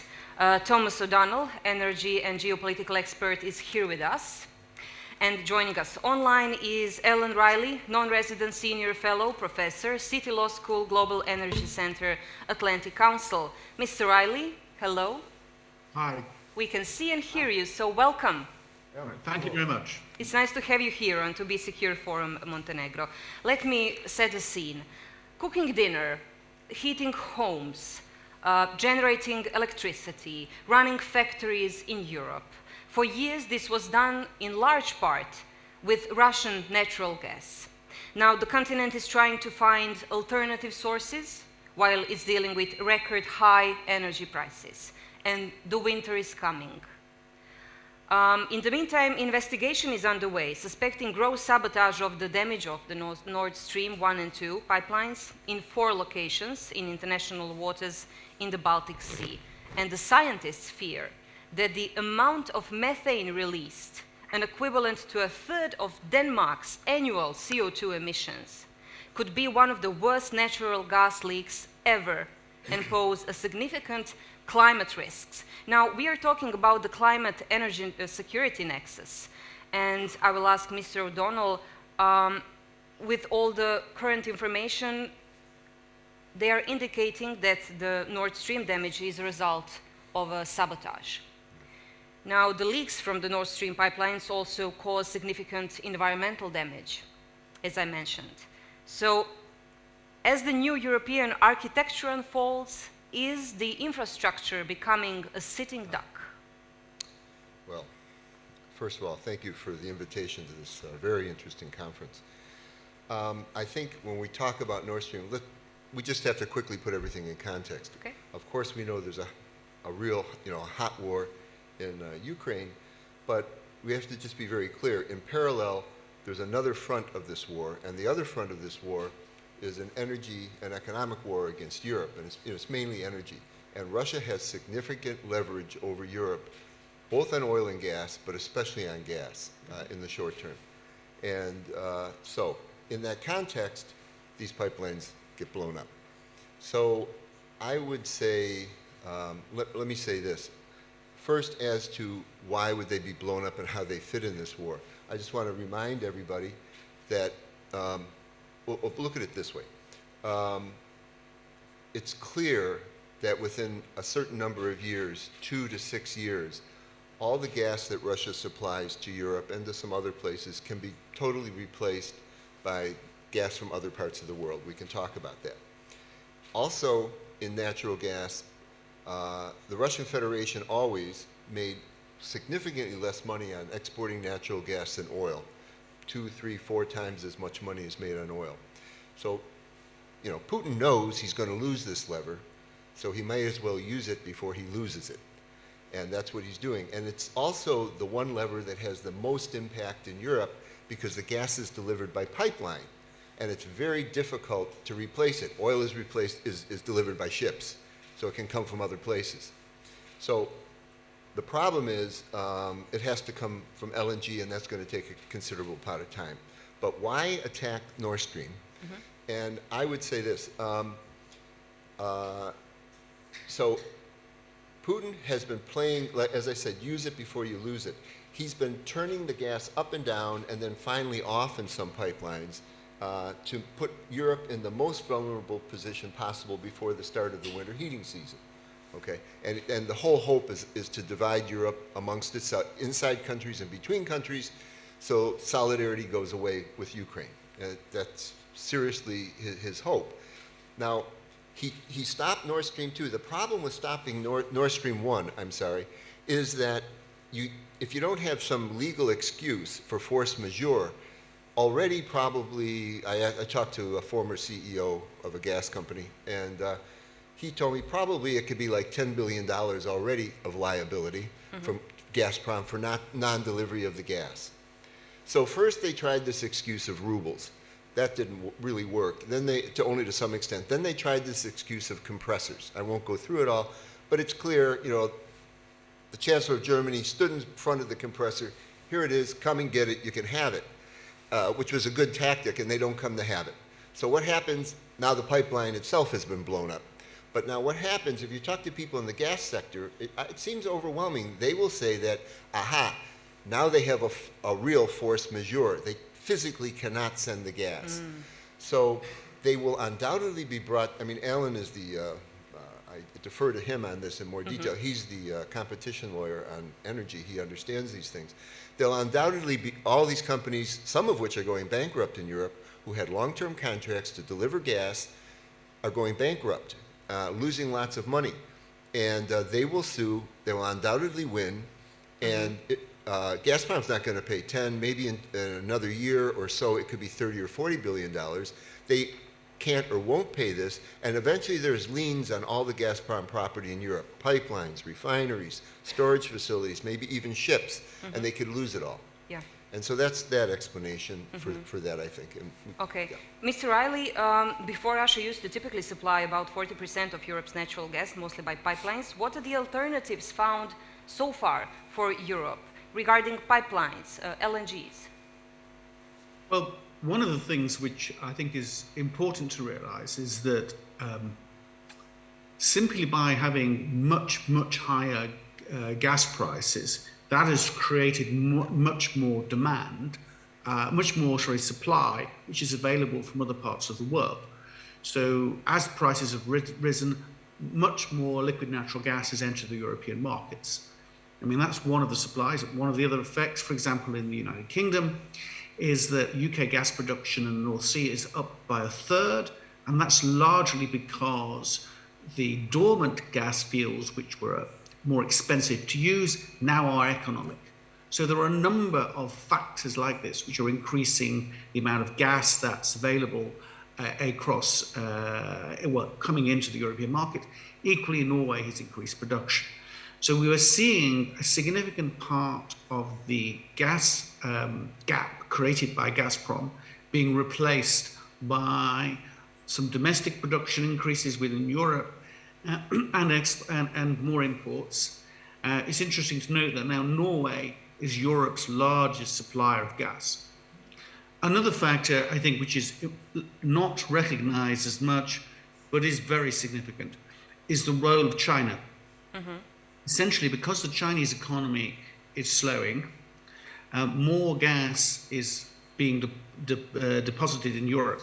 So essentially, the point to realize is that China is the largest importer of liquid natural gas, but it has very little storage. So if it doesn't use it, it's got to dump it, and the dumping ground is Europe.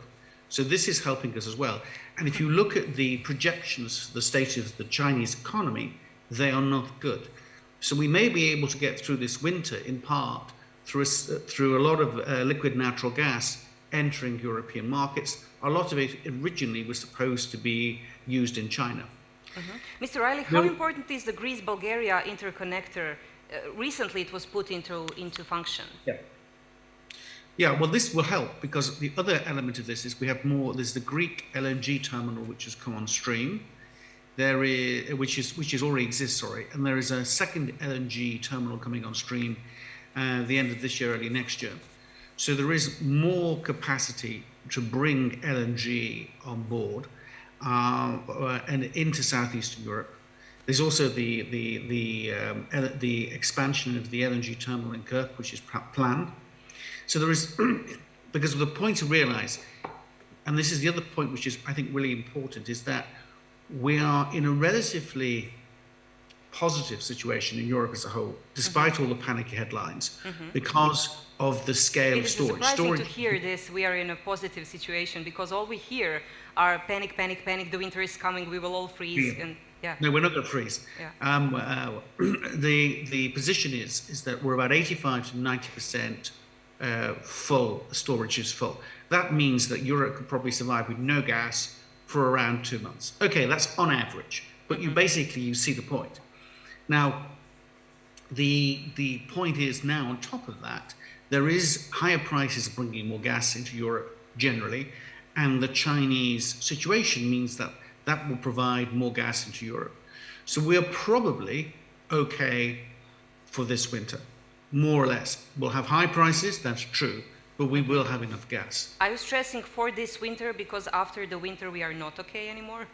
Well, yes, because the problem is, Yeah. for next winter, the difficulty is that whilst we had about 6 months of Russian gas coming in to refill European storages for this winter, if the war continues and if Putin remains in power, the likelihood is we are not going to have any Russian gas for next winter. So therefore, we have to look at what we're going to do for next winter. So it's winter 23, 24, and possibly 24, 25. I think after that, there will be so much gas coming in. There will be additional capacity from the likes of Qatar and the United States that should make a significant difference.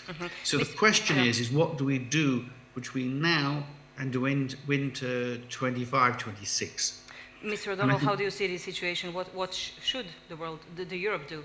Well, I'd like to be more optimistic, but I think it's important that the governments in Europe and the European Union warn the citizens that, you know, this is a war and there's going to be casualties. Already, say in Germany, I came from Germany, zinc and aluminum smelters have shut down. A lot of businesses have cut back on production. Many energy-intensive ones are looking to move to Louisiana.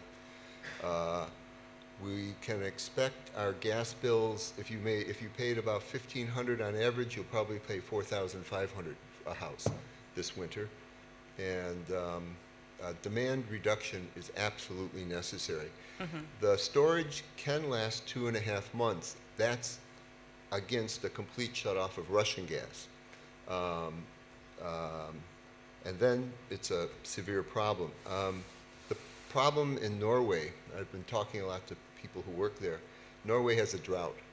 And they have a severe shortage of electricity. They might have to stop Is the same in this region? We had Yes. a horrible hydrological season.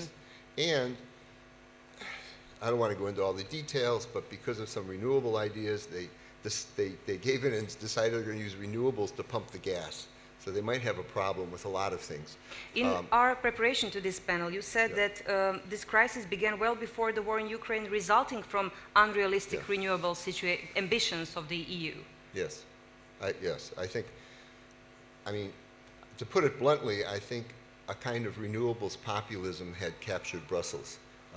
That's represented by the Green Party, especially in Germany, but other ones. It's not just the Germans, but they particularly. And the problem is, if you look at the winter of 2020, 2021, it was extremely cold and the wind didn't blow.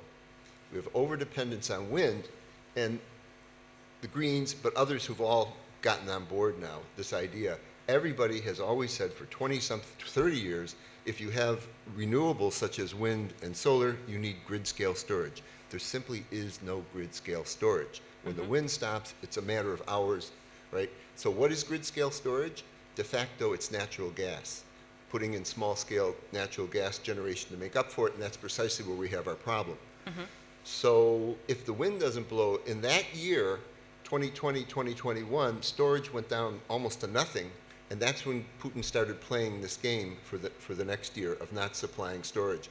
But the next winter, 2021, 2022, we were just lucky it was mild. So it depends on the winter, but even if it's a pretty mild winter, it's, you know, there'll be companies that shut and there'll be layoffs. There's companies already going bankrupt, and how the European Union, with various dysfunctions and functionality, how they will handle these things, whether citizens will feel it's fair, it's shared fairly in companies, that's going to be vital. But I think the other thing about how, okay, Qatar and the USA are the main source of new LNG. It'll be another year before an increment in LNG, with all things going well, in the United States, and then it'll be maybe 4 years before it comes up another 40%. Qatar's major expansion won't hit the market for at least 2 more years, and then it'll take another year or 2. So we have a gap. So it'll be more than 2. It'll be almost 6 years, according to the head of Citibank Commodities, who's very experienced in this. It could be 6 or more years before the price of gas in Europe equalizes to that in the United States because of the shortage of export, no matter how many terminals we have to bring it in. Yeah. Mr. O'Reilly, I'm sorry. Mr. O'Reilly, Germany is keeping the option of reactivating 2 out of the 3 remaining nuclear power plants, earlier planned to be phased out by the end of this year. Is ignoring what happened in Fukushima and returning to nuclear energy something that is being considered in the EU? I think part of the trouble at the moment is there's a lack of sense that we may not be actually in a military war, but we are in economic war with the Russian Federation. And the difficulty here, I think, is to not recognize that there is an urgency of now. There's an urgency to act. There's an urgency to take steps to protect the European economy and European society. In those circumstances, we should be looking at using every single type of energy resource to reduce our reliance on natural gas. And if that means using 2 or 3 nuclear power stations, which are currently standing idle, we should do so. And that also applies to not just Germany, but the UK. The UK has just closed a perfectly functioning nuclear power station, which originally came into operation in 1976. It could certainly be run safely for another couple of years, and we should really be doing that. The EU also has its goals and timelines to reduce coal consumption. Is that something that is also changing? Well, I think some member states are using more coal-fired power stations, and frankly, in the circumstances, we are in an economic war, and we need a hybrid war perhaps. We should be using whatever resources we have to provide energy to our population and to our industries. And as I say, the other thing which Professor O'Donnell mentioned was the issue of demand reductions, and clearly we need to do that as well. And one of the issues here is to look at we have both an urgency of now, which is to act now to reduce our reliance on Russian gas, and we have potentially 3 or 4 more years where we're going to have significant energy resource constraints.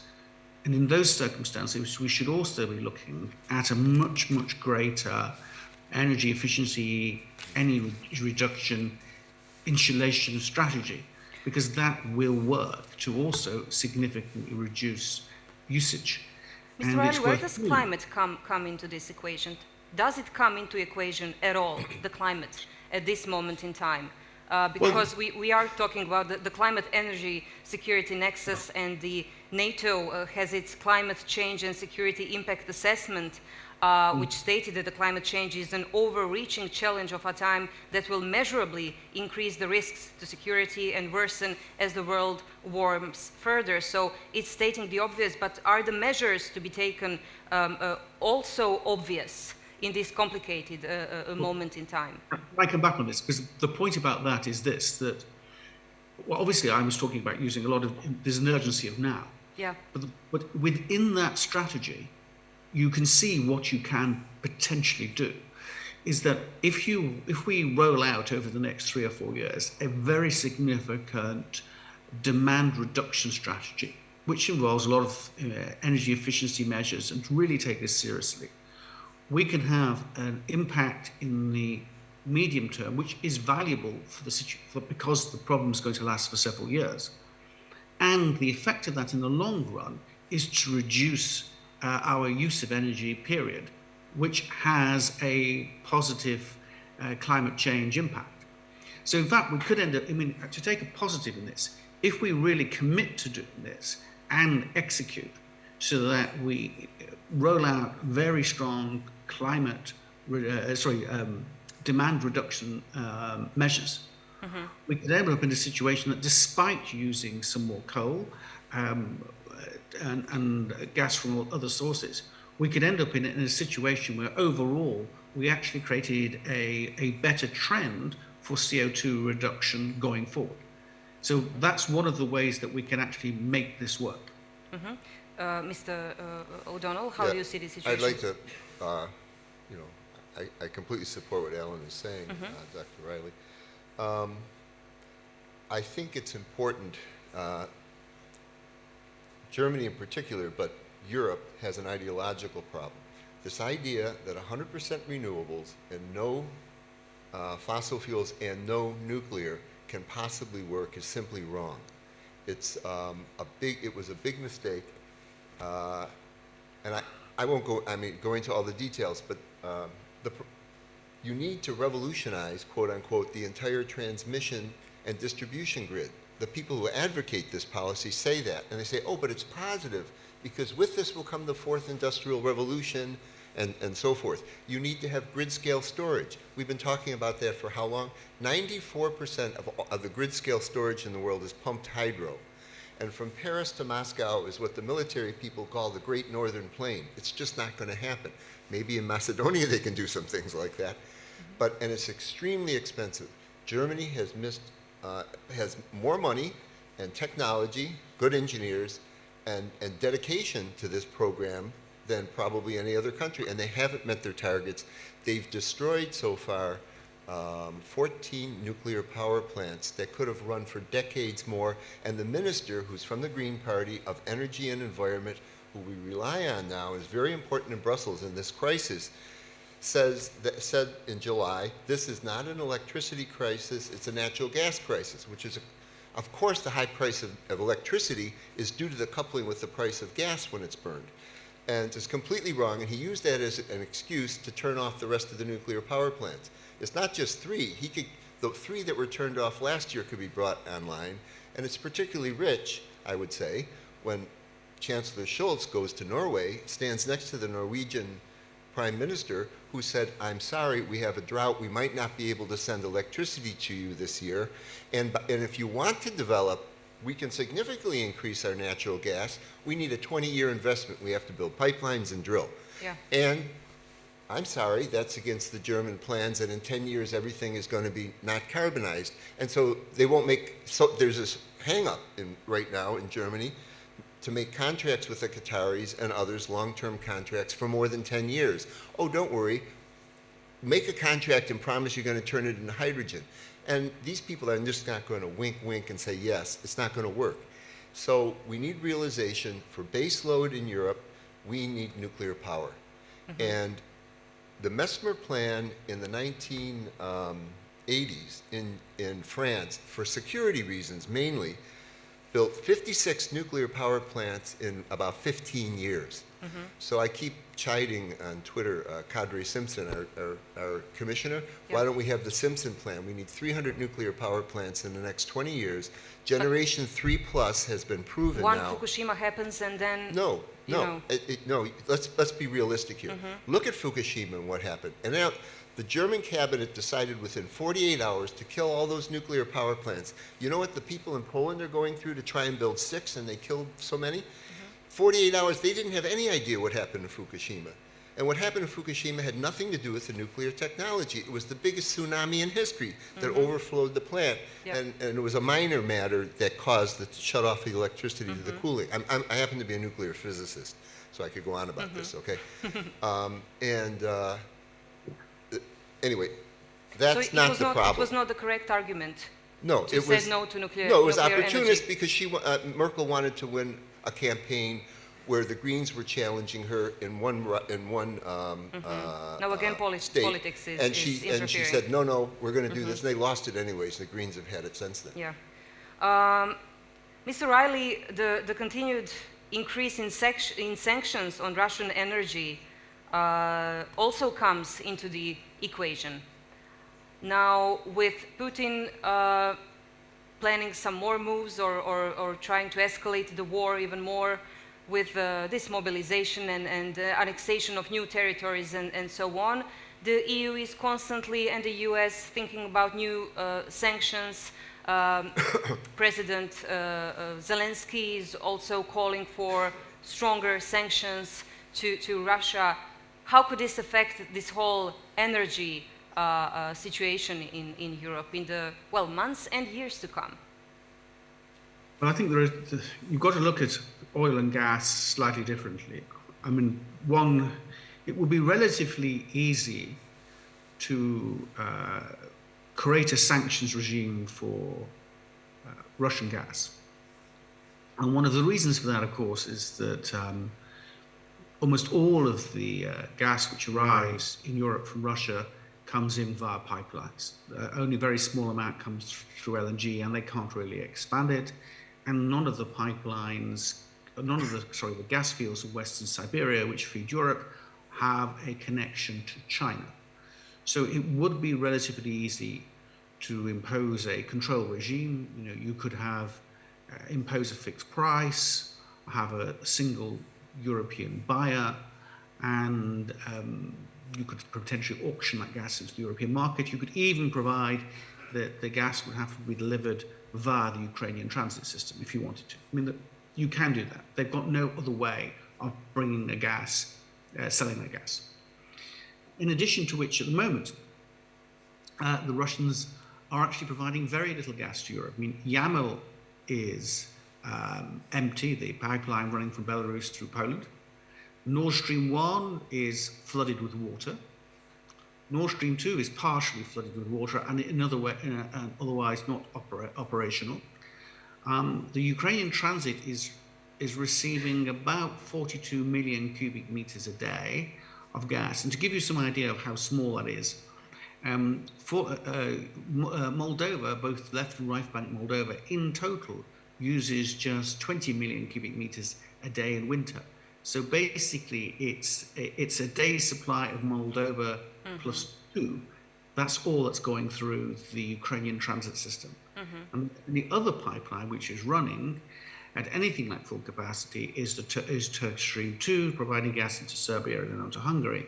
And we have to ask how long that's going to run, because we've already seen Russian murmurings about the fact it is affected by sanctions. So given the fact there is so little gas coming through through the different pipeline networks, you know, we can impose a regime on the Russian system because it's not actually having much impact on the supply of gas to Europe anyhow. So we can do that. Oil is much more is in many ways more difficult. It is fungible in theory. It's easily sellable anywhere around the world. The difficulty is that almost all of the tankers are controlled by EU and US companies and UK companies, and all the insurance is UK-US. So essentially, we can control the flow. The other problem for the Russians is that almost all Russian oil flows through the Baltic Sea and the Black Sea. So again, it's relatively easily controlled. I mean, the Baltic Sea is about to become a NATO lake anyhow. And the Black Sea, it can only come through the straits and into sea lanes controlled by NATO partners. So it's an open road for the EU if it wants to achieve that. Mr. O'Donnell, just for the end, for the last 2 minutes, do you want to add something to this topic? You want to add something? Well, there's quite a few things. One, I want to emphasize that I think what's very important for European leaders, it's not just a matter of, they're trying to insulate the population from the impact of the price. Yes. What we learned in the United States is the high price of gasoline actually dramatically decreased consumption. So it's generally wrong to insulate the population from feeling the high price. What you can do, if you have a sophisticated government that knows how much money people make in households, is then you can subsidize. When you give the people the money, they can still have the incentive to try and decrease. But it might get so bad that we have to ration in any case. So that's one thing. There's these ideas of capping the price of gas. Well, you know, Europe doesn't control the entire market worldwide, and Asia is the other place that's really needed. So you have to outbid the Asians to get it. And so it's not so simple. And now there's other more complicated ideas of how to do that. I'm a little skeptical that will work. They probably will adopt something. On the front of oil, the European Union has sanctions kicking in December 5th that will stop all imports of seaborne oil. The Germans and Poles have promised not to take any more from the Druzhba pipeline, which is the main way it comes by pipeline to Europe. So that'll pretty much close everything down. In February, the other sanctions kick in on refined products. Europe in the north used to take almost 2.5 million barrels a day of diesel. So that will be cut off. So that's a dramatic change. That's a much bigger hit to Russia than anything with gas because of the value involved. The money, yeah. Now, as Alan said, that has to be transported by ships, and they're going to sanction the ships. The Biden administration and the Treasury Department, the White House, are very worried that there has to be enough oil on the market. Probably there will be a worldwide recession, and the price will go down to $70-something a barrel, and what OPEC just did doesn't really matter. But they're not taking a chance. And so there's ideas of if the Russians continue, they can continue distributing it if there's a cap on the world. We'll see if that works. But they're working very hard to get more oil on the market no matter what. And that's another discussion. Well, listening to you, Mr. O'Donnell, and to you, Mr. Riley, maybe next year on To Be Secure Forum, we will all be online and saving our gas for coming to here and flying and everything. Thank you so much, gentlemen, for being a part of this panel and for being part of To Be Secure Forum. And you are our last panelist. Last panelist. So thank you so much once again. Thank you, Jasmine. Yes. Thanks, Alan. I will invite Adnan, možda i nastaviti na lokalnim jezicima. Evo, završili smo. Završili smo. Jel ti mogu ponuditi samo malo statistike prije nego Obavezno. krenemo? 2 moderatora. Dobro. Dobar dan, ti i ja. 13 panela. Odlično. Ti i ja. 40 sugovornika i govornika. Sjajno. Od kojih predsjednici država i vlada, zamjenik čelnika NATO-a, posebni izaslanici Europske unije, ministri obrane, ministri vanjskih poslova, geopolitički, sigurnosni, energetski, mnogi drugi stručnjaci. Dugačko je i samo nabrojati sve ovo. A kamoli okupiti ih na jednom mjestu i čuti stvarno bitne teme koje su otvorili. O odličnim smo temama govorili, o teškim temama, važnim temama, u jednom posebno izazovnom vremenu, tako da sve ovo o čemu ti govoriš, Jasmina, nekako imalo punog smisla. Napunili smo naslovnice portala i novina. Sve su domaće televizije i regionalne televizije i malo šire od regije, barem u prvih 5 minuta imale vijesti koje su govorile o našem forumu i šta se na našem forumu dešavalo. Dakle, dešavalo se svašta. Dešavalo se svašta.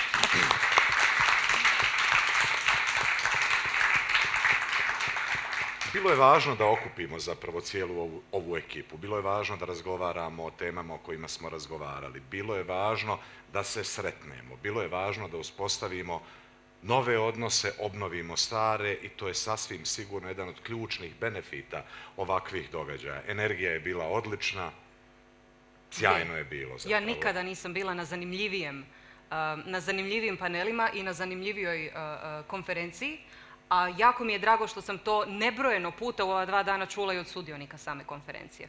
E sad, ne bi toga ničega bilo da nije ovih ljudi ispred nas. Stvarno. Mogu li ja nešto? Možeš. Dakle, naša Milica Pejanović-Đurišić ima savršenu ekipu. Savršeno. Predsjednica, dakle, Upravnog odbora Atlantskog saveza Crne Gore. Ja želim da kažem ogromno veliko hvala i silnu ispriku našoj divnoj Azri Karastanović, izvršnoj direktorici, za mojih i Jasmininih 1000 zašto ili 1000 zašto, 1000 zato. Dakle, definitivno. U ova 2 dana smo Ninu slomili, Redžepagićku sa 1 milion, isto tako pitanja i potpitanja. I ja sam je pitala, možemo li mi tebe uzeti i popikati te na sve ove produkcijske, menadžerske položaje, sve drugdje gdje radimo, tako da sve prođe ovako glatko. I posebno, ja uvijek kažem kao neko ko evo decenijama radi na televiziji, ništa bez sjajne ekipe koja je bila zadužena za vrhunski ton, za vrhunsku sliku, za vrhunsku fotografiju. Evo u ovom momentu poziram. Dakle, da vas još jednom podsjetim, onaj QR kod funkcionira, dakle, uslikate ga na telefonu sa akreditacije, fotografije su odlične, dakle, sjajne su i ova ekipa uradila zaista vrhunski dio posla. Svi koji su bili, bez obzira da li su bili u ovom dijelu sale, u ovom ovdje dijelu, iz cijeloga svijeta online, jednostavno su imali svoje mjesto ovdje i uradili sjajan posao. A ja mislim da je vama sada mjesto da zamijenite mjesto sa nama ili da nam se pridružite ovdje na pozornici kako bi ovaj čovjek mogao snimiti još koju lijepu fotografiju. Neće ona niđe, nekad. Tako je. Divna ekipa. Možemo li mi ovako između vas? Što ne? Dođite. Ma ja hoću između Azre i Milice, šta ću ja, ne mogu ja to sad, baš da.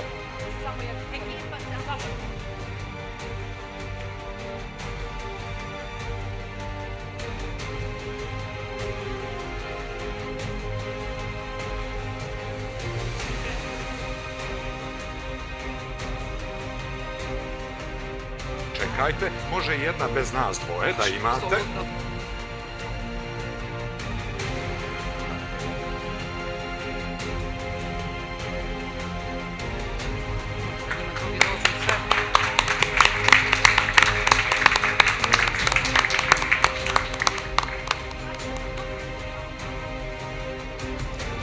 Pa, misliš da može? Hajde,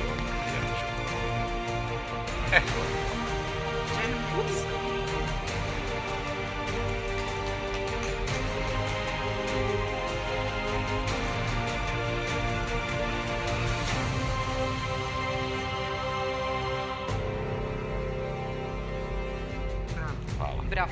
Hvala.